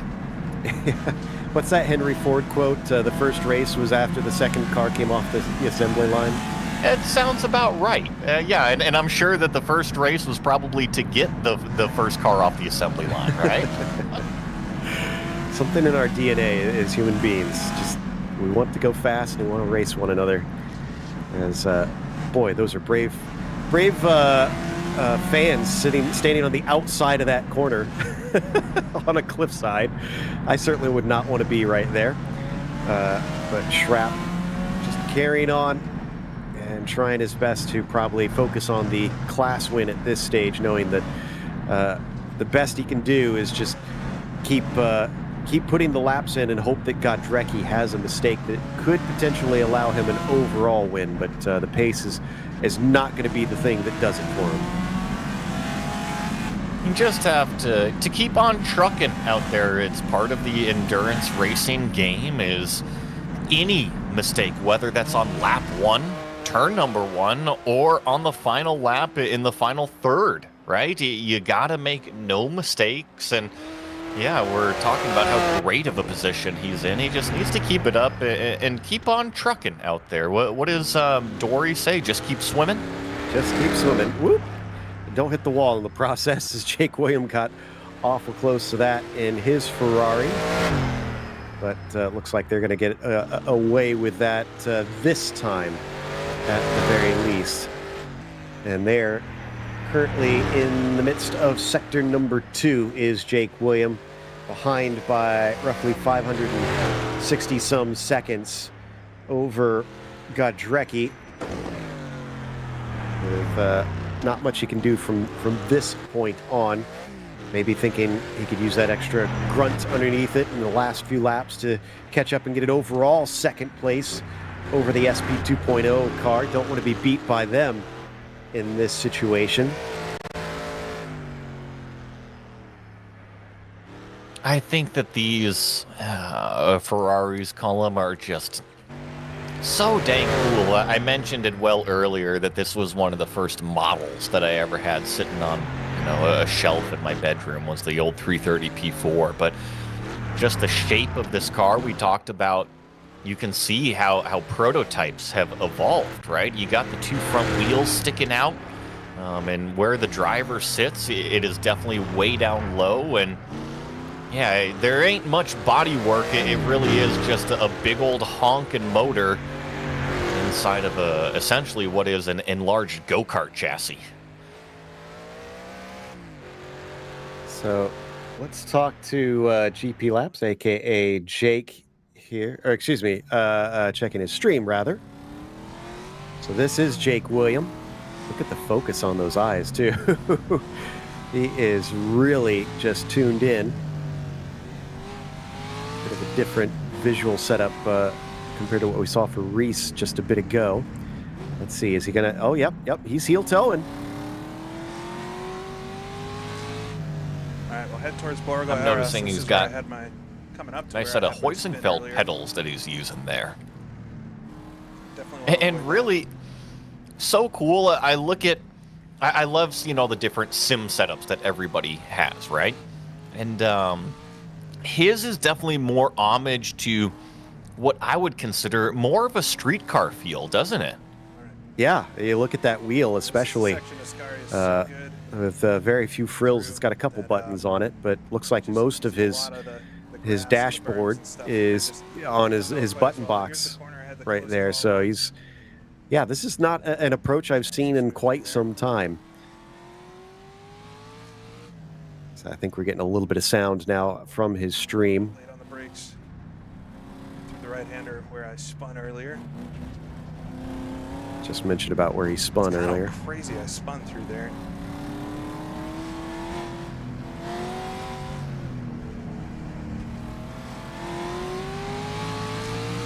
I'll have to watch it back. I think it's because I was on the mic.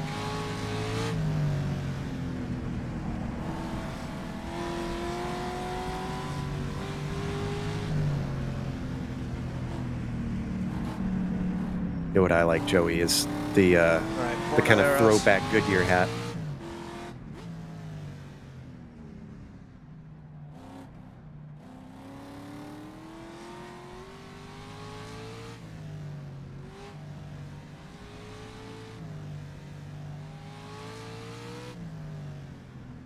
So as we watch him weave his way through,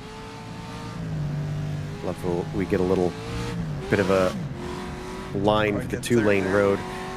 Joey earlier mentioned about these being two-lane roads, and yes, you can see here, but All right, run to honestly, Colizano from what now. I've seen of the actual photos and video of this place and even how it is now, the two-lane road is very much in air quotes. I can't believe they send cars around there with how narrow it is and expect them to both be able to give each other space. I certainly would not want to come across a big box truck if I was driving along these lanes. And when we talk about the competition, when you talk about the narrowness, is just as a driver, you got to understand when those narrow sections come up, because there are sections that are 2 lanes officially, right? No air quotes, but there are some sections that really are just 1 lane. It is definitely not a 2-lane road, and yeah, you can't push it to the limit there. But something else I was noticing as we were watching Jake Williams stream is not only the Hoisenfeld pedals and the nice setup, but that Goodyear hat that you were referencing, the good throwback, but the really nice broadcast microphone head quality setup that he's got there. If you're watching a stream, I'm sure it sounds really nice too. Of course you would notice that. I notice equipment for sure.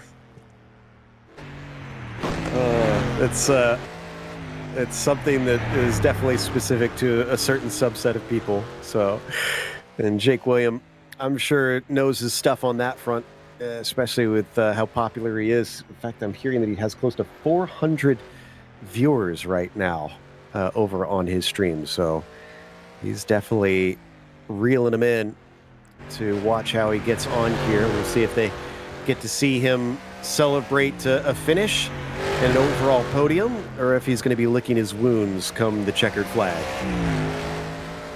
Uh-oh, Oh, no. It looks like, yeah, you caught that too, is that Austin Birchfield, that number 14 car that is currently in 7th place. You see the red DNF on the pylon, which means he has had an incident somewhere that has officially taken him out of the race. Now, I shouldn't say officially, because earlier we did have that little bit of an oopsie on the timing and scoring where Jurigui popped back up, but I don't know if that's going to be the case here for Birchfield. Yeah, it's we'll probably get a replay on it eventually to find out what exactly happened. But what may have been our only Lotus, I think, in this field, they are now out of this event, unfortunately. So that is a real shame after the race that they had up to this point. And we watch William just getting ready to complete the tail end of the lap. This is another one of those spots that was very famous. Here we go. Now we can find out what happened to Birchfield.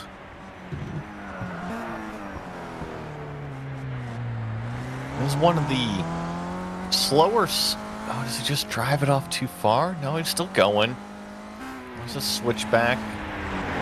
Into Oh, no. Oh. Yeah. Just... Once you go down that hill, it's going to be tough to climb back out of it. I have a feeling that's probably where the... Oh, that might be where it is. And trying to get back onto it is the problem for the Lotus.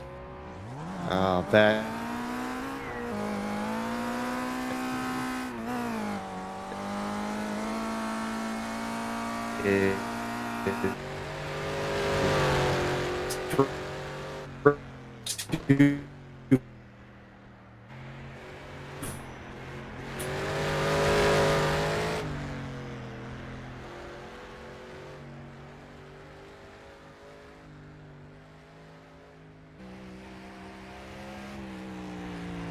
It looks like Godrecki just completed another lap, a 36:09.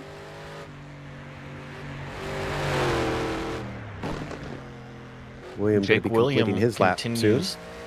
Sorry, go ahead. Yeah, I was just going to say that he was just going to continue and complete this. I believe it's on lap number 7 is what he's going to be coming around completing. Currently in Sector 3 right now. Our leader, Godrecki, last lap time of a 36:09.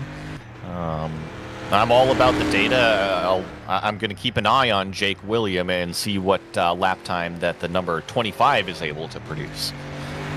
Worth noting that Godrecki, that 36:09, Schrapp with a 35:51, and that wasn't even the fastest car last lap, I don't think. No, it was. Excuse me, that was the fastest lap last time.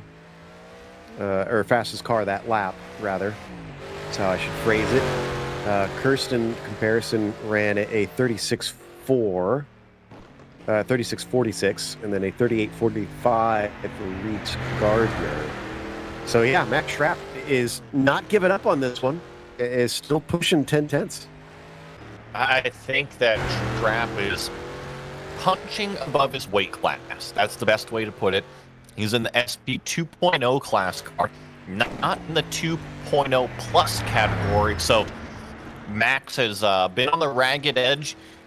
He's been in the guardrail, but he's keeping it together and doing an incredibly impressive job. As Jake William here is probably, I would say, in the last couple minutes of completing this lap. Gonna want to watch and see what the lap time looks like between William and Schrapp, because again, personal pride, even if it isn't involved in the classes between them, on who manages to finish second, I'm sure. And it's a pretty big gap between them. So there you can see Max is already onto the long straight. Jake still needs to get there. That's about 3.5 minutes difference between them.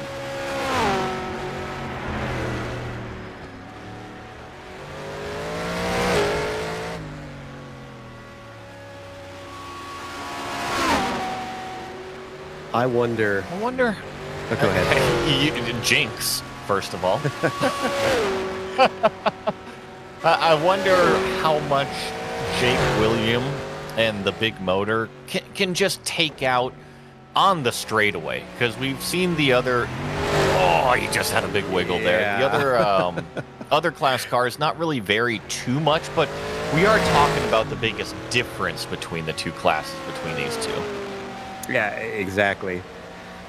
What I was wondering about is these shots that we get of Max. It's one thing to have it in sim, but I'm sure it does not compare to real life. These engines being at full song on that straightaway, any of the spectators, I would have loved to have been able to sit there and hear it coming from probably multiple miles away and watch and wait and then just see it flash by you, and the absolute cacophony that these engines probably put out, because I'm pretty sure in the case of Jake William in that Ferrari, I'm pretty sure they were still running the V12s. You just had the perfect explanation of turbo lag. You realize that it's just anticipation. You know it's coming. You know it's coming. And then it finally gets to you, and you're like, holy smokes, that thing really just drove by me. And yeah, that's exactly what turbo lag is, right? It's anticipation for what's about to happen. Maybe a bit different from standing at the side as a spectator, though. And still waiting. Are we still waiting? Did William already get to that straightaway? Because I don't think we've seen him there. Would have thought he'd been there by now, but regardless, Godrecki has just completed his last lap, and Jake is actually okay. So this is that last little town before it opens up. To tiptoe his way in the number 25 through the town, and then end up putting the foot to the floor. And the difference between Max and Jake out there is about, call it 220 seconds by the time Jake is standing on the gas right here. So I'll keep an eye on it and just kind of see what that gap comes down to, because I really am curious with all the horsepower the number 25 has, how much of a difference does it make up in a straight line? Indeed. And Jake William is probably eager to try and catch up to him. It's just a question of if he's got enough to try and do it, or will we see a mistake out of Max before this is over. Impressively, Birchfield is still scored as 9th, despite being out of this race for many minutes now. Still waiting for Vorman, Purchase, Celadon, and Okuda, as well as Fleur, to all overtake that car. One of the big benefits of a endurance race is, yeah, if you make up all that time, everybody's got to catch back up to you. Just unfortunately, Birchfield doesn't have a crew out there on the side of the road to be able to fix up his stuff and get him out there. And I'm watching timing and scoring live as this car is screaming down the straightaway. Not nearly as big of a difference as what I was thinking. He started at about 572 seconds back in comparison. Let's see here. It's only been about a 10-second difference as of right now, and he's approaching the end of that straightaway. Yeah, he'll get another long stretch there after he weaves through another little village, but it's not going to be enough. Still, I guess, yeah, 10 seconds would have made it up if he was maybe within a minute or so, or something like that, behind, but he's multiple minutes behind Schrapp. So even though we've got a few laps left here, they're just not going to be along that main straight enough times for it to make a difference. Maybe something that we don't see because I don't have all of the numbers in front of us, but fuel, like the fuel strategy might come into play here. Let's just, for instance, say if Max has to fill up for longer, or Jake only has to do one more stop in comparison to Max having that early stop based off the damage. There is a couple question marks in the air, but from what I see, Max is doing a terrific job. Last lap for Max was a 37.12. Waiting to see what Jake William puts down this time by. Last lap for Jake was a 35.56. We'll see what this one holds, because that would be the previous lap on him, and this is the one that matters. There he is on screen once again, getting ready to complete this. And despite him being 3rd overall, with him getting close to try and wrap up this lap, Fredrik Godrecki just finished Sector 1. That tells you how far ahead that number 24 is. Jake comes through here and still has to go through a few more areas here before he makes the fast left off of the road. There it is. I think about 3 or 4 more turns up the hill into the town, and he'll complete lap number 7. For him, click over to lap number 8, and we will officially get that time. Remember, Max's last lap time of 37.12. Jake a 38.19. Wow. Still significantly slower. So I don't think it matters how much speed he has down that straight. It looks like 2 consecutive laps here that he's been slower. This one much worse than Schrapp. It's becoming more and more of a distant hope that he could maybe get that second place. Gadrecki, though, now on to lap 8 out of 10 with a 36.09 on his last lap, it looks like. Haven't seen any purple for a while. 35.03 was his quickest. That was a number of laps ago. And I do believe that was Prodon that did the 35.03. I Yes. think that Godrecki, 36.09 is fast. I believe he dipped into the 35s, maybe last lap, like a 49 or so. But it has been Prodon that is kind of the anchor of the two, at least that we've seen so far. Wonder if we might see another 2.0 catch up to Gardner, because Cavalcanti in the number 19, or excuse me, Tiburzi in the Cavalcanti team is trying to catch up to Reese right now. They're one of our closest fights. I think we might have one closer, way far down the order though. Okuda, about a minute and some 20 seconds behind Celadon. That's going to be a battle for 12th. And this is Fleur, who's at the very, very back end of the field. Oh yeah, and he's a lot closer. Our radar director went here instead as he found it. Yeah, he's 32 seconds behind Fleur, which in terms of this track is like you're right next door. You're saying that he could look out the window and touch him. On the long straight, at least. Go Gadget arm. Yeah. 32 seconds is the closest we've got right now. And last lap for them was a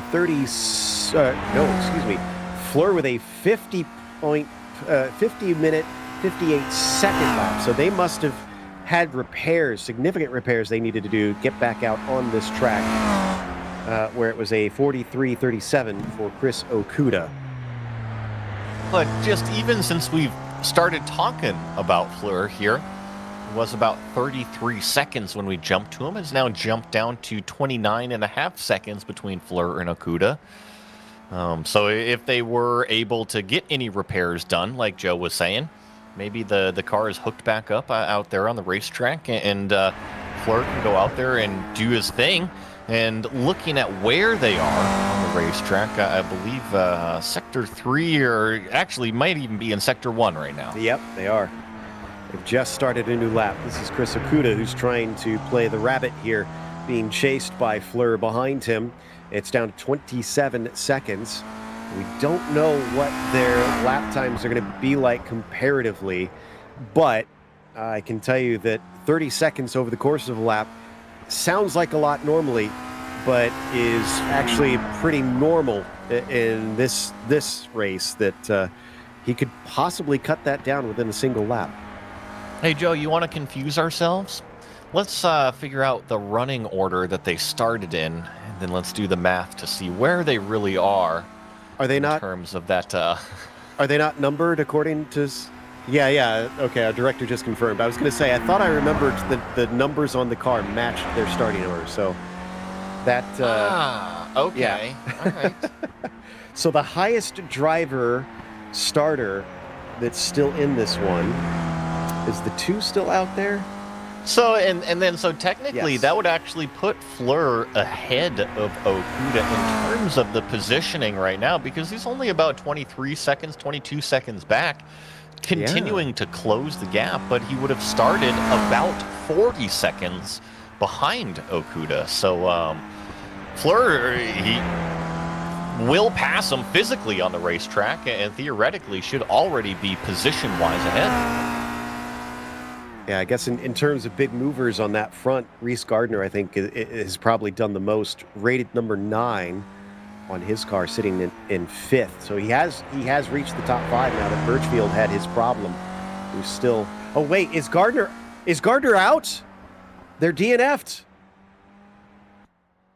This means that Bergier might be our new leader here shortly in the SP 1.3 class. Such a shame. And I just have to point it out, it was not me talking about Reese this time. Okay. It was, in fact, Joe P talking, but I don't know. I didn't catch it on the screen, but I see it right here on timing and scoring, the DNF right on the right side in the gray number. Yeah, I don't know when that showed up because I had been looking over at that timing and scoring a lot, and I did not really, it didn't register on my eyes until I started saying something about it. I just realized that purple DNF on our screen suddenly showing up. And that means that what was briefly a top 5 for the Australian duo is going to be an end of the day. Now I mean, gosh, the way things have been going, they might still wind up in the top 10 because Birchfield only just got demoted down to 11th just now. Here's the thing, is that Reese is on, what, lap number 7, right? Had he clicked over to lap number 8? Not sure. I'd have to go and really dive in because all these 1.3 cars have to do is basically complete their laps and they will surpass Gardner in terms of distance traveled out there on the racetrack. So part of endurance racing, right? It wasn't too long ago that I said it can be lap 1, turn 1. It can be the last lap in the final third. It's just part of racing. You got to stay on your toes at all times. Shame. I guess with all their hustling and the speed that they had, eventually they could not keep it up and fell by the wayside. Still technically hold the lead right now as we're waiting for this car to overtake them. Well, we'll see when technically it's going to do that. I wonder if the 9 is actually in pit lane right now because I'm seeing something like 600 plus seconds that Irwin needs to catch up. It could be. You made the comment that with all the hustling, you know, how hard Reese was driving the car. And see, here we go. Do I see Gardner in pit lane now on the timing and scoring? So the DNF has come off of Reese's name. So this has done this before, about a handful of laps ago, as we're going to get a replay of something that happened out on the racetrack. So here is what happened to Reese in the green and yellow car. They can take a tow, remember, so I wonder if he couldn't get it going and decided to tow the car. Good point. Oh no! Oh, look out, family. And that Peugeot, or is that a Citroen? It's going to have a healthy repair bill as well as thinking Reese. The same thing. That distinct boxy look to it, yeah. It has what, like 5 horsepower or something ridiculous.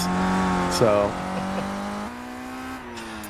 but yeah, so that's what happened there. And let's see, where are they now? I was just a bit, while you find them, I was just about to make the point though, because they were hustling the car. You had made that comment, but it's so difficult to have a racing driver not race at their pace, right? To tell Reese to slow down, he might actually make more mistakes than if he was to just drive how he naturally drives. So Reese is being scored as 14th now and a lap down. So yeah, I guess that they took the tow, but they don't have the DNF next to their name, so they might be able to repair it and get back out. But that was a head-on collision, it looked like, so that's going to be difficult. I agree, and he is back out there on the racetrack from what I see, and actually here's the images of the car right now. A ways down the order for sure, but you see, I believe that he might be able to catch Fleur. You know, he's got the outright pace to certainly go out there and catch him, and we still have, what, an hour and a half of racing left? So, and here we go. That battle between Fleur and Okuda has developed. We've been keeping an eye on this every once in a while, and now finally he's caught up to him. Let's see how easy it is to finally sneak past. Now that is going to be up the inside through the hairpin.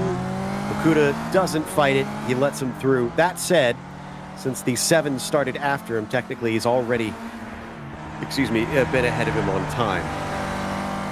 That's a great job by Okuda, though, because I know that all these drivers have the applications or the program tells them, what drivers are around him. So it's not like Chris was blinded all of a sudden by this car coming up and by him, but just through one of the hairpins, decided to take the outside line well off pace and showed the inside. Just a great, acceptable job to let a car through. Yep. Decided it was in his best interest to not fight this one, let him go. And off they went. So the good news for Gardner is they're going to be promoted to 13th pretty easily because Birchfield is the next one up ahead of them. The bad news is Okuda is something like 700, 800 seconds up the road.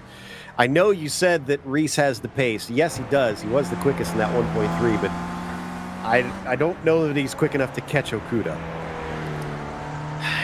Here's the hard facts, okay? So Reese's last lap time that he completed, right? That's the keyword, completed. 38:45. Now, Okuda, his last lap time was a 43:37. Okay, Fleur, some of these guys might have taken some damage repair, 50 minutes. So we're talking about multiple minutes per lap that Reese can make up. And do you see this? This is not a hover car.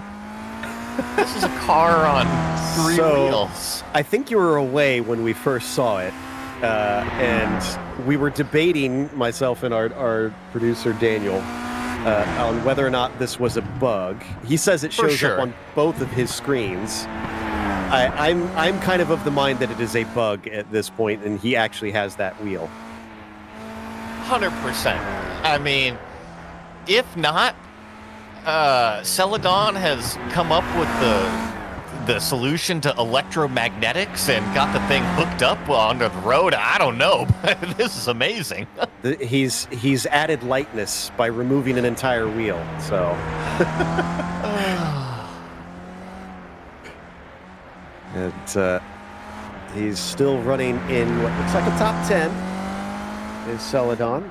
So he's got about 100-some seconds up to David Purchase, who is ahead of him, with also about 136 down to Fleur, who just overtook that 11th spot behind him. Interesting that toe for Gardner, if we can touch on that just real quickly, that I guess, I'm guessing that maybe that toe brought him back and just decided to penalize him the lap. I guess it transported him backwards, if you will. Because we haven't really seen that up to this point. Usually when someone takes the toe, we have to wait a while before they show back up. If I was to guess, I'm going to agree with you. It would put them the lap behind the leader, which would have dropped them the air quote lap, right? So yeah, let's just wait to see how it develops. But David Purchase, the car still looks straight. It's not bending like an accordion through the corners yet, so the plywood, the cardboard is holding up nicely. Yep, and the name definitely is one of the more apropos things about this, is that sprightly tortoise. If you look at it from the side, it definitely has that kind of appearance to it. That, yeah, there we go. We get a nice silhouette of that car. Just what an unusual machine this thing is in every sense of the word, but doesn't matter. I think it was Enzo Ferrari that said a car is pretty when it wins a race. So it doesn't matter if it looks ugly to us. If it has a good finish, that's what will make it beautiful to the drivers. A lot of people think green doesn't belong on a race car, but there's been plenty of green cars that have found victory lanes. So always two sides of the story, isn't there? I was going to say Colin Chapman would disagree with you greatly. Oh, so. There's a ton of green cars that have found victory lane. Yes. Yeah. But Irwin here, currently sitting in 6th overall, but now our class leader for SP 1.3. Like we said, never give up. He inherited that. It wasn't really anything they did other than just keeping the car moving, keeping it on the track. And the next competition behind them is Thomas Crabb with 330 seconds to gain.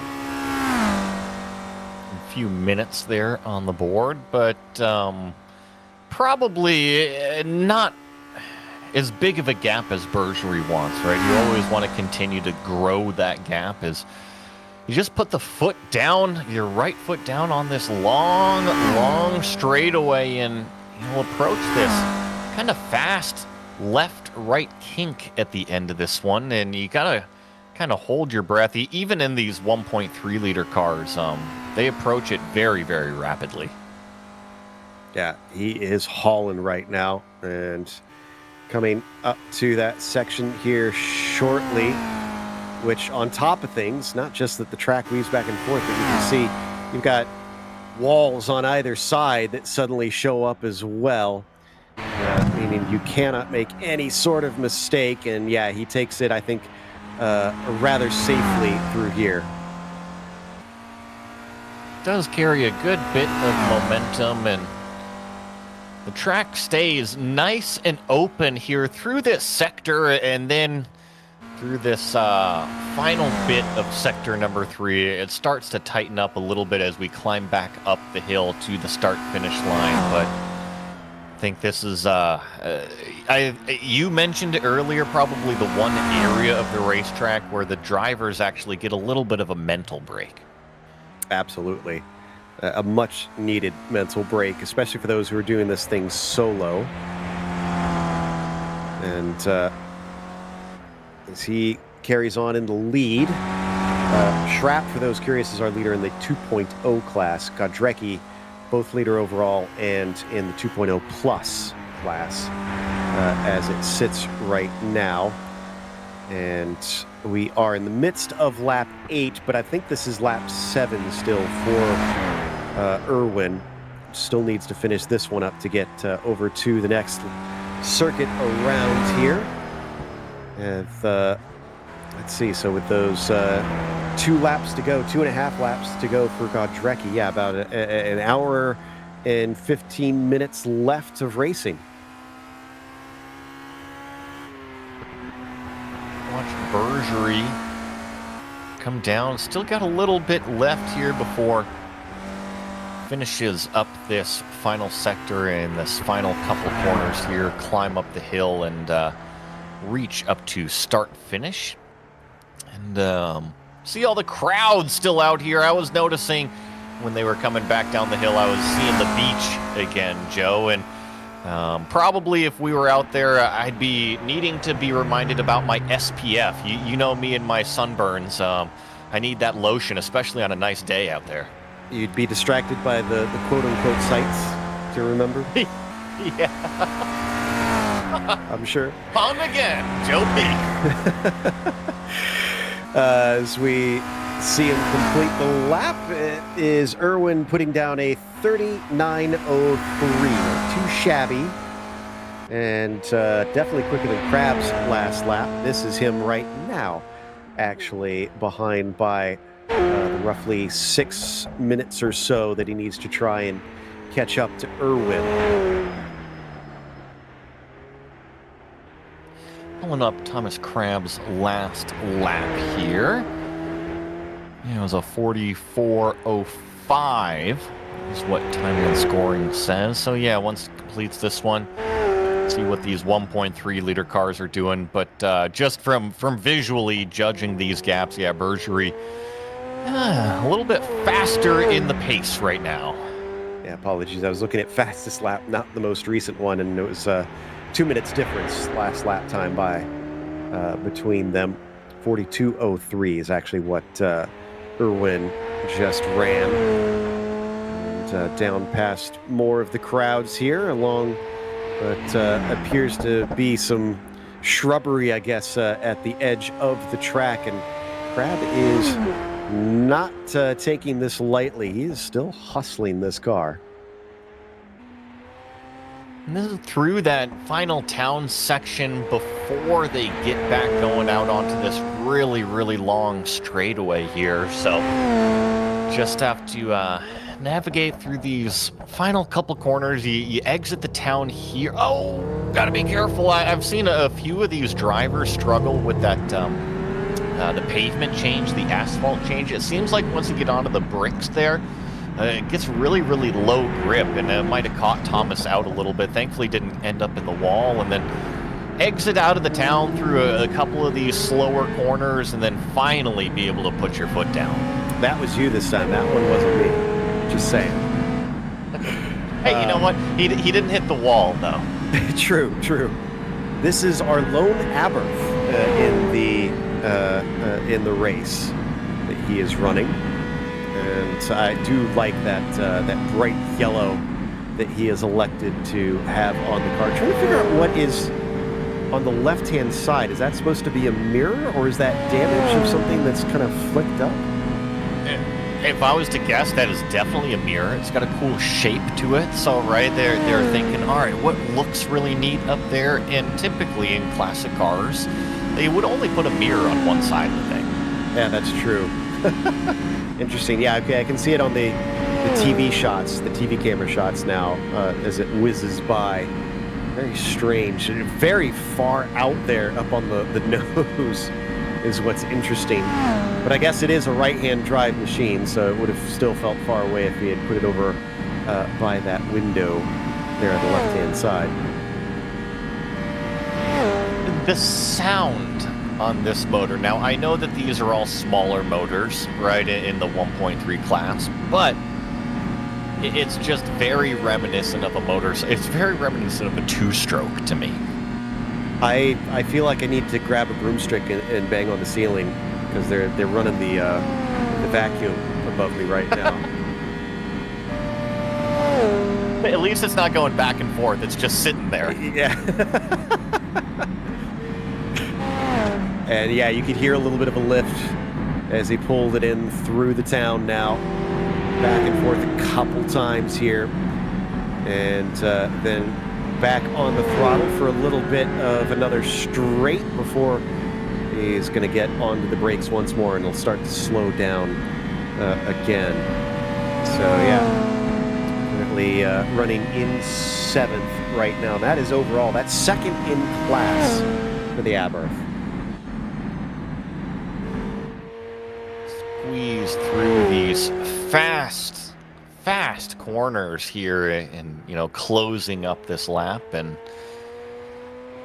then starts to tighten up just a little bit. I always know the final few corners here because the flowers, all of a sudden we start to come up the hill, and before you dip off onto this kind of Y merge to the left, there's always this nice flower. Oh, that's our leader! That is Godrecki. Is he high-centered? It looks like he is. I don't think he can get anywhere because it looks like he's trapped on a wall. Oh, yeah. Oh, my goodness. I see the same thing that you do. There's a small retaining wall, like a cinder or a brick wall on the left side, and it certainly looks like the number 24 is just right smack on top of it, high-centered it. Well, those fans are not doing much to try and rock the car, see if they can get it to grip something and finish its way off. But this does mean that Schrapp in the 2.0 car could be our overall leader shortly.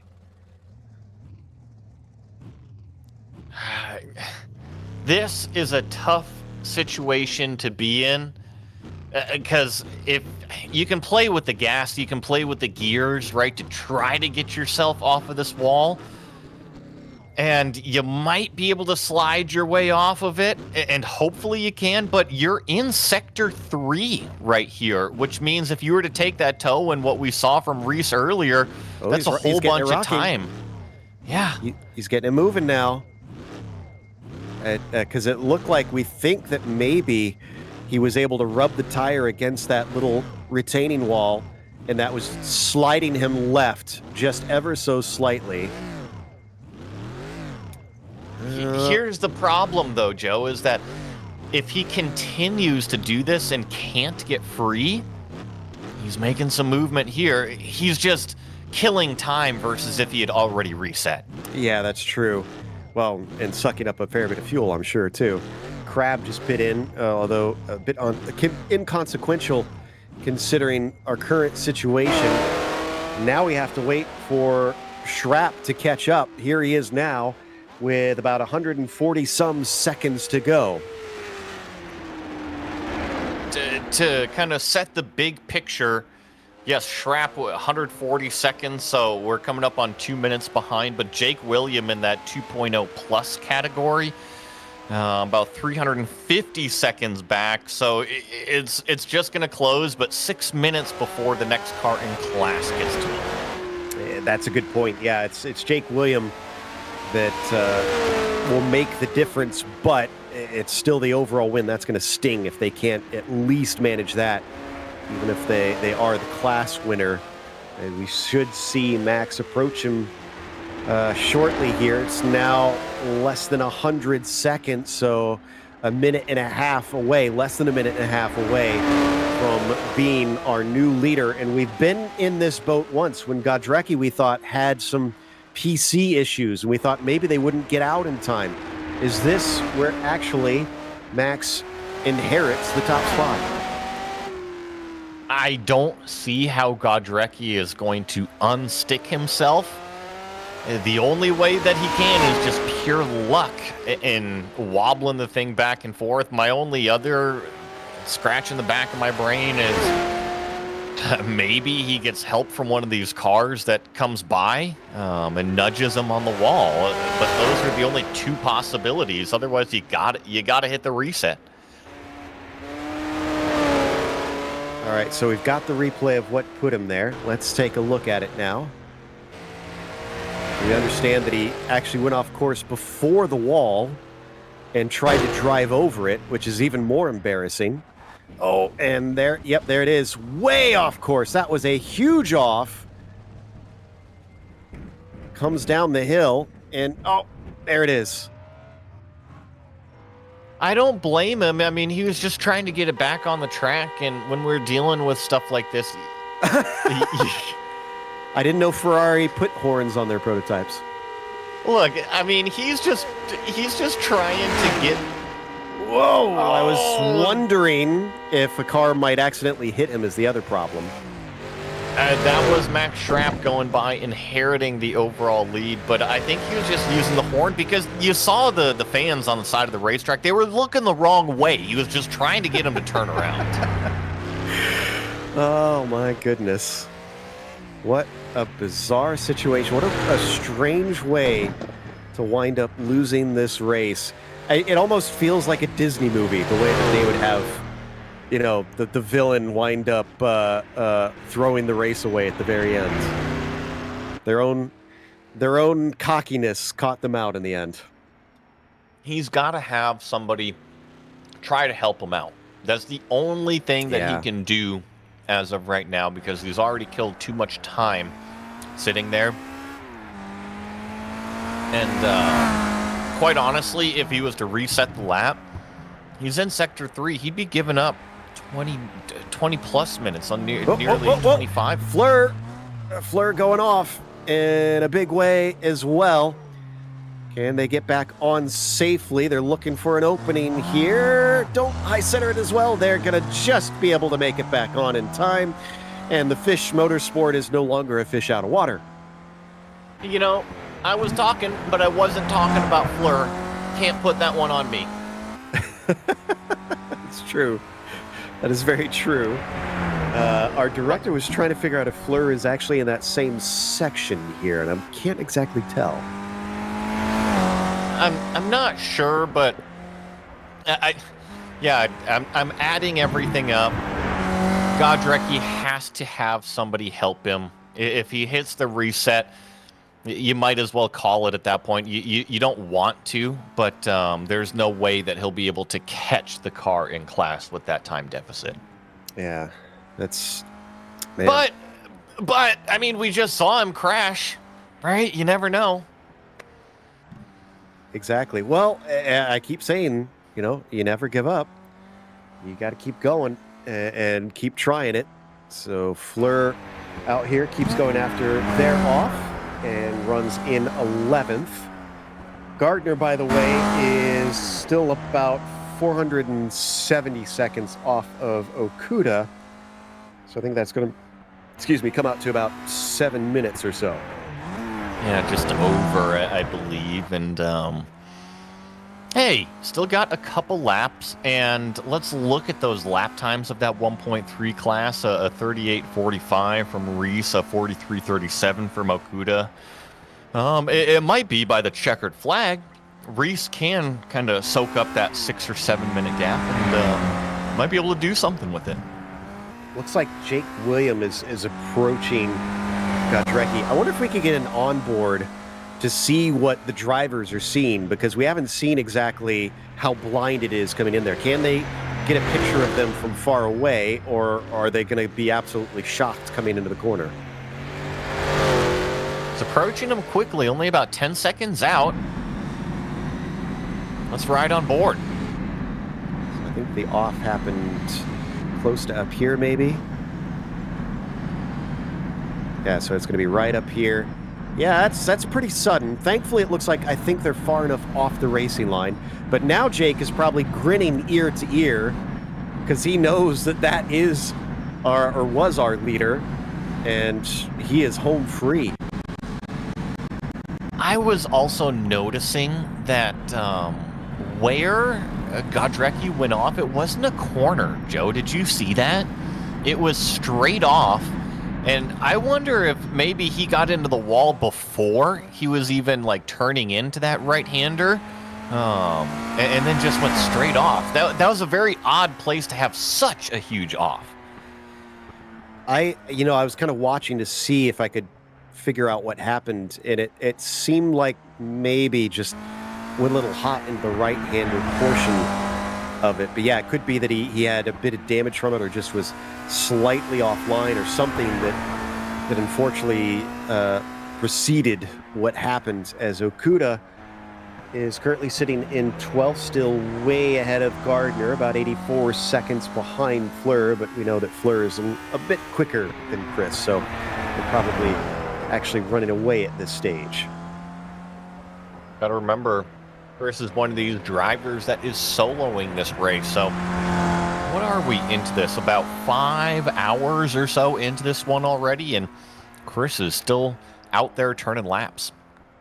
Doing a fantastic job. There is Reese Gardner as he slows up the car, trying to make up his about 7 minutes or so himself to catch up to the number 5 machine. It was all looking so good for the Australians until one little slip up wound up catching them out.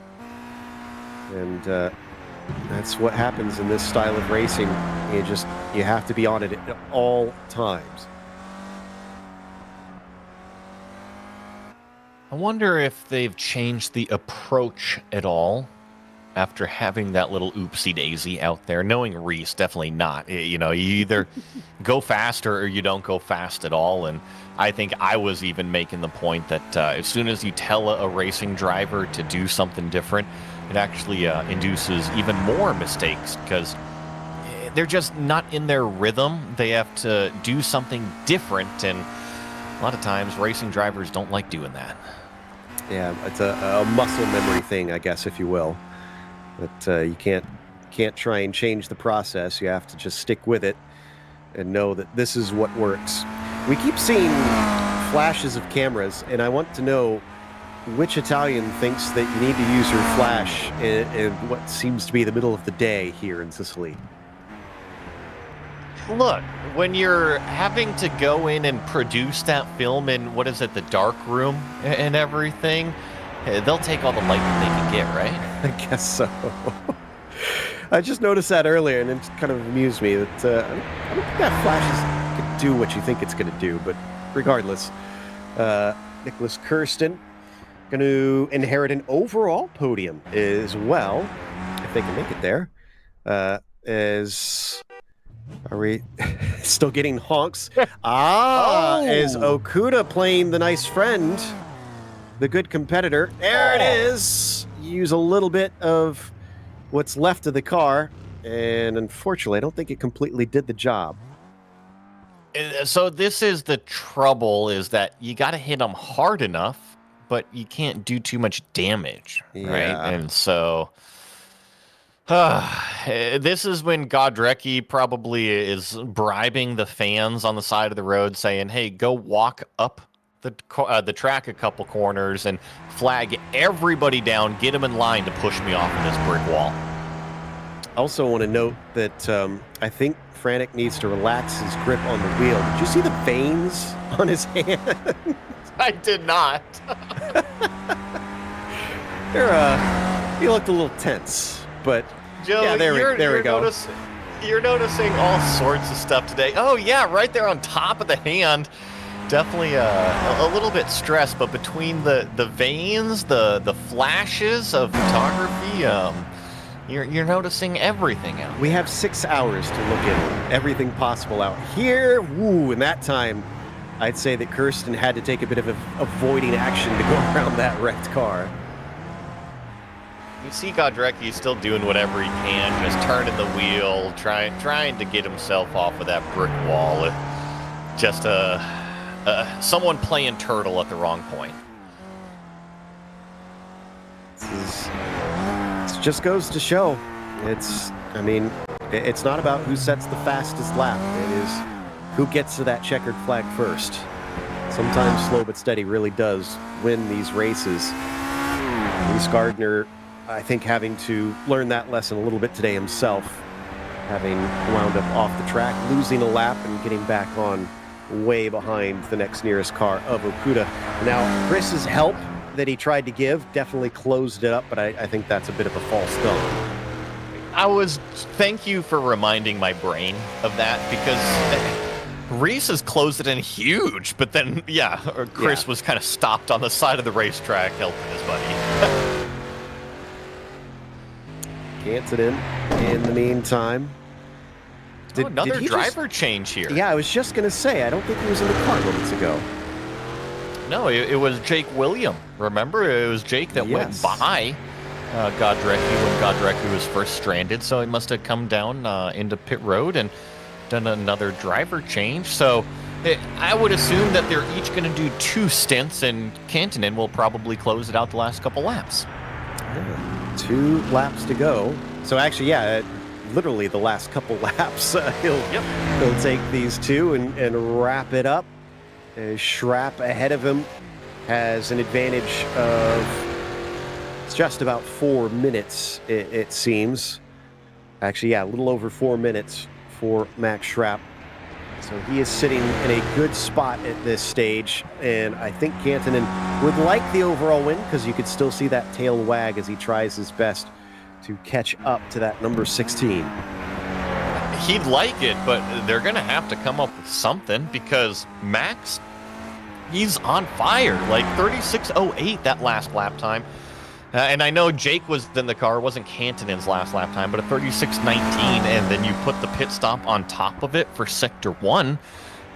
Schrapp just doing a terrific job. Things looking a little sketchy at times here for Reese Gardner, but I guess if they're last on the track, I mean, they got nothing to lose. You might as well push 100% here this last bit. Also, Celadon is in pit lane from what I'm seeing. I wonder if they'll get that wheel back. Oh, yeah. Maybe he'll turn from a hovercraft back into a car. And I think that Reese here is approaching Godrecki, where Godrecki is stranded on the racetrack, or at least coming up to him. Wonder if he's going to give a helping hand, or if he's just going to drive right on by. I'm checking to see where he is. Yeah, he's coming up to him here in the next maybe 40 seconds or so. So he should be coming up to him, and we'll see whether or not he decides to do it. Because like we said, I mean, they got nothing to lose out there. So if they choose to, they'll still be in the same position they were before, just maybe a little bit farther behind Chris Okuda. Kind of depends what kind of mood that Reese is in. let's take bets here. I think Reese is going to help him out. He's a friendly guy, and like you said, they got nothing else to lose. Why not knock him off the wall? Has he been past him once already? I'm trying to remember. Because it's part of it is, does he know he's there or not? I don't believe so. No, we're hearing that he has not passed him by. So unless somebody's been communicating with him that has happened, he might not know. We don't know how Chris figured out to slow down and try and pass him. Maybe he had a spin, or he just was going so slow through that portion that he was able to stop in time to try and help out. But regardless, back and forth we weave, waiting for him to come up. He's getting ever closer on my map, so I think... Whoa! As he tries to keep the car from spinning out on top of things. Good save there from Reese. Keep it from spinning out. And here's the tough part, right? Because Okuda lost so much time trying to help Godrecki. Reese could technically catch Okuda and potentially pass him. However, if he stops to help Godrecki, you might as well toss that out the window. I think it's 5 to 6 minutes away from him. I don't think he's likely to make that up in 2 minutes. Especially, it seems like other than Chris having that stop, I don't think Reese has been gaining on him significantly up to this point. So yeah, I don't think it'll make that big of a difference. And he's coming up to him now here. Yeah, we're about to find out, but I mean, from when I last mentioned the lap time, I mean, Reese has taken out, I mean, look at this, another 40 seconds. Accelerating. This is the spot. It's just a little bit of steering damage on the car because it doesn't seem to be perfectly straight. This is it. Oh. Okay, so he carries on.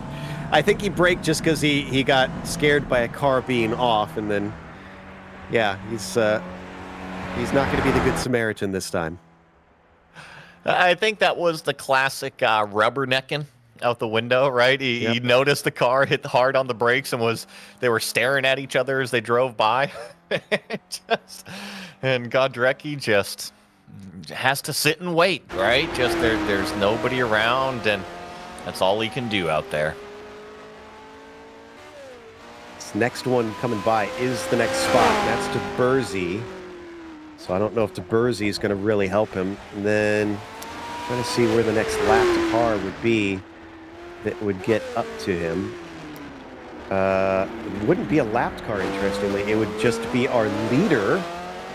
And I guess, I mean, Schrapp could help him out because at this point it won't hurt him in the sense that he's not going to be able to put a complete lap on him. As Schrapp now hits the wall, though, he's got to be careful. His race isn't over. Kantanen behind him by roughly 4 minutes or so here. We've seen Max drive on the ragged edge a few times. Just got to keep it in check. And I think that to your point, Joe, of if you're going to help Godrecki, the racing driver in me says only on the last lap. Like, absolutely only on the last lap. Don't give him a full lap because you can still make a mistake on lap 10, right? True. But if you help him out in the final third sector of the third lap, there's not really anything he can do after that.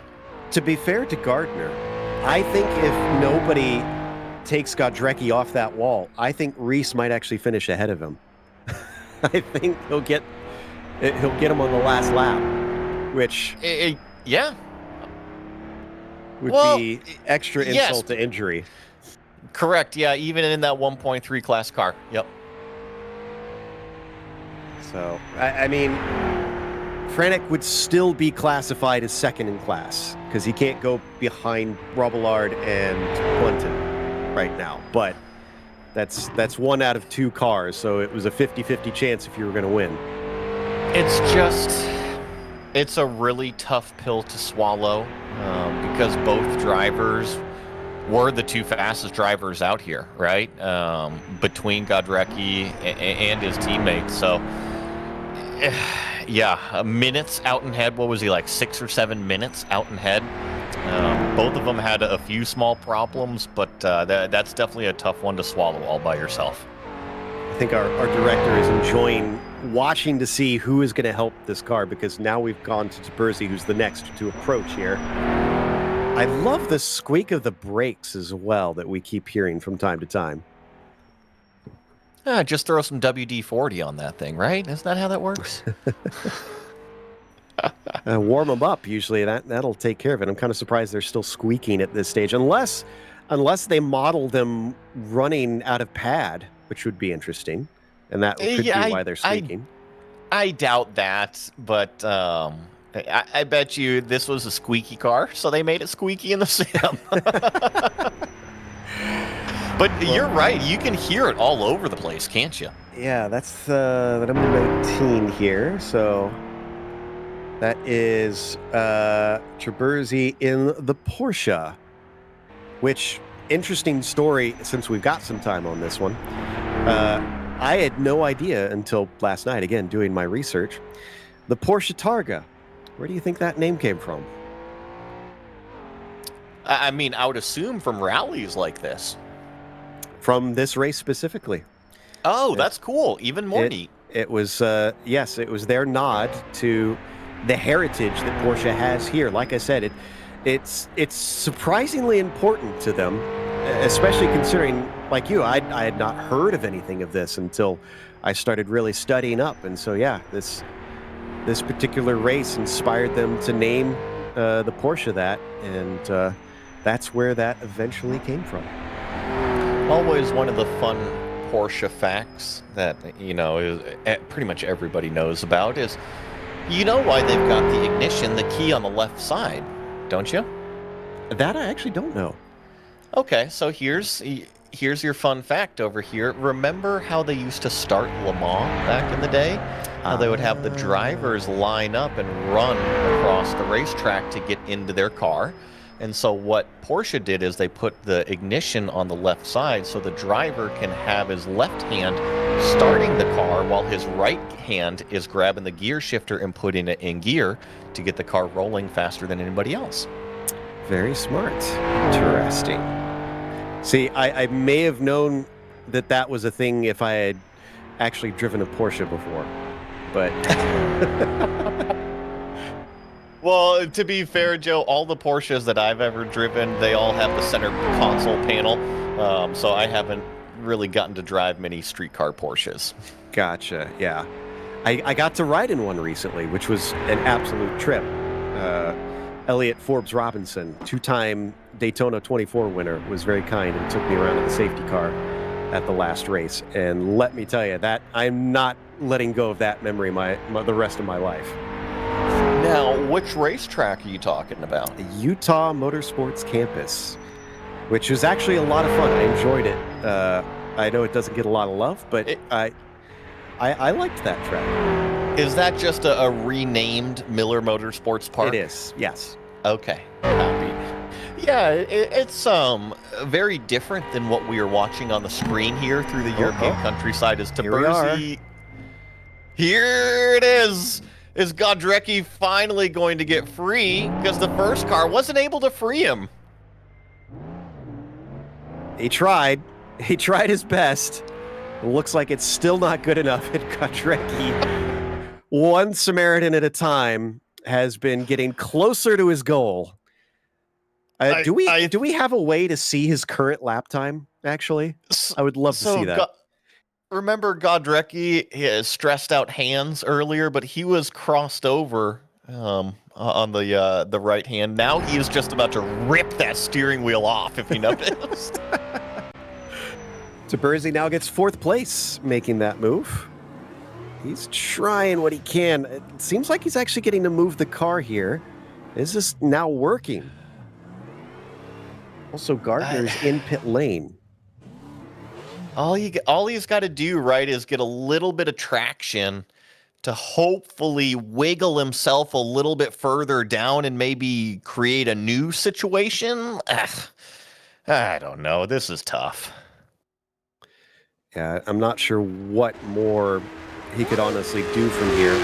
Schrapp still at about 250 seconds ahead of Kantonen currently. Still hasn't started the final lap, though. This is still lap number 9 out of 10 for that number 16 machine, and sitting in a comfortable position.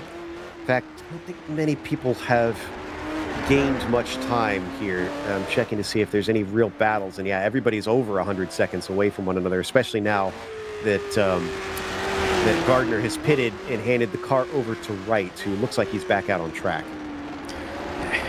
You know, Joe, you literally took my talking point away. I was just going to say, what I noticed on timing and scoring is that Reese came in and handed it over to Matt Wright, but the gap is still continuing to close up a little bit on Okuda. So with the 1.3 liter cars, I do think it'll be easier to draw in that time, but who knows? We'll see how Matt's going to drive it. Leader of the 1.3 class, Bergier, is going to be the next one to approach our stranded car. We'll see if we get another one. I think it's interesting that he's been honking, I guess, to kind of alert cars before they see him so that they can slow down in time. Because that actually seemed to work for to get Taberzi to actually slow up and try and help him. Correct. It's not a honk to warn. It's more like the ice cream trunk honk, right? Where it's like, hey guys, I'm over here. Come and see what I got. Oh yeah, come help me now.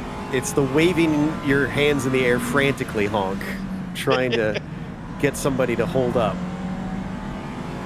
But yeah, he's just a little bit away here, so we should see Irwin start to approach. Now, will he also give a try at it? I mean, to be fair to everybody else, we've now had, what is it, 3 cars, or was it 2 that we've had try and push him off? 2, okay. So there have been chances to make it work. So it's not like everybody's ignoring the guy and leaving him stranded there. It's just he was truly stuck. I think he got lucky that he was able to even keep going. I can't remember which car it was, but remember when they got so far off of the racing surface, they physically couldn't get the car back. And remember how far off the racetrack Godrecki really was. He was way up the hill. Well, I think that's the thing, is that he was up the hill instead of down the hill, so he could actually return to the track. It just was unfortunate, the timing, as here we go. Nope, no help from Irwin. I'm sorry to Godrecki that we're laughing here. Partly is because our producer's laughing here, and it is rather funny, but he is probably going mad inside that cockpit. Yeah, and I mean, they sat there on the side of the track long enough that you might as well just sit there the rest of the race and hope that somebody comes and pushes you off at some point. Oh, we got another DNF. Lorenzo Van Erven in the number 17, I'm seeing, which is going to be 4th in the SP 2.0. So not going to lose a podium, but they are going to lose. They're going to give a position to Declan Brush, it looks like. It's the only other SP 2.0 behind them still running. I think that Godrecki is saying, hey, thank you. That is a car that is not going to pass me anymore, right? Because he hasn't made it up to Franek up there. So keep our cameras focused right here on our leader, Max Schrepp. Still doing an incredibly consistent job. The last lap time out of him, a 36:08. And for the most part, his lap times haven't fluctuated more than probably 15 or 20 seconds, unless he's doing a pit stop. Which is frankly impressive at a track this long. If you've been enjoying this, make sure and use our hashtags on social media, the HRSC for this series, and of course Genisus Extreme for our channel, as we've always got some fun stuff up on our YouTube account here. And Schrapp definitely seems like he's hauling at some places, because I've been seeing that tail wag in a few of these corners. And we saw him bump into the wall at least once since he inherited the lead. Let's cross our fingers he doesn't do that again. whatever property they just went by, that was a huge variety of livestock. I don't know if you saw, but I'm trying not to talk about him, but he's still doing it, Joe. To be fair, I was the one that brought up hitting the wall, so I think that one was more on me. But to that point, I think that Max, he's been the most exciting driver. We've seen the other drivers really have yawed out cars. Oh, and there goes Schrapp off again. He's got a guardrail. Thankfully, he can drive through it there, but excitement. There it goes again. And that looked like it was a barbed wire fence, so it's a good thing they don't model the tire punctures, because you would definitely be done. And that's the other thing that was mentioned in some of my research is, I mean, there's so much junk and things and debris all over these tracks that, honestly, flat tires were not uncommon in cars. And I'm sure it was terrifying in some of these faster cars heading towards some of the corners, hoping that you didn't run over something and didn't have a blowout at exactly the wrong time. I think one of the scariest parts of this era, you could talk about that on any point on this car, Joe. Sure, the tires aren't necessarily what we consider amazing, but think about the failure rate, the component failure rate that everything had back then in comparison to what we have now. So it's always kind of cross your fingers and toes whenever you're going above, 100 miles an hour in one of these things. That's why F1 only paid points down to about 6th place for so many years, is the reliability took a while to really get caught up. But yeah, Godrecki is now officially out. He is DNF'd. Crab is as well. And Lorenzo Van Erven, it comes right down to the end of the race, Joey, and yet we're still seeing drivers drop. And it's tough, right? Because the first half of this race, we only saw, a few, probably about 4 drivers fall out. And then just in the last, call it lap and a half, we've had another 4 or 5 drivers drop out. So the DNF list definitely growing out here. Yeah, I think you're right about the 4, because Declan Brush is now a DNF. Van Erven, Godrecki. Oh, and did somebody try a Crab? Is no okay. It says outlap, so he must have actually taken a tow. He might not be out of this. You're right, and here he is on screen, and this is just those first couple of corners, and you see down on the bottom right, he had just started this lap 20 seconds into it. So take one of the DNFs off of the board, though. Wait a minute. Crab is being scored as our leader in SP 1.3. Okay, so we're hearing timing might be screwed up again. We'll see if that moves Irwin back up to the lead. Because I was going to say, I don't think that he somehow managed to wreck out and pass Irwin in the same lap. It wouldn't be the first time this race that live timing and scoring has kind of disagreed with what's going on out on the racetrack. So we just have to be patient and kind of let things develop, and hopefully it all sorts itself out. But I do see Bergerie in pit lane currently. Yeah, you're right. I just noticed that too. So maybe they are also either had some sort of problem, or they're taking fuel and tires. It does look like that car's jacked up on the right side. This looks like a pit stop to me with the attitude of the car. Yep. I'm in agreement on that one. So that could explain how we wound up getting Crab in front of them somehow. Schrapp still our overall leader and leading the 2.0 class, whereas Kantonen leads the 2.0 plus category. Kind of surprised after all that Godrecki didn't try to take that tow sooner. I feel like after the first car went by, I probably would have said, let's throw our hands up and take the tow and try and see what we can do from here, because he probably could have still been on the overall podium if it wasn't for that. I'm going to be the hardcore competitor over here. He was turning incredibly similar laps to what Kantonen and Jake William were doing at the time. So I feel that if he wants to win the race, his only hope was to have somebody help him. If he hit the toe, I agree with you, you stay in the race, but he would have lost all hope of any sort of victory.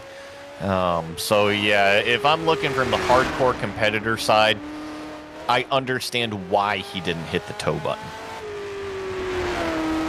Okay, let's hope that Schrapp doesn't also wind up with the same issue out there. And looks like Tom D is now out. Actually, did they? No, it was Taberzi, I think, that we were looking for, that shared the car, right? That was just in pit lane. Let's see here. Tom D is in the number 6 car here. Still doing some laps in the 1.3 class. Okay, so it was this car that just left pit lane. That's the one that I was trying to figure out, because we had a couple cars in there, and I got my wires all crossed trying to figure out who. Driver change. Yes. Now we spit out the words. They are legitimately behind Crab. So, okay, let me throw out an idea here. Now, neither of these cars have crossed the Sector 1 line, so my tinfoil hat could fall apart real fast. Could Bergerie have had an accident in Sector 3 and hit the toe button, which essentially brought him back to the beginning of the lap? Same thing that happened to the Thomas Crab car? That could be. Good catch on that. I think you might be right that he had an issue, had to come in, get whatever repairs he could, and Crab, despite appearing to be out of this race, somehow has lucked into what is a 1.3 class lead. We'll see. we'll definitely see. This feels like the real Targa Florio, where we're just kind of grasping it. Well, we don't know completely what happened, but something did. Yeah, and I'm looking at the interval between those two cars on the racetrack. It's roughly about 2.5 minutes. So they're close together on the racetrack too. There's your flowers. That means that Schrapp is getting ready to see the white flag here to take one more lap around. Canton is still nowhere near to try and challenge him at this stage. Kirsten, your overall podium, 3rd place, with another nearly 400 seconds back from P2 and almost 650 seconds behind the lead car. So it is looking like Max is sitting very, very pretty. Canton, though, the highest of our 2.0 plus class cars, is 2nd overall. So Max's last lap time, a 36.08. I'm curious, once he actually crosses start-finish line at the end of this one, what it is going to be.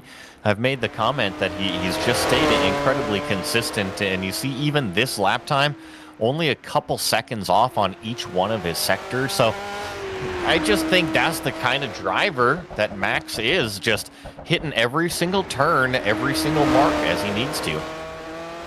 Indeed. And so we watch him take it right up to the grass and then right up to the barrier as well.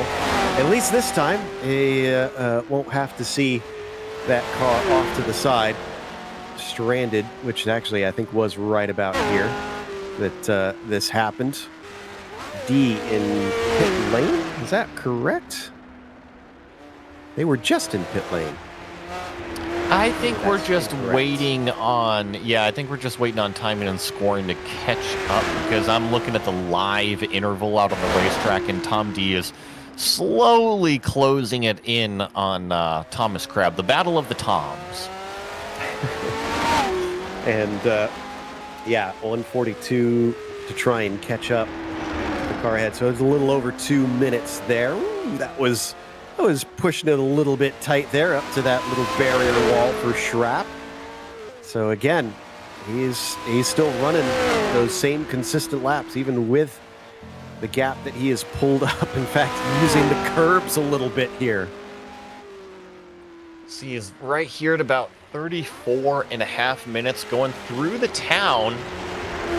So he's just got to get through this tight little sector, and then through about a dozen corners after he exits this brick right here. Let's see if he keeps the nose nice and tight. Nice, doesn't have any traction issues through there. Little bit wide on exit underneath the palm trees, but then I guess I'd go through about a handful, maybe a dozen corners out here, and then really stand on the gas through that long straightaway section. Worth noting that Kantonen just set his personal best second sector this late in the race. That's interesting out of him. And D had a personal best on, well, not D, I guess the other driver that was in there, had a personal best on the third sector the last time through. So we're still seeing a bit of fluctuation out there as Schrapp hits the long straight, lets the car unwind, and off we go towards the mountains.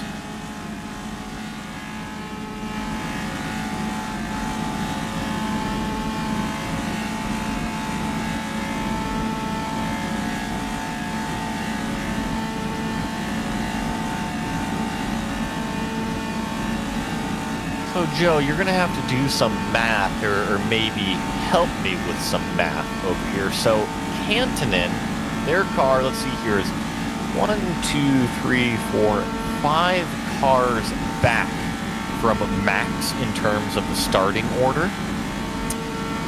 So that is, what, about 110, 120 seconds? Something like that, right? Are you sure that's 5 cars back? I think Max Schrapp number 25 started, versus 16. Right? I'm showing that Max started 13th and Kantonen started 18th in today's race. Okay, that's interesting because their numbers are showing that Max is number 16 and Kantonen is number 25. So if they followed... I hear you, but it's not, the numbers don't follow skip in numbers. order. Okay. Correct. Gotcha. See, this is why it's a good thing you checked. And even our director is going to go and check. Oh, it's basically what I'm getting at here is that if he had roughly 100 to 120 second gap, right? What we are seeing with a 264 second lead is actually only about half of that. Yeah. Just got something to keep an eye on, right? A lap remaining. Indeed. So this one is not over.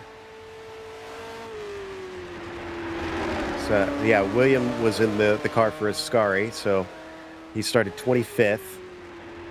But the real question is, we are trying to figure out where Schrapp started in the number 16. I'm going to check that myself. So that would be 13. Oh, and Schrapp actually just had a little bit of an off there. He got way wide through one of the sections, so Sector 3 not going to be the cleanest here, and I think just bleeding even more time, but the one thing that I think is going to be the big telltale is Max had that early off. Does he have to come down to pit lane for a top-up of fuel, or can he keep going? If he keeps going, then we're just talking about that gap. If he has to come in, then we're kind of rolling the dice a little. This looks like we got Declan Brush. Maybe we can clear up what happened to that car. By the way, from what I see on the starting order, it looks like a minute 40 was between the cars in their start. Declan Brush here for the McDeclan's Auto Racing number 12. Sad to see out of this race early on before we get to the checkered flag. We didn't see what happened. What caused the DNF? Well, earlier back on my first stint, I was like telling him my stint on the 4th lap. I was getting probably almost a run down to Colifano. I just kept bumping off the wall after wall and just really messed up my suspension to the point where it's really getting really wibbly wobbly.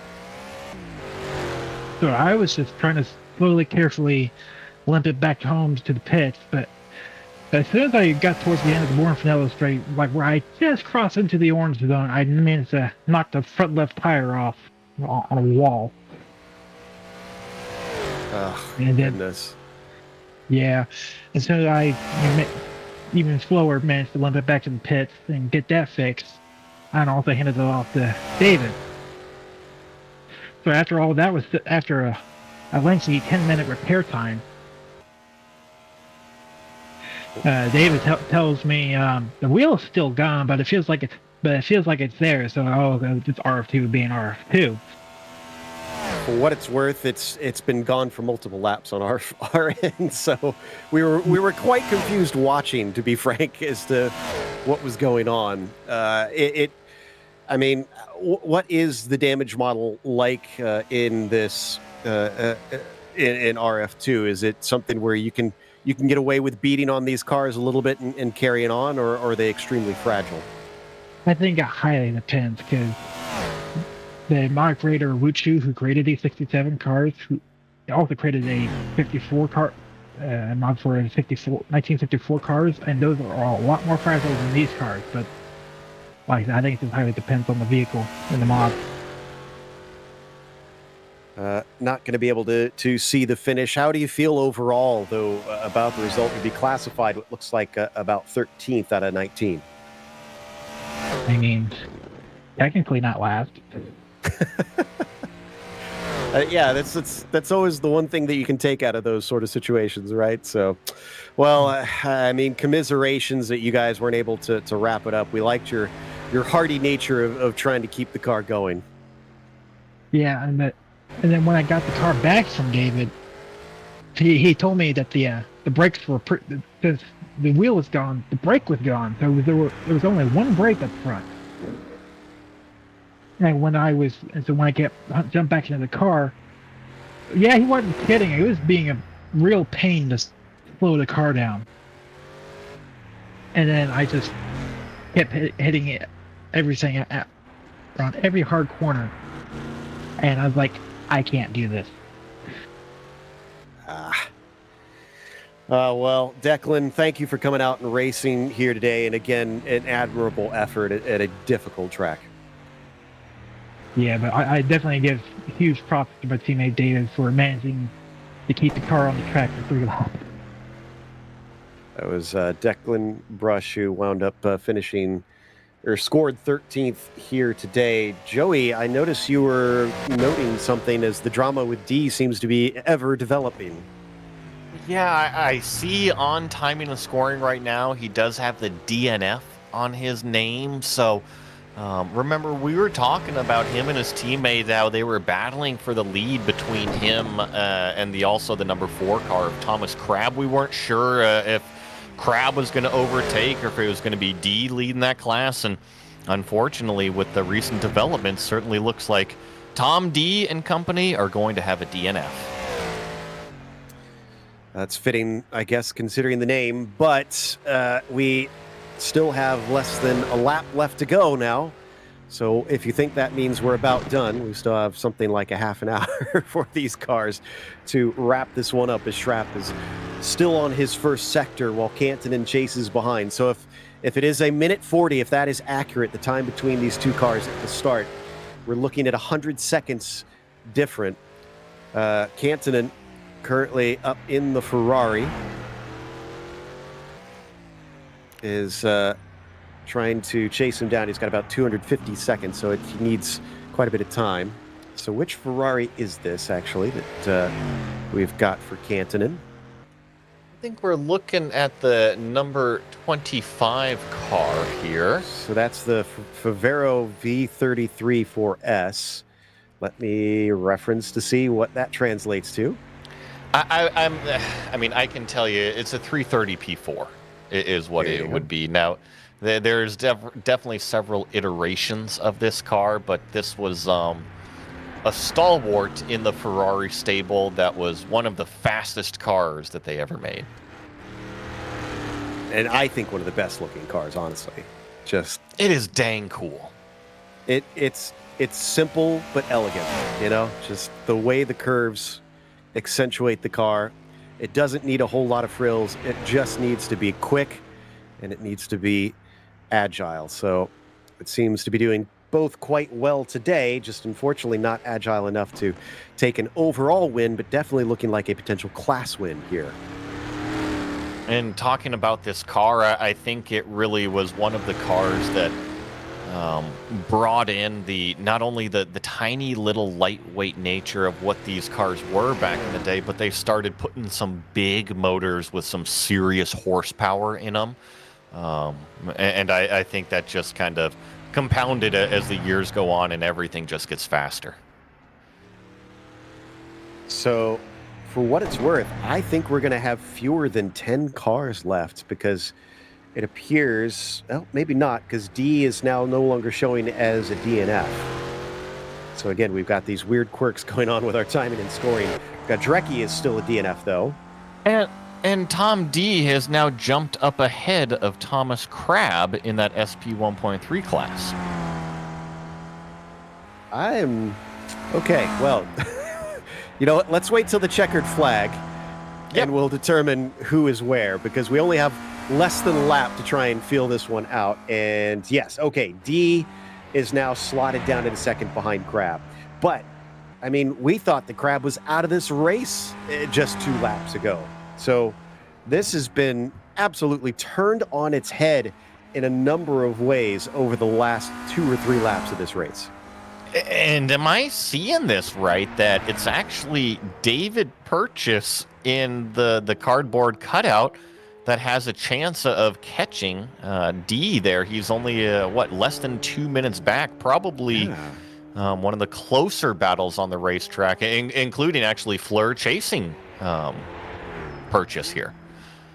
Yeah, that's a good point. Purchase's last lap is a 42.50 though, so he wasn't going terribly fast. But again, if you keep it on the road, sometimes you'll be able to catch up to those ahead of you. D with a 39.32 in front of him on that last lap, so not looking like he might be able to catch him. Purchase though on the podium in 1.3 class, which is something to be proud of in one of the strangest cars that I've commentated on in my career.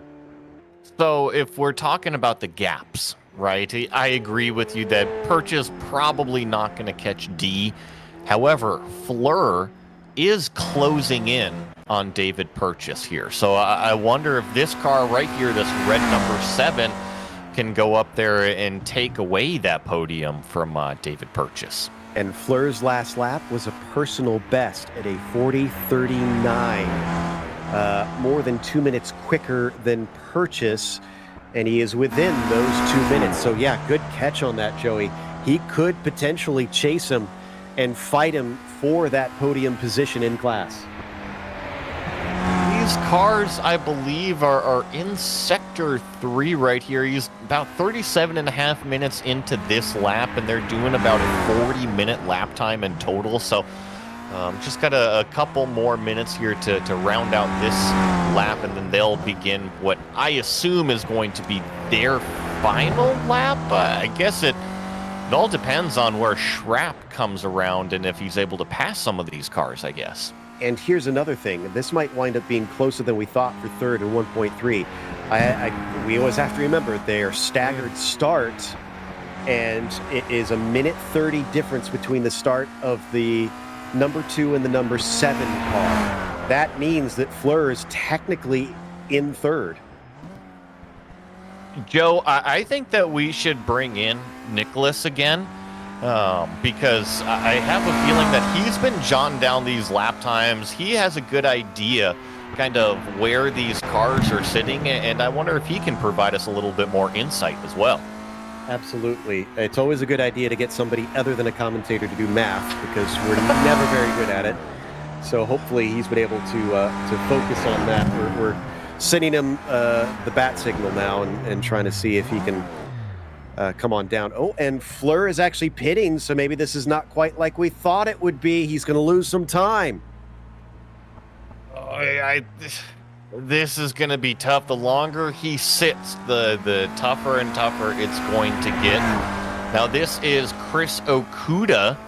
He is behind Fleur. I'm noticing quite a ways, though, multiple minutes. So I don't think that Okuda is going to have the opportunity to get past Fleur. Okay, so Yeah, quick stop for Fleur too. That's exactly what he needed. Only enough gas to make it around one more time, probably. it's a minute 35 that they are behind right now. So they need essentially 5 seconds to try and pass purchase for that position.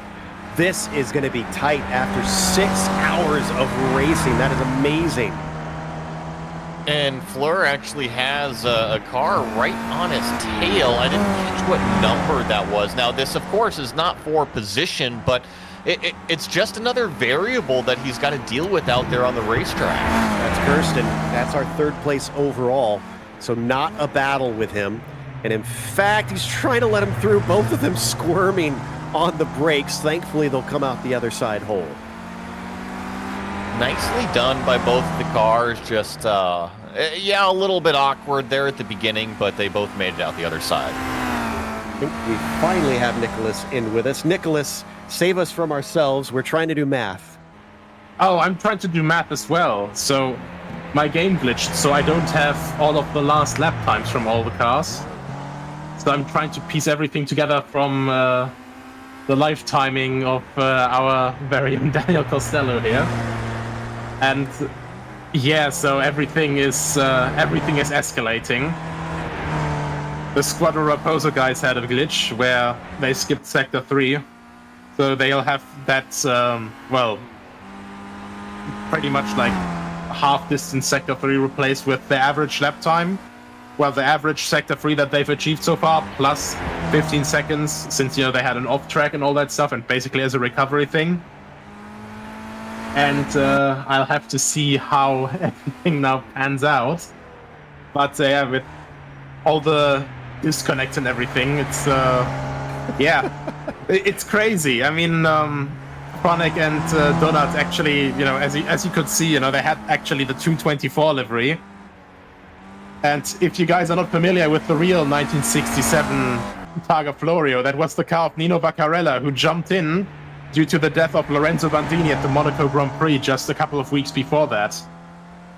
And Nino was a local man for Sicily. That's why, you know, you always have these texts here on the walls, on the track and everything. Vai Nino, you know, go Nino.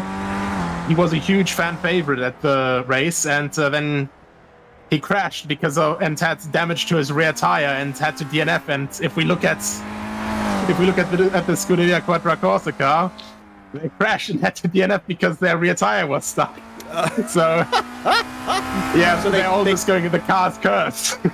I was going to say, they tempted fate and paid the price. Pretty much. It's really unfortunate. Amazing. Cannot believe that. Wow. The racing gods have a sense of humor. That's one thing that I've learned over the course of the years. So if I'm understanding correctly, so then Crab will hand some time back, but D, if I'm seeing right, is basically half a lap behind. So Crab could still technically be the winner, even with the penalty, I'm assuming. Yes, like at the moment as it seems, if Thomas Crab doesn't fall a lap behind as well, then that would probably make him the SP 1.3 class winner, since he's the only one to complete, since he would be the only one to complete 10 laps. Wow. Yeah, and that's a good point. We've also got the leader in between all of this, so that complicates things even further in all of this. Here is our leader, Max Schrapp. Kind of amazed the way this started for them, Nicholas, that they had that off, and yet here they are looking at potentially just romping away with this thing. I mean, Max is a fantastic driver. You know, had a couple of offs in the race, but just a really, really good and, in the end, consistent drive, you know, able to overcome the mistakes that they had. And he had kept it all together when everyone else started, you know, having issues melting down. And honestly, you know, just with the real-life result in the background as well, where basically a Porsche 910 won, but with a slightly enlarged 8-cylinder engine instead of the flat 6.2-liter that they usually had. It just feels good to see, you know, what's I've basically been saying the entire time about this event. This is one of the great parts about this. You don't have to be in one of the biggest sports cars to win this overall. You always have a chance in the 2-liter class as well. Well, and you know, we've been talking a lot about how the 1.3s have been doing extremely well. If it wasn't for Matt Wright and Gardner's issues, they would have possibly be looking at an overall podium, maybe even. How impressed are you with Thomas Crabb having that 1.3 car in the top 5? That's the thing, it's all about attrition in the end. And when you look about it this way, we're simulating historic racing, and in the end, sort of in a slightly metaphorical way, you have to think, a disconnect or like a game crash or something. That's basically the same as, losing a cylinder in the engine, or maybe having like a push rod failure or something, It's always this sort of thing. And we were talking quite a bit about that, that those kind of equate to that, and also just the reliability of these cars back then. They definitely were not like sports cars today, where they've made them practically bulletproof, and so much of it was just babying the equipment to get to the end. And I feel like we kind of see that with Schrapp here today. Just wasn't the outright quickest, but he's been there when he needed. Yeah, absolutely. I mean, there's a lot of the Le Mans races were actually, I think the F1 drivers that basically drove for example, like Jochen Rindt, Lorenzo Bandini, and all the others that drove for Ferrari at Le Mans, they were always told, don't fully push. This is not an F1 car. So, like, they had to actually rein them in a little bit because they wanted to go full all-out racing. And of course, the cars weren't able to do that back then. Well, we can't thank you enough for putting on this event. It's been an absolute joy from our perspective to witness, and hopefully we'll get to see more of these down the line. Are there any plans that you can tease us that could be coming up? Well, I want to do at least 1 or 2 more 1,000-kilometer races this year. So, honestly, like, the biggest plan would be Spa, since it's, we have a fantastic version of that in R-Factor 2, and I think if we put on, Spa with the 1967 cars, we could get quite a big grid as well, and it also would give some incentive to, finally start using some weather. Because so far, we've always been in sunny Italy, everything with perfect weather, it's hot, the women are beautiful, the weather is even more beautiful, and the scenery is even more beautiful, but going to Spa would be, I think, a very nice thing. I've been there last weekend recently because of WEC, and just drove past and walked past a couple of the historic track parts, and it would just feel right. But the very next thing that I've got planned would pretty much be not a big endurance race, but sort of a race weekend sort of format with Formula 2 and Formula 3 and maybe touring cars. So people could sign up to different races, and we'd have a couple of shorter but more action-packed races. I'm not quite sure about the track yet, though. I'm excited for that. Seeing classic Formula 2 and Formula 3 out there would be a real joy. If I could have my votes, if you've got an old version of Kyalami, I always loved that, sir. We have that. We also actually have Crystal Palace in London, which nowadays is unfortunately, just a walkway at this point and a parking lot. But we have a great version of that. We have quite a lot of tracks, actually. So it's in German, it's die Qual der Wahl, the suffering of choice, when you have a lot of good choices. We also have Kemola, an old 1960s Finnish racetrack where they actually went with the Formula 2 European Championship, so that would also be a quite nice pick, I think. And see, that one is foreign to me, because I have to confess I don't really know about any of the Finnish tracks, so excited if you guys choose that, and have to learn myself about someplace new. But again, thank you, Nicholas, and we will look to your help here in about half a lap's time. Yeah, of course. At this last little shout out, I'm hoping that a couple of his usual spectators are watching as well. Just once again, big shout out to Jake William from GP Labs. Without his entire, HRSC and everything, I think this entire historic race would have never started. And his video of about the Targa Florio circuit, this circuit that we're using right now, I think I wouldn't have gotten the idea to host the Targa Florio, as a revival event. Overall, I wanted to show, that the RF2 servers, after LMVS had a couple of disastrous races, I just wanted to show off that we can host stable races on RF2. And overall, I think in the last year, we've shown that quite a couple of times. So if anyone's interested in these races, if you love historic cars, if you love historic racing, join us. That's all I can tell you all. We have enough spaces. We're hungry for new drivers, and we'd be all too happy to accommodate all of you. Well, we hope with it you get plenty more, because as I said, I love vintage racing. That was Nicholas Hillebrand, who's been helping put this on for today. A big event with plenty of drivers, 19 teams taking part in this race, but only 10 are looking like they're going to actually get to see the checkered flag, Joey, with Schrapp still leading, and only 5, if I'm seeing this right, are going to be able to complete all 10 laps.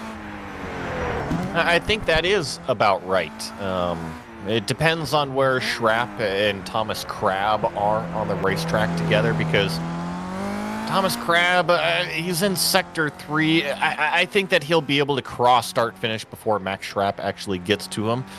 But this is Fleur here in the 4th place position in class. So hanging on to that SP 1.3 4th place position, chasing down David Purchase. Now, Joe, you had done the math. Fleur should actually be in that 3rd spot per the running order on the time delay, correct? Yes, so D is currently, well, no, he hadn't, did he have another between problem? David Purchase, no, I'm talking about between David Purchase Oh, that's right, and that's right. Fleur. Yes, Fleur, oh, wow, yeah, he's gained plenty of time. It was about 1:30, so 90 seconds. He is down to 71 seconds. Fleur should be our 3rd place finisher, if that's correct.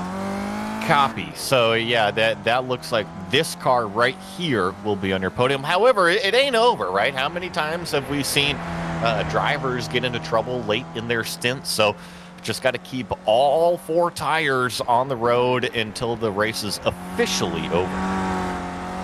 Indeed. Sometimes easier said than done from what we've witnessed, though. So, and Matt Wright behind Okuda, unfortunately, has about looks to be 200 seconds that he needs to make up, so he's more than 3 minutes behind, unfortunately. Not going to be easy for him to try and make that up unless Chris has a mistake. And I'm pretty sure, yeah, the by far the most drivers of any class that's going to finish this is the SP 1.3, which goes to kind of attest to Nicholas's point, which is sometimes it's better to be in these less powerful cars because you're not constantly on the ragged edge. I'm counting, only 2 retirements out of that 1.3 liter class. One of them was Steph Herman's. Remember how good that car was early on, that blue number 1? We were really following it, and unfortunate for them to drop out. But only 2 of them. The rest of them still in the race. I would say that the majority of the cars that actually had problems were those SP 2.0 class cars, and I just think it's because they had so many in comparison to any of the other 2 classes. Yeah, that's true too. They definitely had a lot of attendees here. SP 2.0 looking pretty decent, although they only will see the podium finishers get to the checkered flag, since Lorenzo Van Erven, our latest to wind up out of the race in that category. Schrapp still on it all the way around, kicking up the dust in a number of these corners as he tries to cut it as tight as he dares, knowing that he's got 250 seconds back to Cantonin. He cannot entirely rest on his laurels, but I believe we said it was 1:40 between them, so that leaves him something in the realm of about a minute gap, I think, of leeway. I'm curious, which I always am with racing. He should be coming up to sector number 2, crossing over, and I talked about the consistency. He's been doing a great job, and I wonder if it's holding up even through... He's still pushing it down the hill here, isn't he? And I think that Max probably isn't going to let up until he officially sees that checkered flag.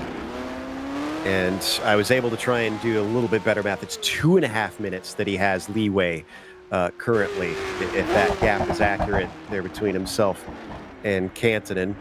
And crossing fingers, knocking on wood, the only thing that we do also have to hope is that everybody put enough fuel in.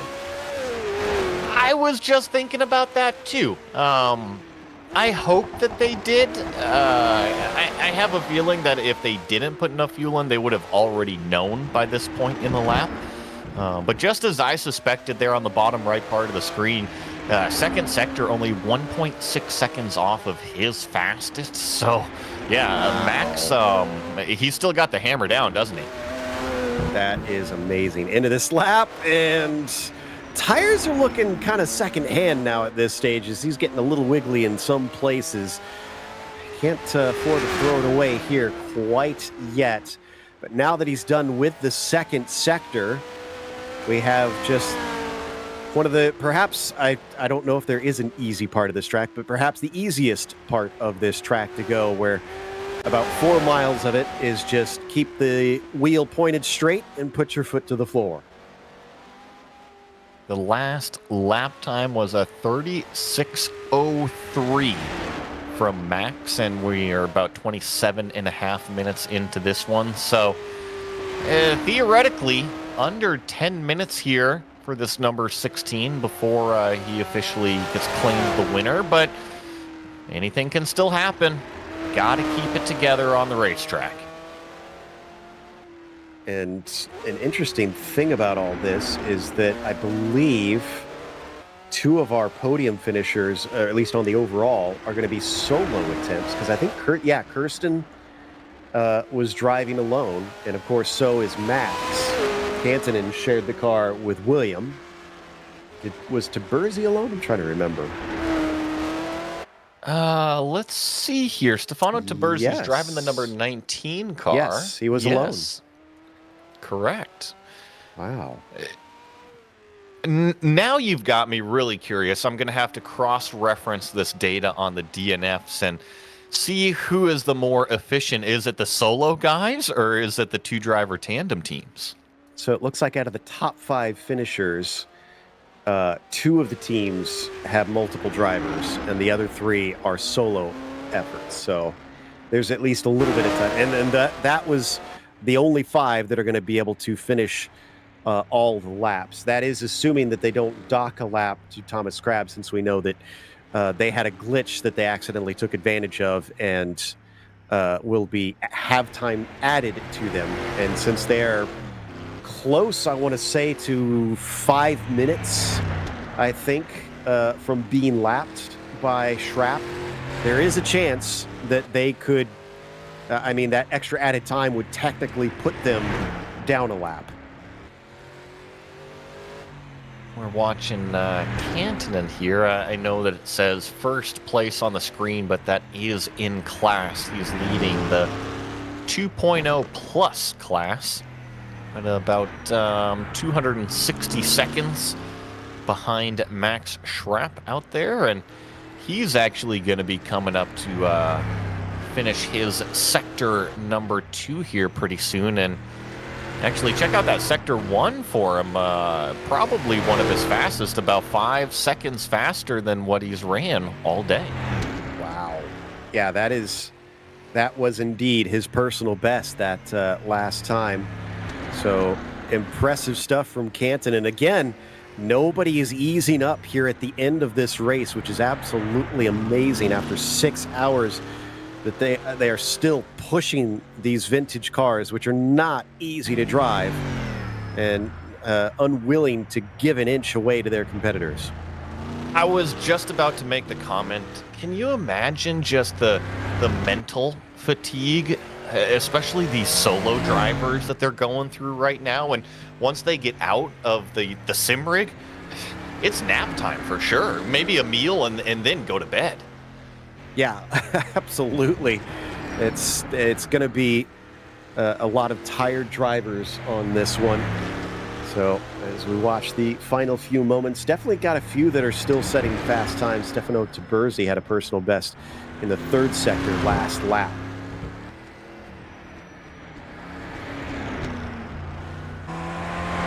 I think that that first sector from Kantonen was very impressive. Second sector, maybe not quite as fast, especially when in comparison to our leader. But here's Nicholas Kirsten running that number 13 car in third place overall, second place in that SP 2.0 category. And oh no. What happened to the number 13 car? Are we seeing another technical problem? Not sure. We're going to see what we can do here is hopefully this isn't a server issue as well. As we just heard mentioned that's something, unfortunately, RF2 is kind of gained notoriety for in a bad way. But crossing our fingers that, as we heard, it's not common anymore. And as we go by some of those beautiful flowers on our scenic shots, our top drivers were Schrapp, Kantonen, Kirsten, Taberzi, and Crab. Here's your top five before we lost sight. Just trying to wait and see how everything comes back. But like you were saying, Joe, it really has been Max Schrapp out front there, and been doing a terrific job ever since that lead car of Godrecki had that problem up and over the hill. So really just tip of the cap there to Max and everything he's been doing so far today in the race. Certainly has been an impressive showing from him these 10 laps. He was on the final sector there. We were so close. Hopefully we can get back in here and see the finish if that car is still rolling. Trying to wrap this one up in that number 16 AMX Racing team. North Atlantic Racing's number 25 with Kantonen and William just didn't quite have the speed to keep up with them, but they did show that they've got some great oomph underneath that Ferrari. Going to be the highest finishing Ferrari in this race. I think as we just kind of are getting back into everything and getting the race back going on the screen here, it'll be pretty quickly here that Max will probably be approaching that checkered flag. He was already in Sector 3, and so I think that he's going to be probably victorious here in the matter of the next few minutes. Yes, so really crossing fingers that we'll be able to get to celebrate that moment here in just a bit. Here is that lead up to that finish line just around the corner of our vision. And it looks like we are going to get to see the end of this race. Let's see if we can figure out where exactly he is. This looks like just after the long straight. This does look just after the long straight, and usually Max has been turning about 36-minute lap times, and he's here at 34, so we're coming up right to the final few corners here, just a couple miles remaining. This has got to be a wonderful feeling, especially with how far he's been able to pull ahead of his rivals, knowing that he just needs a few corners to try and claim a victory here in the HRSC Genisus Extreme Targa Sicilia race. And this one is special. It was in real life as well. This was the one that drivers wanted to win before it was shut down. It perhaps one of the most important races in the world, alongside the Indy 500 and the 24 Hours of Le Mans. Now is when the crew chief gets on the radio and says, Max, you can see the flag. All you got to do is bring it home here. There's nobody in the rear view. Just focus on what's out in front of your windshield. Don't take any unnecessary risks. and bring us home a car in one piece that we can celebrate with.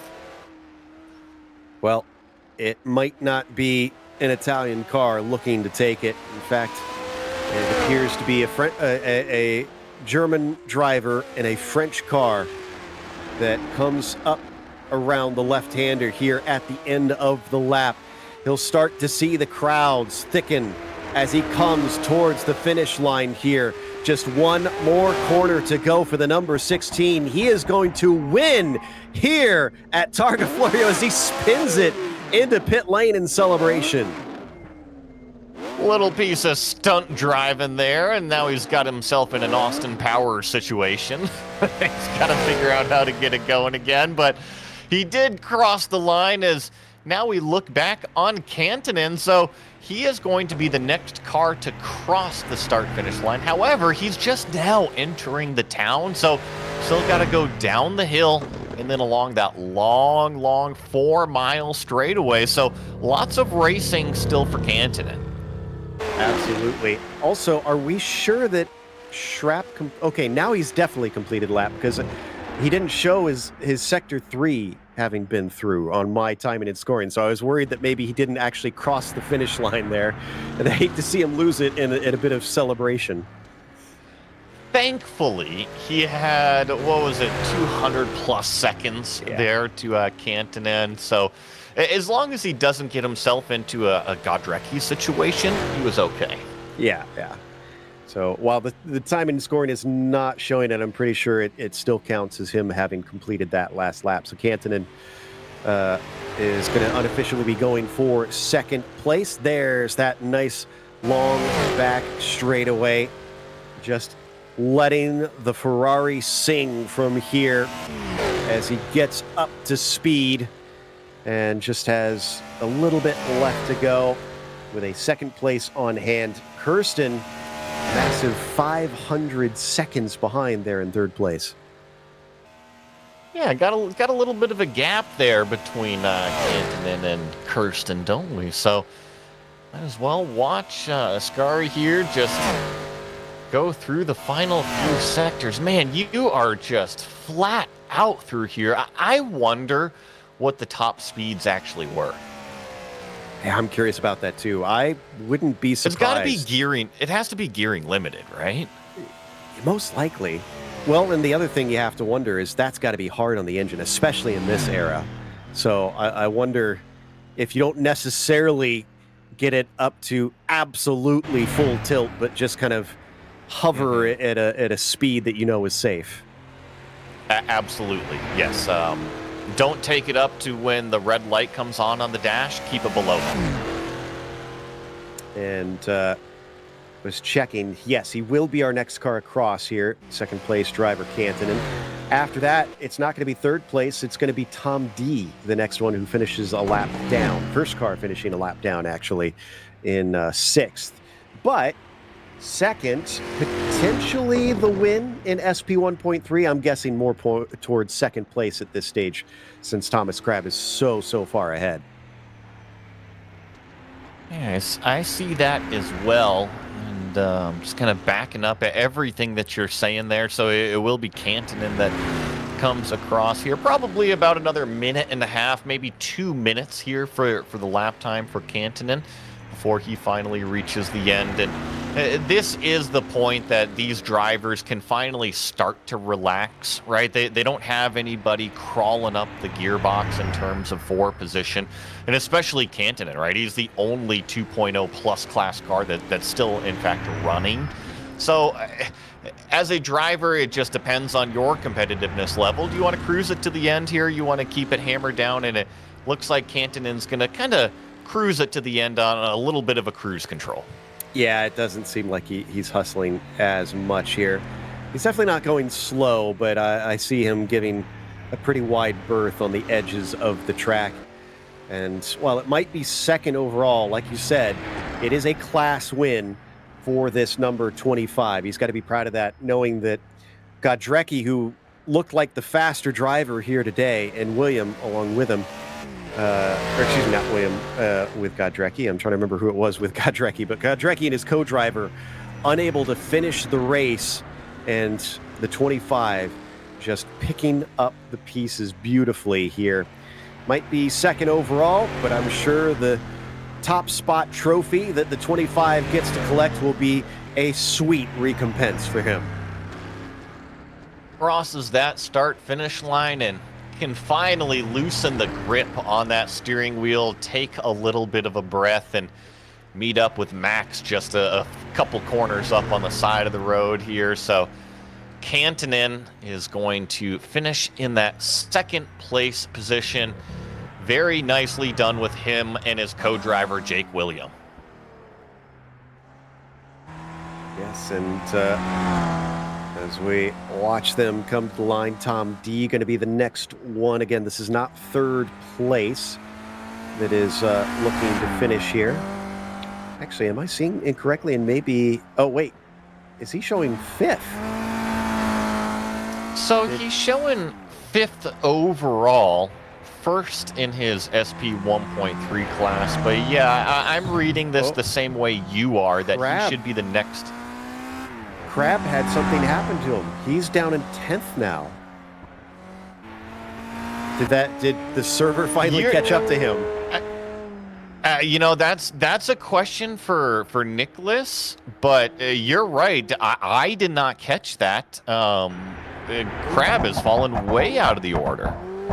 I just was confused because it said, 6 was going to be the next car for a while there, and then now suddenly it says 5th is the next car. So that's why I had to check real quick to see if something went on. And yeah, Crab is being scored a bit differently than we saw beforehand. I'm a little bit confused because he's still what looks like early in the lap, but we'll try and sort this one out. And this means that Tom D gets promoted into a top 5, and now most likely the unofficial winner in 1.3 class. And that'll mean the cardboard racer is theoretically, right, if everything stays as is, will be on the podium, because it'll be Tom D and then Fleur and then David Purchase. Yeah, that's a good point.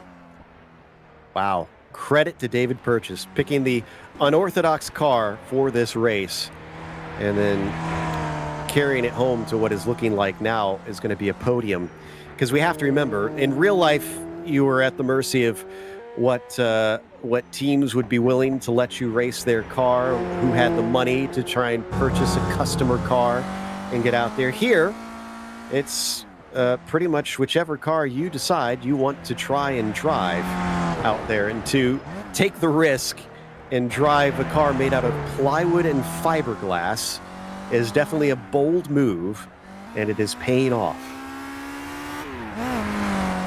Use the tools and the materials at your disposal, and you never know what the outcome can be, especially when you are determined and you can build a really, really fast race car. And that's exactly what Tom D is trying to finish up right now, and coming up about 33 minutes on this current lap here, and puts his foot flat to the floor, and he's going to keep it there for a little while on this straightaway. All right, so as D unwinds that Alpine, he's going to be quickly followed by third place. Kirsten only behind him by, looks to be about a minute or so. So he's going to take third overall. But we've had our 2 class winners, and this will be our third of the 3 classes trying to wrap this one up. Didn't get to complete every lap, but again, they had a much less powerful engine compared to the 2.0 and the 2.0 Plus. I think these 1.3 liter cars really make you second guess putting your hand out the window on this straightaway. Now, I grew up racing Spec Miata, which only has, I think, my personal car dynoed at like 127 wheel horsepower, and that was a hot rod, Joe. That was some serious stuff. But I still thought sticking my hand out the window and using it like a rowboat, like an oar, would help me down the straightaways. Yeah, how did that go for you, actually? Did that work? Anytime above 100 miles an hour, it's a lot.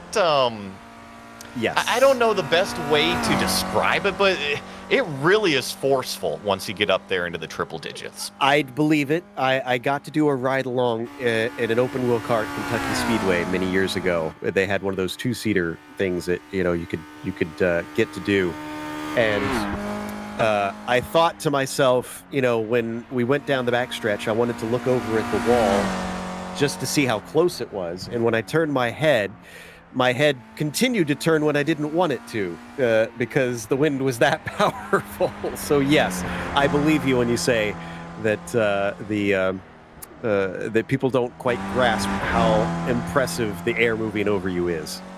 I'm just picturing you like a cartoon now. You just got to keep twisting your head back the other way, like a screw to get it on point and straight. Exactly. Yeah, It was definitely eye-opening, even with my knowledge of racing. It was not quite what I expected. Tom D's knowledge of racing and of this track proving to be an impressive one this time. As let's see, is he coming up to those last few corners soon? I'm waiting for that Y in the road that you mentioned, because that has been kind of my signal that he's at the end. I think that the 1.3 class cars are more around, I want to say like the 38 to 40 minute mark, depending on how their lap has been going. So I think that we've got a couple more minutes here of the 1.3 kind of going through the European countryside. There's another cactus. Yep, out here on the island of Sicily, being kicked by the boots of Italy. Oh, there's the turn right there. Which means that Tom D, and he's going to take some celebrations because he knows he's got this one in the bag. Victory in the 1.3 class for the number 6 car. And I believe... Look at the big old showboating there around turn number 1. I believe, do we have our overall winner ready to talk to us? It looks like Max Schrapp is waiting to have a little conversation. So why don't we have a chat with the man that was first home to the checkered flag. Max, congratulations on the win. Now, some of it fell slightly into your lap, but as we kept reiterating, you do have to finish this race to be able to take that victory. I mean, how does it feel, especially when you saw the leader sitting at the side of the road? The feeling about him was the worst, of course, because he was doing a great race. And he have such a good gap. But these things happen. It happened to me in the beginning of the race. I lost 3 minutes. And it was a tough race, so I keep going, keep focus. I have a few incidents, and I have a lot of luck. I had a lot of luck because my car kept straight despite a few touches and off-track excursions, and that was it. It was a great race, very, very demanding one. You decided to choose the Matra to race. Is there a particular reason you went with that car? I believe because this car is nimble, it's lighter, and I also thought that it would be easy in the tires after when the tires was already with some used a lot, and I thought that it would be easier in the tires, and it would be easy to deal with the car with low fuel. That makes better sense. What did the tires feel like at the end of the stint? Could you really tell a difference between the start and the end? A lot. In the end of the race, especially at the last lap, I have a few incidents because of the no grip at all. I really felt the loss of the grip, and especially with the the tank very empty, and was really difficult the last lap. Again, just fantastic stuff out there. Congratulations. Before you go, anybody you want to thank? I want to thank you all the guys, especially Nicholas for putting this amazing group, and this put a lot of effort to make these races happen, and I already raced with HRSC from GP Labs, and I was really happy to have another group to race this special events, this vintage event with vintage cars, and so I want to thank you all the guys that also participate in the race and put a lot of effort to train and to be at a good level for the race. That's it. That was Max Schrapp, our winner here today at the Targa Florio. And I believe that Joey has caught up with second place finishers Cantonen and William. Yeah, I believe that Cantonen and Jake William have joined us. And first of all, congratulations on the 2.0 plus class win, guys. Thank you. It was, Thank you. man, what a competitive race this was. And Jake, let's start with you because you started the car. It's always important to kind of set the tone of the event, but how did you feel? Because I thought that both of you guys did 2 stints each, and the performance was dang close to equal. Yeah, it definitely a little nerve-wracking to start, especially with us starting towards the back of the grid, right, passing cars and things. But I was very happy and impressed with the driving, working up the grid and getting past all the other drivers and stuff. And it was really fun to race this track with other cars out there, because so often we're doing hot laps and things. But yeah, it felt great. I think Oskari and I were talking that the track was quite a bit cooler at the start of the race, so it had a lot of grip for the first few laps, which definitely helped. Well, Ascario, I want to come and talk to you now because you've got quite the clout coming into this event, especially after last year. Now, did you feel like you guys had any speed in the last half of the race to maybe hunt down the overall win after Godrecki had his incident? Yeah, we tried to do that. We thought that maybe Max would have one more pit stop to take, but it turned out he didn't have to do it, so that's why we didn't catch him. Well, in terms of the outright pace, did you guys feel like you really grabbed it all today, or did you feel like you left any on the table? Was the strategy pretty aggressive from your point of view, Ascari? Oh no, the strategy was to leave something on the table just to make sure we finish the race. I did a 34-minute lap in practice, but I didn't want to risk that much here.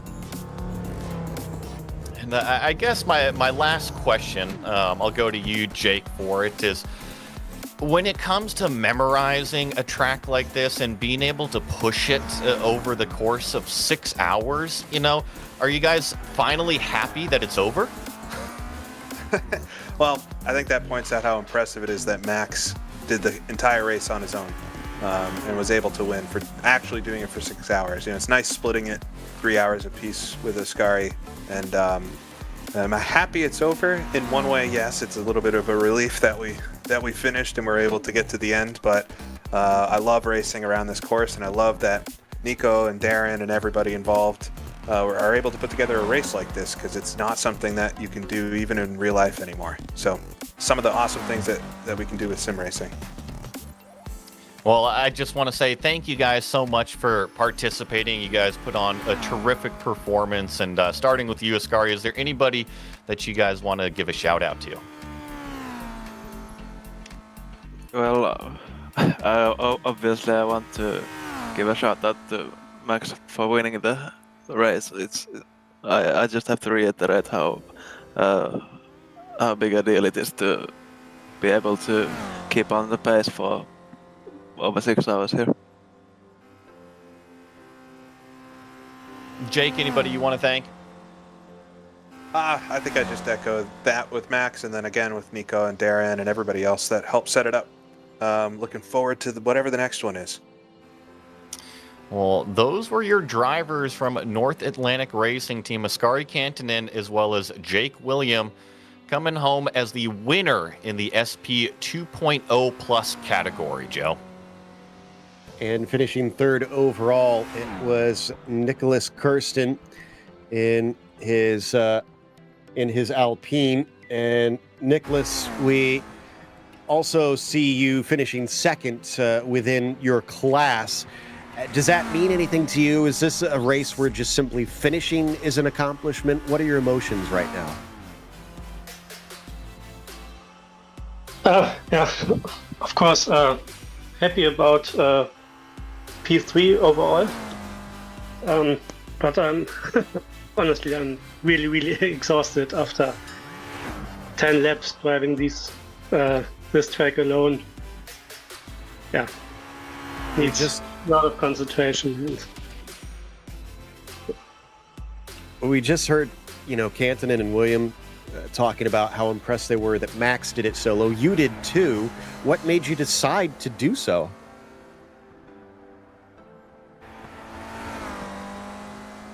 Well, last year we had the same event, and I shared a car with Robin. So yeah, I just wanted the challenge this time to do it alone. See if I can do it. That was the main reason, yeah. Well, not only did you do it, but you did it with an overall podium, which is mighty impressive. I mean, is the next goal then to try and take a victory, whether sharing the car or not? Do you think you can bring something to guys like Schrapp and the North Atlantic Racing Team?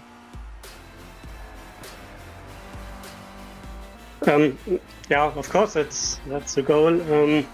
But yeah, for this race, I chose the Alpine because I knew I was doing this race alone, and it's a really easy car to drive, I think. So yeah, that was most important for me. Have an easy car to drive. It's, of course, it cannot really compete with on pace with the fastest cars here. But yeah, I think next year I will go for the big class and try for an overall win.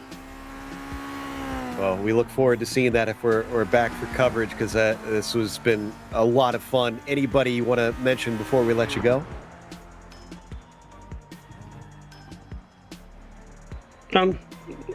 Just congratulations to everyone who finished the race.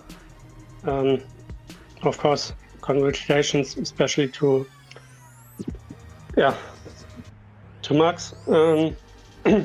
Yeah, thanks to Nico, of course, for organizing this fantastic events, and looking forward to more.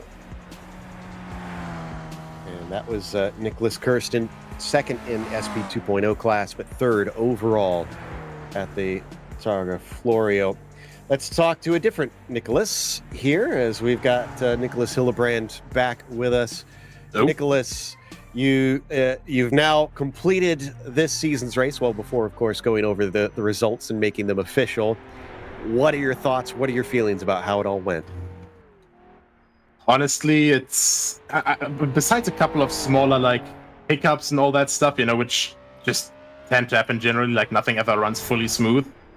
I think it went overall quite well. I'm very happy with the results. I think most, if not all, the drivers are also quite happy with how it went. I think, even if they had, bad luck or, got frustrated with the results because of a DNF or something, I'm sure that all of them had a lot of fun, and that was, one of the main points of this. So yeah, absolute win as last year in my book. We managed to make the grid a bit bigger as well. Maybe, who knows, maybe next year we can actually top over 30 cars. That would be a personal dream for myself, yeah. I would love to see that. I mean, it certainly looked busy enough with 19 cars, and this is a big track, so it can hold it. And again, can't thank you enough for putting this on, because Joey and I had a blast. I mean, I have to thank you guys as well, Genesis Extreme, for making this entire broadcast for this, just in general for this year, for Trans Am, for the Targa, just everything possible. To you two guys as well, of course, for giving such fantastic commentary. It was absolutely amazing to have you guys in my ear as well while I was noting down the lap times and all that stuff. And, Dan always with the fantastic camera directions. So, yeah, thank you very much, guys. That was Nicholas Hillebrand, the man behind the scenes to make sure everybody does get to have fun. And Joey, like I said, I am going to go and try and find out as much as I can about the Targa Florio now, because I'm totally hooked on this. It was really, really cool. And not only a Targa race that we were unfamiliar with, but more of an endurance format, right? We're familiar with endurance sports car racing, whether that's real world or here in the sim. And it was just kind of a neat combination of both. And then you put the vintage cars on them with the cool sounds and everything. I know that I really enjoyed it. I hope that everybody else got to enjoy it too, watching it. Absolutely. And well, if you enjoyed watching this, make sure and tune in more, because we've got all kinds of cool races coming up here on Genesis Extreme, as you can see, cover some great vintage series as well as modern GT cars as well every Wednesday. So make sure and subscribe to the channel. But until next time, I'm Joe Peak, joined by Joey Atterbury here on Genesis Extreme. Race clean, race hard. We'll see you on the track.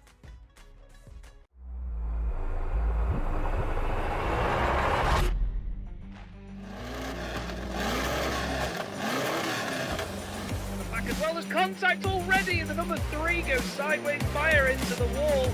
And he's already bounced off the side of the car next to him. I'm not sure if they just